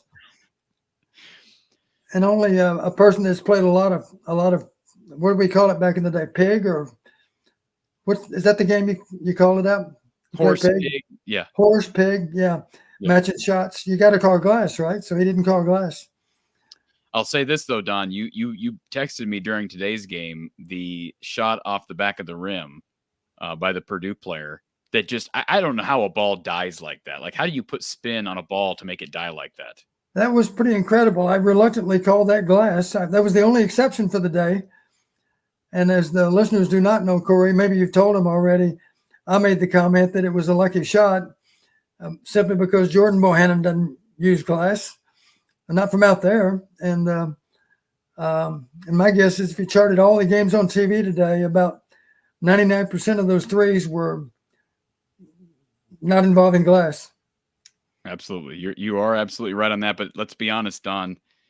there's anybody to make a shot like that using the glass, even if it's on accident, I don't know if you pick anybody to take that shot than Jordan Bohannon. I was so happy for Jordan. And as you know, his dad was our quarterback back in our first Rose Bowl season. Right. And for him to finish the game the way he did, 3 threes in the last 3 minutes, right? I think. Yeah. And just money. I mean, that's a lot of pressure. And you know, the best wins of all, Corey, are those wins that involve you gaining confidence with how you can play when the chips are down. And we did that yesterday. And I think it had something to do with us playing well today. Our guys are gaining confidence with how they can play. Couldn't come at a better time. I'm not crazy about having to play on Thursday, you know, after playing 4 in a row this weekend. But it is what it is. We'll be as prepared as we can possibly be. And I'm not concerned about 5 versus 12. I'm more concerned about 5 versus 4. Providence, it'll be almost like a home game for Providence. And of course they're a good team, and it won't be. That's 7. That's a 7-hour drive though from Providence to Buffalo. Oh, is it that far? I didn't know how far it was. Yeah, you're right. It's a little bit of a drive, but and you're right. It's really not that difficult a drive from here. I'll let our fans know because, as you know, I coached at Buffalo, and we made the drive any number of times. It's not a bad drive. And I forget all about that, Don. So, are you going to the game? Well, I don't know. It depends on what my wife wants to do, I guess. We do have friends in Buffalo. The head coach at Buffalo now is one of our old assistant coaches back when I was there. And I don't know that we'll go because my wife's got other travel plans next week, the following week. So she might not want to be away from home 2 weeks in a row. I just want to run through some of these comments before we move on to this. So, people are excited to see you, Don. It's been a while since we've had you on the show. Carolyn says it's good to see Don. Joseph says it doesn't seem fair because I don't get to see any of our listeners. It's not fair. The call line's open. People want to call in and say hi to you, Don. The call line is open. Joseph says it's confirmed. Coach Patterson greater than Jabo. Hope that doesn't give. Maybe that'll get back to Jordan, and you'll have to do a 3-point contest when he gets back to Iowa City after this is all said and done. This is a good comment, very valid and very related to what we have you on the show for, and that's Iowa football. D. Barnes said it's a great year to be a Hawkeye fan. Iowa football wins the West. Both Iowa women and Iowa men win their tournament. And, Don, we all know that the West, the Big Ten Championship did not go the way we wanted it to go. Kirk Ferentz wanted it to go. But to win the West, that was an accomplishment. And I was reflecting on that earlier in the show. And to put this in perspective, I kind of set aside this whole evening for this show, Don. I've been on this show for about 4.5 hours. Okay. I was suspecting this was a long show because there's a lot to talk about. Don, but the reaction you just gave me, a typical person, a non-coach, a non-Don Patterson would, when I tell them I've been on the show for 4.5 hours, their jaw drops. You just take everything. Nothing phases you. I mean, you're kind of like Fran. You notice Fran after the shot went in yesterday, Don. Did you notice Fran had no reaction? Funny you mentioned that. I do think that Fran and I are a little bit alike. I think he's more analytical than the average guy. I certainly think I am. Let me give you an example of a game we played years ago. We actually won a Gateway Conference title. Now, of course, it's called the Missouri Valley Conference. And we won it in the Unidome because Northern Iowa, of course, always had a good team. We beat them up there 44-41 on the strength of a 56-yard field goal at the end of the game. We might have even talked about it at one time or another. And a writer asked me after the game, they said, "Coach, do you know what your reaction was to that kick when it went through?" And I said, "No, I guess I really don't." I said, I think I remember what I did, but I guess I don't know what I did. Tell me what I did. And I've since seen the video of it. I watched the ball go through the uprights. And you might recall I said after the game, well, I had an idea he might make it because he was hitting them from 60 in pregame. Yeah. Mike Cyphers, who punted for the Chargers for about 12 years, I think.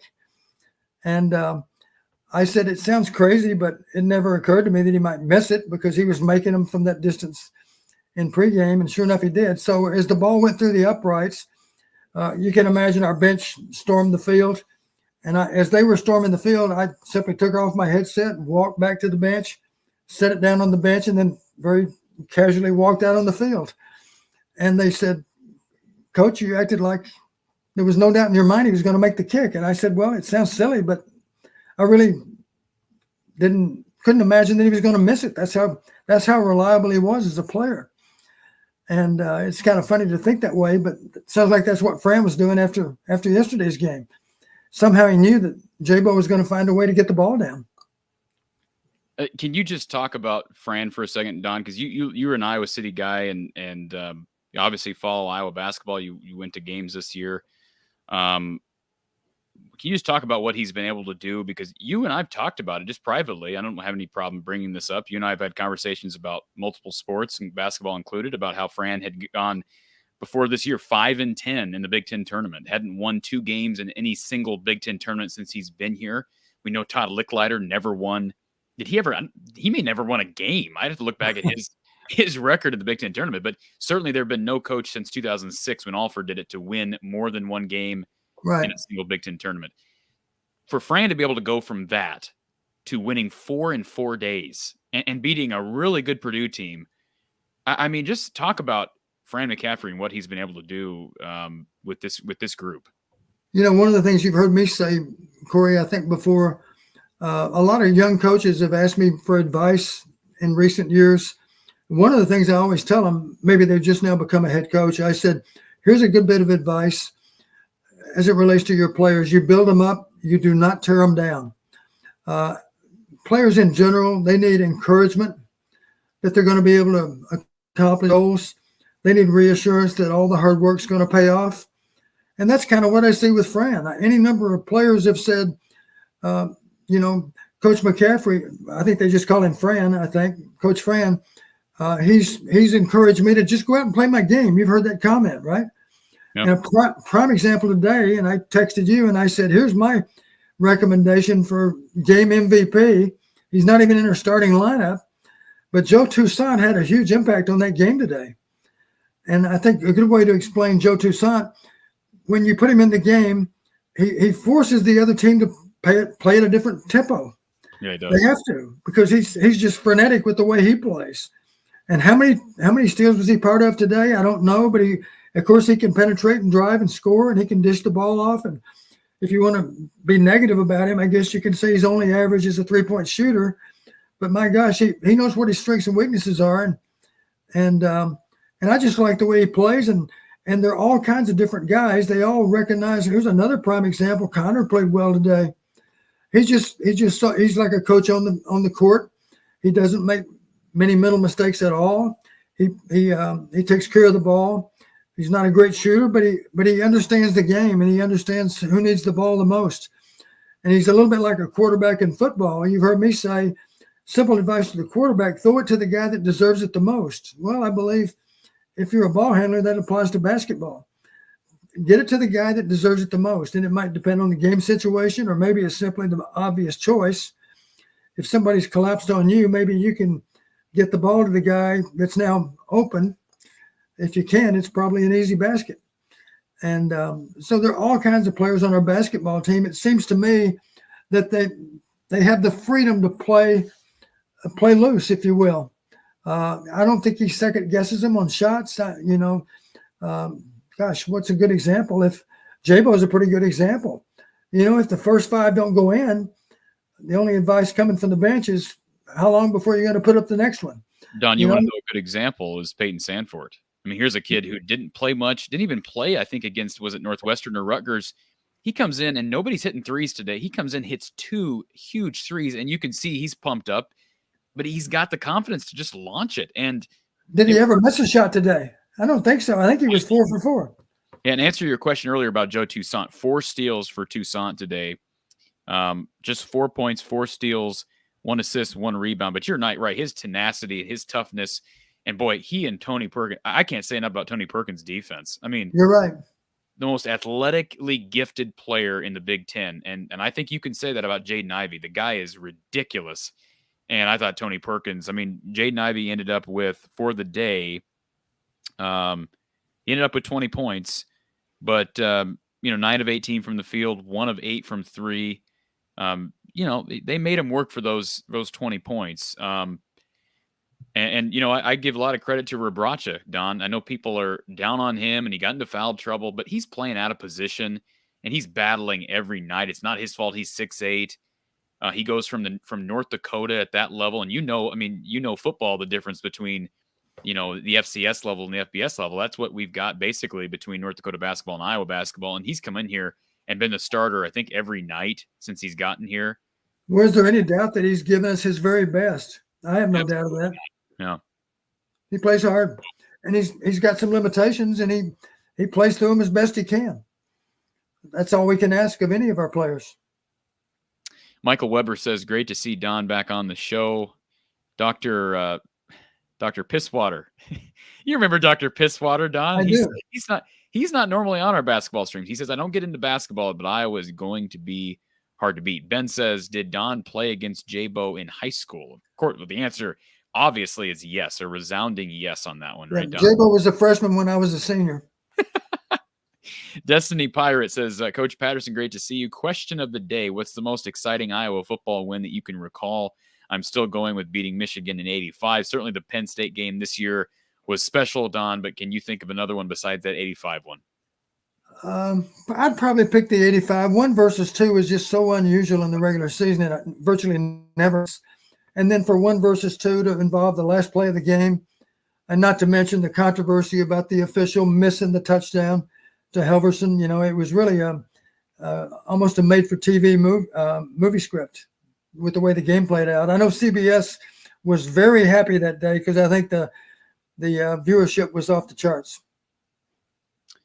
But you told me, I remember back in, was it October when Iowa beat Penn State, that was the loudest you'd ever heard it at Kinnick.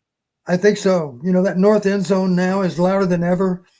If you're going into the closed end of the stadium, I think most of their false starts occurred on that north end of the field, as I recall, because I think if you could measure it accurately, I think it's as loud as it's ever been. I can't remember a game that was louder. Joseph says, is this a major turning point for Iowa athletics? I don't think you can pin one thing down and say it's a major turning point. Kirk has been here for, what are we in, going into year 23, 24. You've got Fran, who's been here for 12 years. So, I like to think that getting over the hump for Fran, and I talked about it earlier in the show, Don, and I know you're, again, not a basketball guy, but maybe you can provide your thoughts. I will say, as far as a potential turning point for Iowa basketball, you and I both know, Don, one thing I've commended Frank McCaffrey on is not being afraid to be turned down, whether that be in the portal or whether that be just recruiting in general. Iowa has went after Trace Jackson Davis, who was a 5-star, Keon Brooks, who was a 5-star, Jalen Suggs, who was the best player in the country for Gonzaga a year ago. And they missed out on him, but they went after him. And that makes me feel good as a fan to know we're willing to shoot for the stars. Yep, nothing ventured, nothing gained. Here's what's exciting about the situation now to me, Gary. I almost called you Gary, Don. What's exciting about the situation now is Luka Garza's got a regular contract in the NBA. So does Joe Wieskamp. Granted, both those guys still have to prove themselves. But can we agree that Keegan Murray is going to be a lottery pick? Sounds like it. To have him in the NBA as not just a potential role player, but a pretty highly regarded rookie, you're going to, I would have to think that helps you recruiting, does it not? I think the next step in that process is if we can make a splash here in March Madness. We need to win our first 2 games. We need to be a Sweet 16 team. And of course, if you can pull off some magic in that second weekend, then you're in the Final Four. So it's something to shoot for. It's not easy to come by. Obviously, you need a little bit of help to get it done. You need to be a little bit lucky somewhere along the way. But it seems like good teams tend to have more good luck. Players make plays. Players aren't afraid to assert themselves and to get good results as a result of all that. One of the things I like about our team too, we really do a good job of sharing the ball. I know everybody talks about it, but I don't think there's any kind of ego issues at all on this basketball team. It appears to me that they all understand our strength is that we're all together. And one night there's one hero and the next night there's someone else. So there's a lot of people that can put points up for us. And I think that's what makes us difficult to defend, is because we've got a lot of viable options on offense. And hats off to our coaches and our players, because as we've discussed, Corey, you and I in private at least, if I had a criticism of previous Iowa teams, it would be that we didn't seem to have as much of a priority on playing defense. And a guy that comes to mind for me is Jabo again. I think a month ago, or maybe 6 weeks ago now, it's been a while, Jabo had a score up there for a game or two or three. And it appeared to me that he decided, well, if I'm off offensively, I've got to be a greater asset on our defense. So I'm going to find a way to play harder. And I think he did that, and it's contagious. And maybe I'm giving Jabo too much credit. I think everybody on the staff and on the team deserves credit. But that kind of thing is contagious, and all of a sudden, we don't look like an average defensive team. It looks like it's more important to us. If we have to get a stop, find a way to get a stop. Let's play hard all the time. You know, watching Toussaint play defense is contagious. Tony Perkins is contagious with how he plays too. I guess you'd have to say that our twins make it look easy because the game just so effortlessly to them. But let's face it, they play hard too on defense. You know, both Keegan and Chris are solid players on defense. So exciting is, you know, our second five is pretty darn good. Those guys, it's obvious. Coach Fran has confidence in all of them. Guys, number 44 is in the game today, and I'm thinking, I don't even know for sure who he is. I know he hasn't played much, but I do recognize we're in a little bit of foul trouble. And hats off to Ogundele too, because he played hard today and he pushed back. So the 7'4" guy didn't push him around too much, and I don't know how many points they're going to ended up with, but he made some nice plays. I know that he competed. Beautiful and it was fun to watch. The and What's one. that? The and one for Josh Ogundele. Now he didn't make the free throw, unfortunately, but it was just great to see him, because Don, you and I, we've talked about it. I think his development has slowed, and that's been unfortunate because Iowa could really use him down low. I'm sure he's frustrated. He's been here for 2 years. He's had COVID. He had a hard time getting over here from Great Britain, and it was just great to see him contribute in this game. And you mentioned Riley Mulvey. He should be a senior in high school. He reclassified, came here as a 17-year-old. He might be 18 by now, but he's going there in the Big Ten championship game and banging with Edey and Trevion Williams and two of the best big men in the country. Well, thanks to you. I now know who number 44 is because I wasn't sure. I'll have to send you a link. I did an interview with Riley Mulvey prior to him coming here, and real cool kid, but great to see him. And hopefully he can really develop because he's got size. He's a 7-footer. He's got size. And this is a question for Coach Patterson. George says, is it time to try Connor Mack out at quarterback? I will say this. Connor made that nice throw down the court, and you could tell, Don, you're a football coach. He put spin on that ball. You could tell that he put spin backwards, so he threw it down the court. It spun didn't spin backwards, but it slowed down for Keegan to catch up with it. Your thoughts on Connor? Well, you know, my wife at the time, I said, well, it's no different than football. If they're trying to pressure you underneath routes, you got to go over the top. The same thing in basketball. If they're trying to undercut you for the inbounds play, then your only good choice is to go deep. And we did. It was well thrown. If Connor was right-handed, I'd feel better about him as a quarterback because lefties, of course, do our fans realize the ball spins in the opposite direction? If you're a lefty at quarterback, the ball doesn't have the same flight path as it does if you're a right-handed quarterback. That's one reason I always liked a left-footed punter, because nobody feels left-footed punters.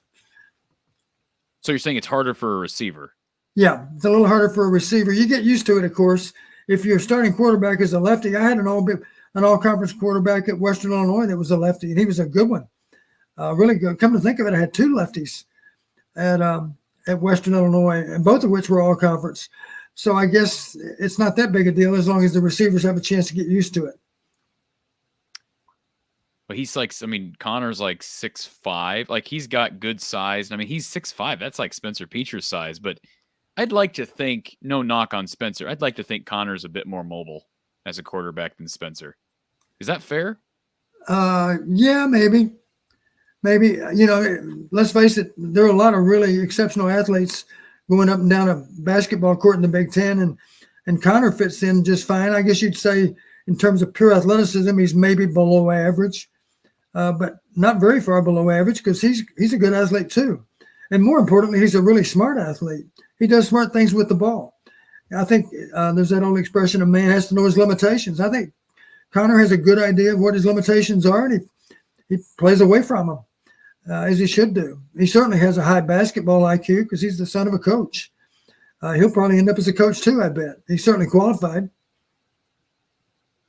What do you say to people who these ridiculous pundits, or not even pundits, they're just people on social media that say it's ridiculous that Patrick and Connor have D1 scholarships. The only reason they're at Iowa is because they're Fran's sons. I believe they could play for a lot of teams in Division I basketball. So isn't it neat, though, to see not just Fran's interaction with his players, but his interactions after the game with his own sons? Yeah. That's special. That's special to be able to celebrate those kind of moments with your sons that you had the privilege of coaching.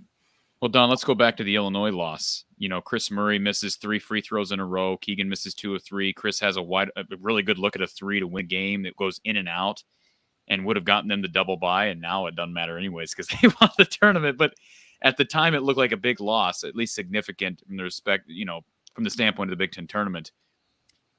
And I don't know if you saw this, but the crowd storms the court, and Fran was wearing white, so it was easy to pinpoint. And you can see from the television camera, first person he went over to was Chris to give him a big hug. Yeah. And I just think that says something about Fran McCaffrey. His player, he really does love his players. And we know he was rough around the edges when he got here. He's still kind of prickly at times. He gets after officials. Sometimes he yells at his guys.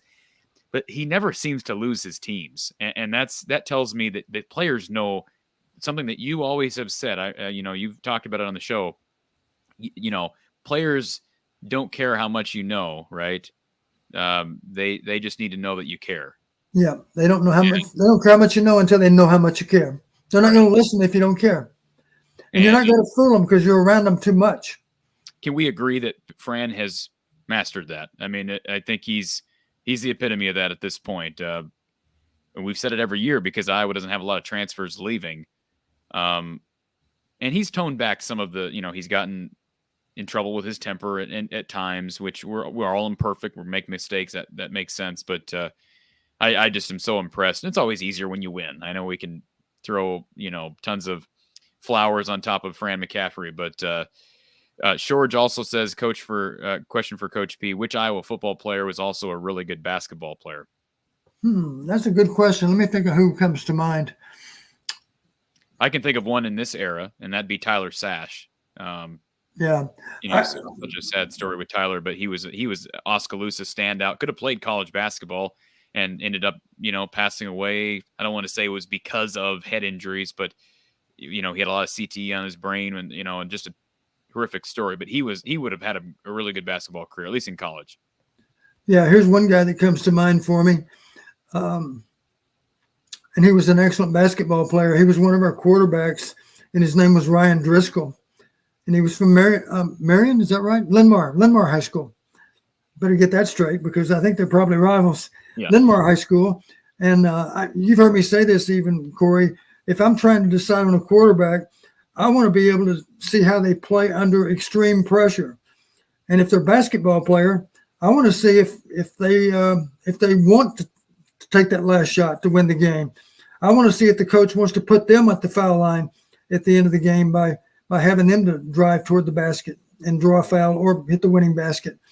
And Ryan Driscoll was that kind of basketball player. He was an outstanding basketball player, and he was the kind of guy that very definitely wanted the ball if the game was going to come down to one shot. And as you know, we've lost Ryan way, way too soon, but this is a great testament to Ryan. I still remember this, his celebration of life after he passed away. Was in Rockford, as I recall, or somewhere up in that direction in northern Illinois.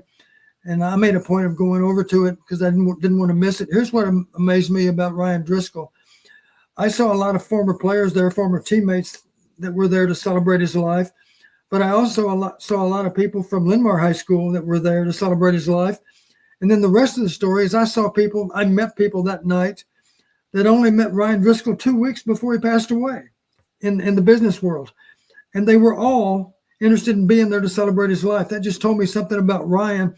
Anybody that he came in contact with over all of his years had a very profound and positive impression of Ryan Driscoll.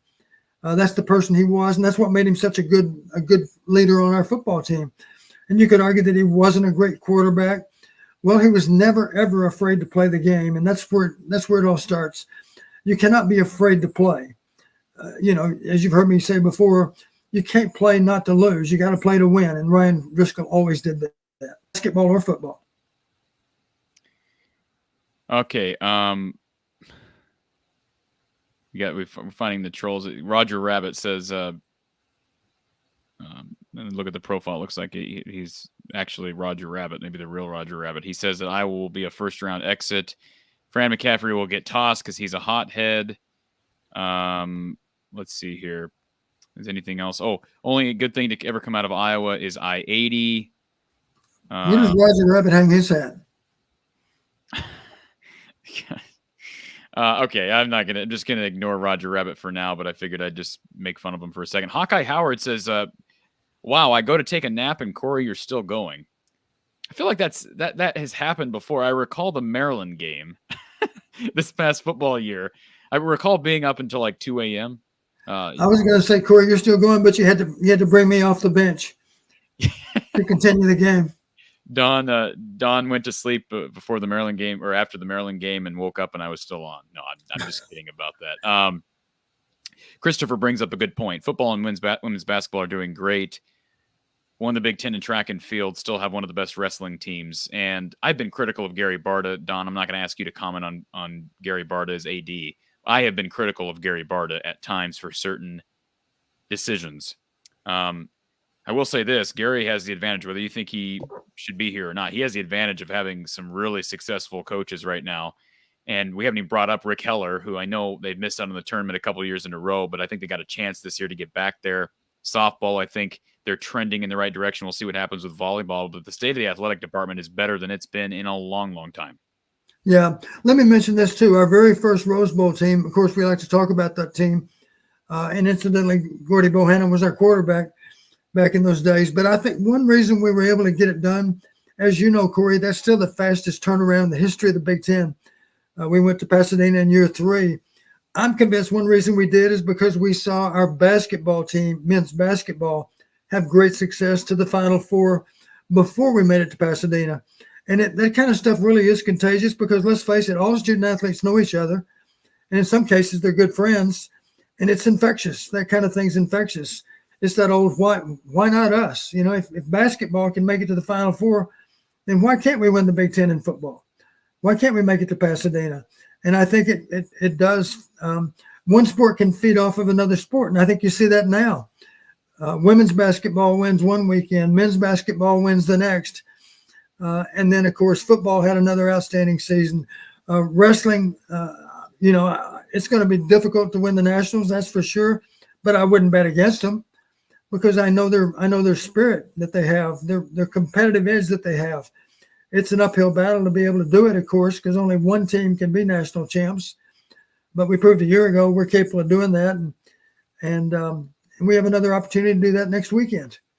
So I wouldn't bet against them because I know who their coach is, and I know the kind of mental toughness those wrestlers have.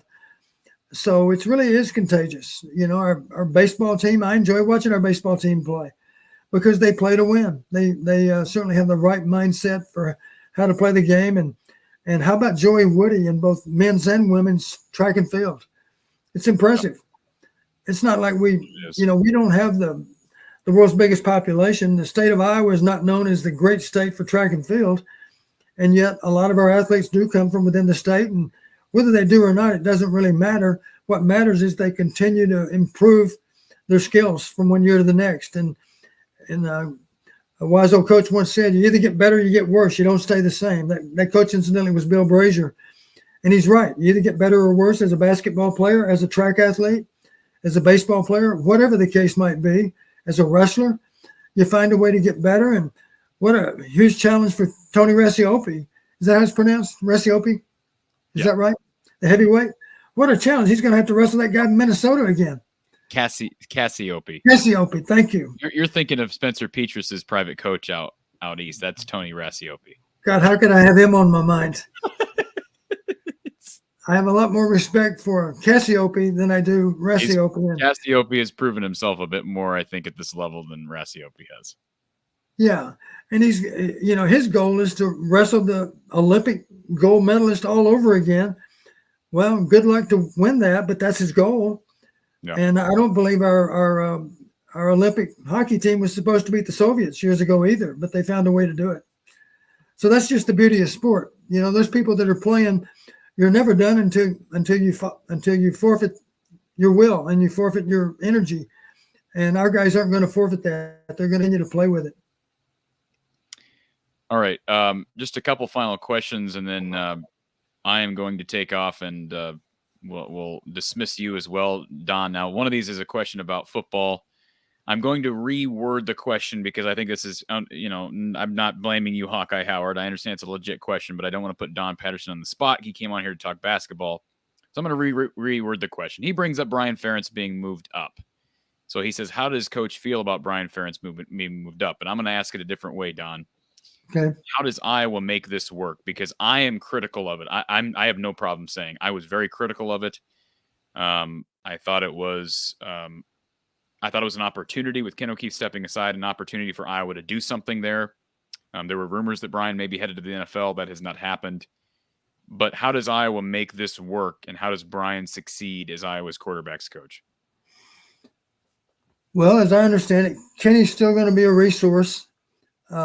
So I would hope that Ken is still involved with game planning. I suspect he will be. I think he does have a good imagination for offensive football, and it's a resource that we should continue to tap into. In Brian's case, my wish for Brian would be go into it with the understanding that you don't nearly have all the answers. You gotta find out what those answers are. That might mean visiting with other coaches that have much more experience with quarterbacks than you do. Brian doesn't really have any experience with quarterbacks other than the indirect experience of being the offensive coordinator and talking to them a lot. But there are a lot of good quarterback coaches out there that can be an assist to Brian about how to handle quarterbacks, for that matter, just the physical aspect of being able to properly manage that position. I will say this, I think you've heard me say it before. One of the requirements for a good quarterback coach, he needs to have the temperament to be a good quarterback coach. And in that regard, don't be, I would encourage Brian, control your temper. Don't get angry with your quarterback, because it's really not going to help to yell and scream at him. That's not going to help. It's only going to make matters worse. You've always heard me say, Corey, good advice for a quarterback coach or a head coach, and Kirk certainly exemplifies this, and that would simply be never let them see you sweat. Meaning, even if things aren't going well, don't exhibit any form of panic on the bench, because your players are looking to see how you react to what happens. And Kirk has always done a good job of keeping his cool, and I would encourage Brian to be a lot like his dad in that regard, and be sure he can keep his cool too. Coach Fry used to say, before you say anything critical to a player, I'd recommend you count to 5 or maybe count to 10, and then measure your words, because your words, even though they're big and strong, they're still maybe only teenagers or in their early 20s at best, and your words can just cripple them. Your words can boost them up, as we've already talked about, but they can also do them in too. So choose your words wisely. And as you've already heard me say, mostly they just need encouragement. They need reassurance that it's all going to work out. They need you to get them through the tough times. And that might mean you need to remind them, okay, that was a bad decision that resulted in an interception. Let's learn from it. We've got 2 more possessions left in this game. We need 2 scores to win this game. So we have to go out, and here's the good news. We've been trying to do it on 3 downs. Now we have a 4th down. So 3rd and long is no big deal. We've got 3rd and 4th down to cover that 10 yards. So we're going to be okay. Just stay positive. And here's another thing that came to mind for me after the 1980 season, that was a difficult year. You might recall, Corey, we came back and went to Pasadena in 1990, 1 year later, when nobody expected us to. It was a little bit like the 81 season. Nobody expected us to win in 81 or 90. And we went to Pasadena in both cases. And then in 91, we had an even better record than we did in 90, but we did not go to Pasadena. We were 10-1 that year. And I will never forget, after that season, that 10-1-1 season with a tie against BYU, Coach Fry famously said, just off the record, he said, you know what? The smartest thing we did is we never told them that they weren't that good. And it's the truth. We never told them that they weren't that good. We actually had them believing that they were the best team in college football. And that's your goal, is to, you've heard me say, here's the definition of coaching success.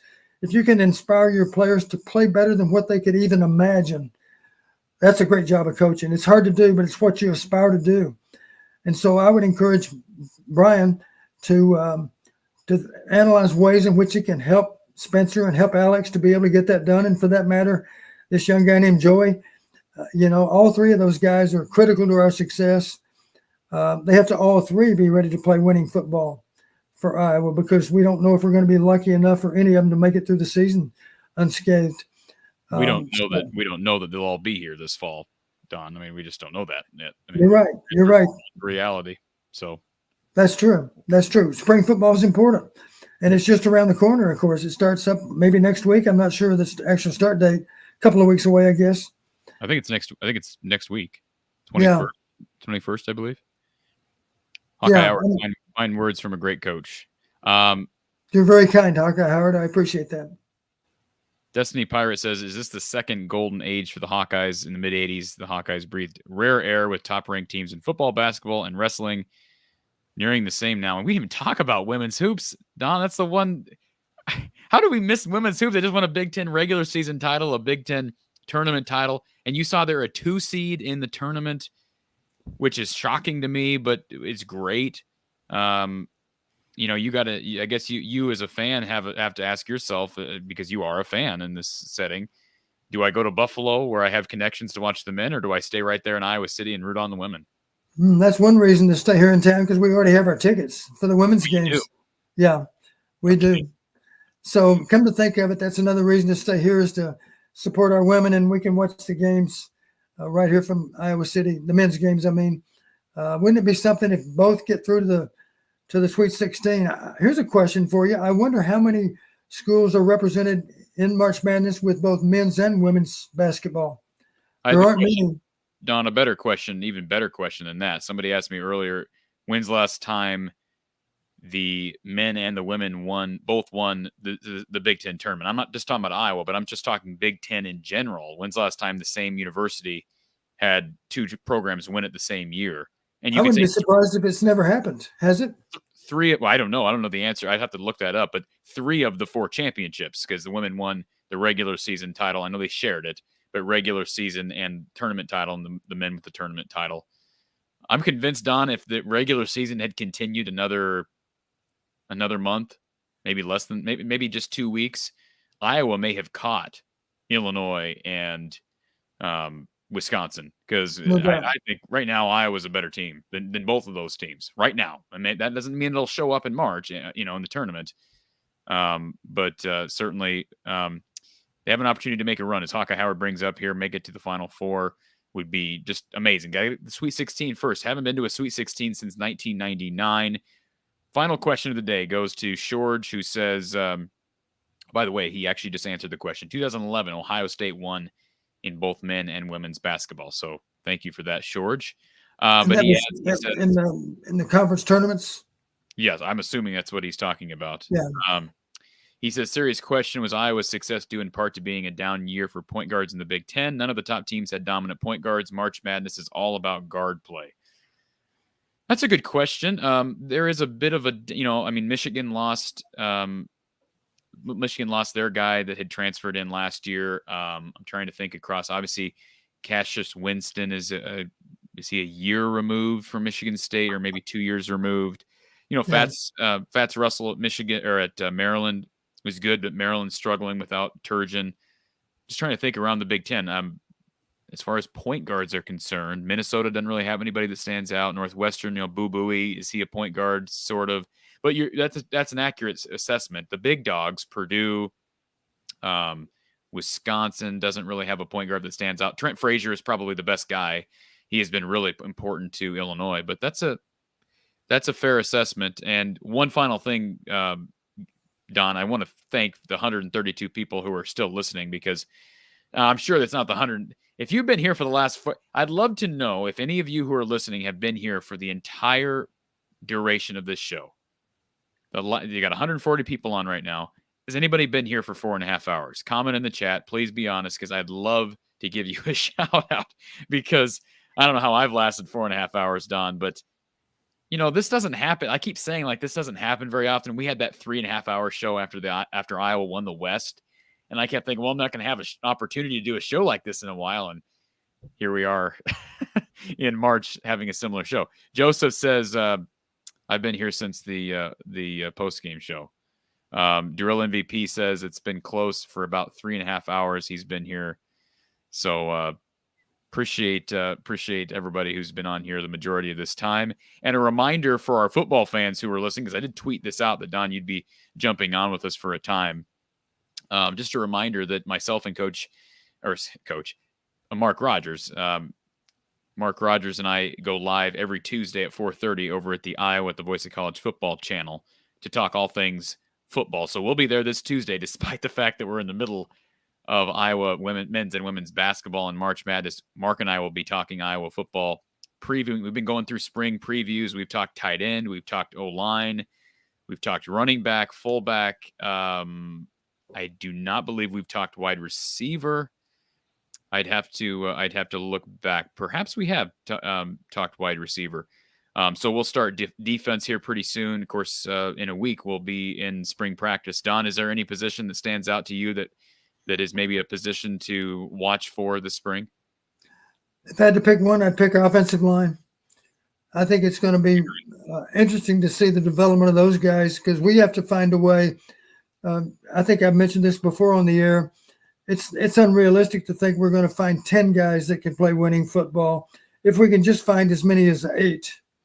And right now, you would argue maybe should begin by hoping to find 5 to fill those 5 starting spots. But ideally, you find 8, which gives you a swing tackle and a swing guard and then a backup center. If you can get to 8, that's good. 8 guys that you can win with. It's unrealistic right now that we can get to 8 by the end of spring, I think. But maybe by the time September rolls around, we can do that. That's a realistic goal for our offensive line, is to find 8 guys that can play winning football. Got to find somebody to replace Tyler Linderbaum. Is that Matt Fagan, former actually might still be a walk-on? Fagan's an option. Michael Myslinski's a young guy there. Somebody to play tackle. Could it be David Cobb that emerges? Do you slide Connor Colby out? There's a lot of storylines that you can look at. And you need your interior guys, Cody Ince, Justin Britt. You need those guys to play well, because Schott's gone. We mentioned Linderbaum and Colby potentially sliding out. You need somebody to step up there. And those guys are, we can't say they're young anymore. Those guys have been around the program 3, 4, 5 years, some of them. So this is the year. And I think they've got the backfield. I think you and I are both pretty high on Gavin and LaShawn Williams. They've got some good talent, young guys coming in, true freshmen, and Jazzy Patterson and Caleb Johnson. But you're losing a really productive guy who showed out very well at the combine, and Tyler Goodson. I was impressed with some of his numbers at the combine, I was also impressed with Dane Belton. He performed very well at the combine. And one final thing, Don, I've said that like 3 times now, but Tyler Linderbaum doesn't compete in the combine. And the debate comes up, should he have even played in the Citrus Bowl? I know you're very pro play if you're there, but he had a sustained a foot injury and misses the combine and probably took a hit in his draft stock. Is that a valid argument for the other side of it? Well, I appreciate what Tyler thinks. Tyler's thinking, it's my rare privilege to play for the Iowa Hawkeyes. I'm not going to pass up a bowl opportunity. The last opportunity I have to play in our black and gold uniform, I'm not going to pass that up.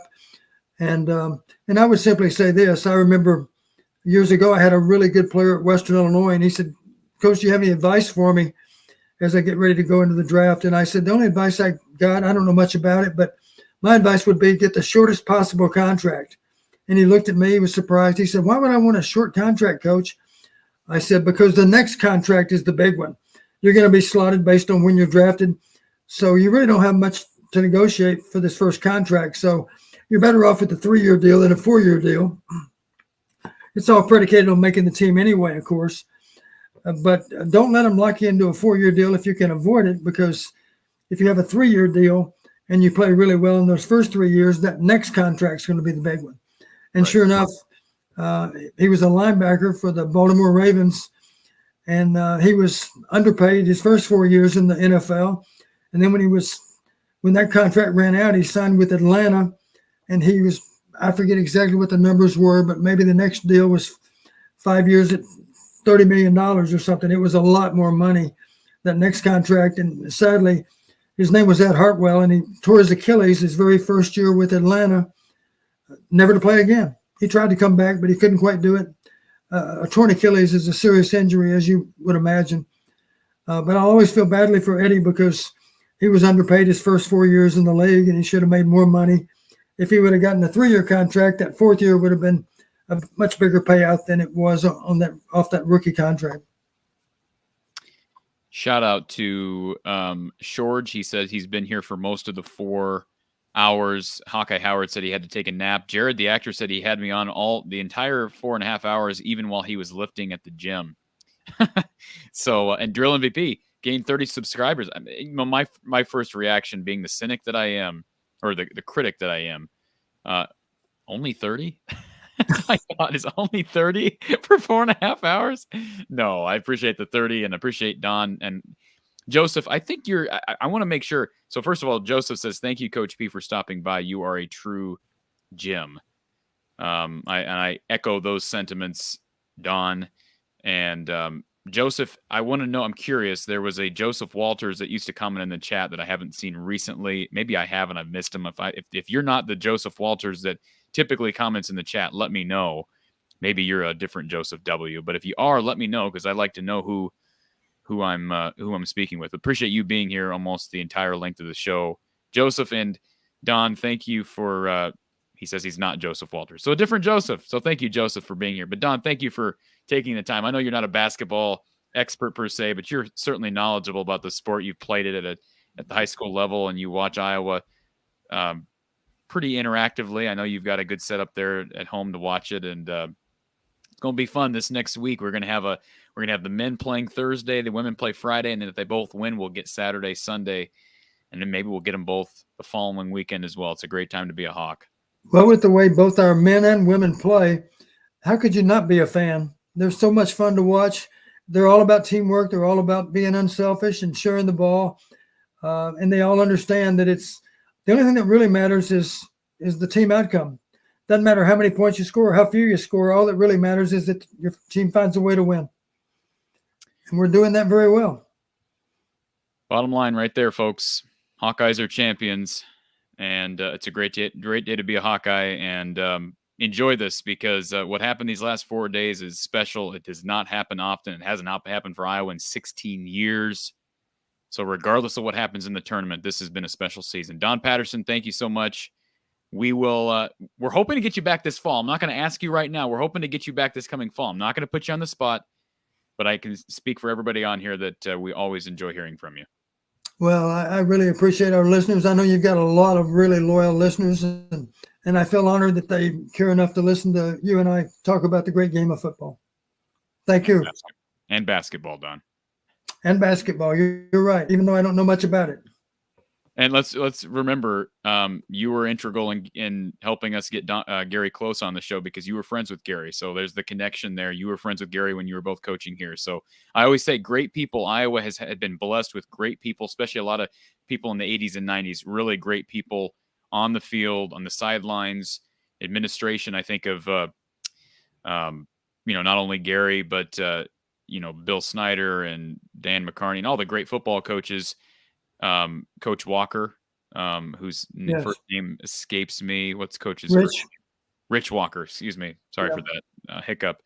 I've heard nothing but great things about him. So Iowa has good people, and you're one of them. So thank you so much. Folks, we will be back. I will be back at some point I got to eat something, use the restroom, do normal things because, I've been on here for a while. So we'll be back. If we're not live tomorrow, we'll have something here on the channel. We'll definitely be live following the game Thursday. And I'm going to try to be live following the game Friday, and for men and women. So this is the busiest time of year, and I'm all for it. Also be live at the Iowa, the Voice of College Football channel on YouTube Tuesday at 4:30. Take care, folks, and we will talk to you soon. This show will be available on podcast by tomorrow. Take care.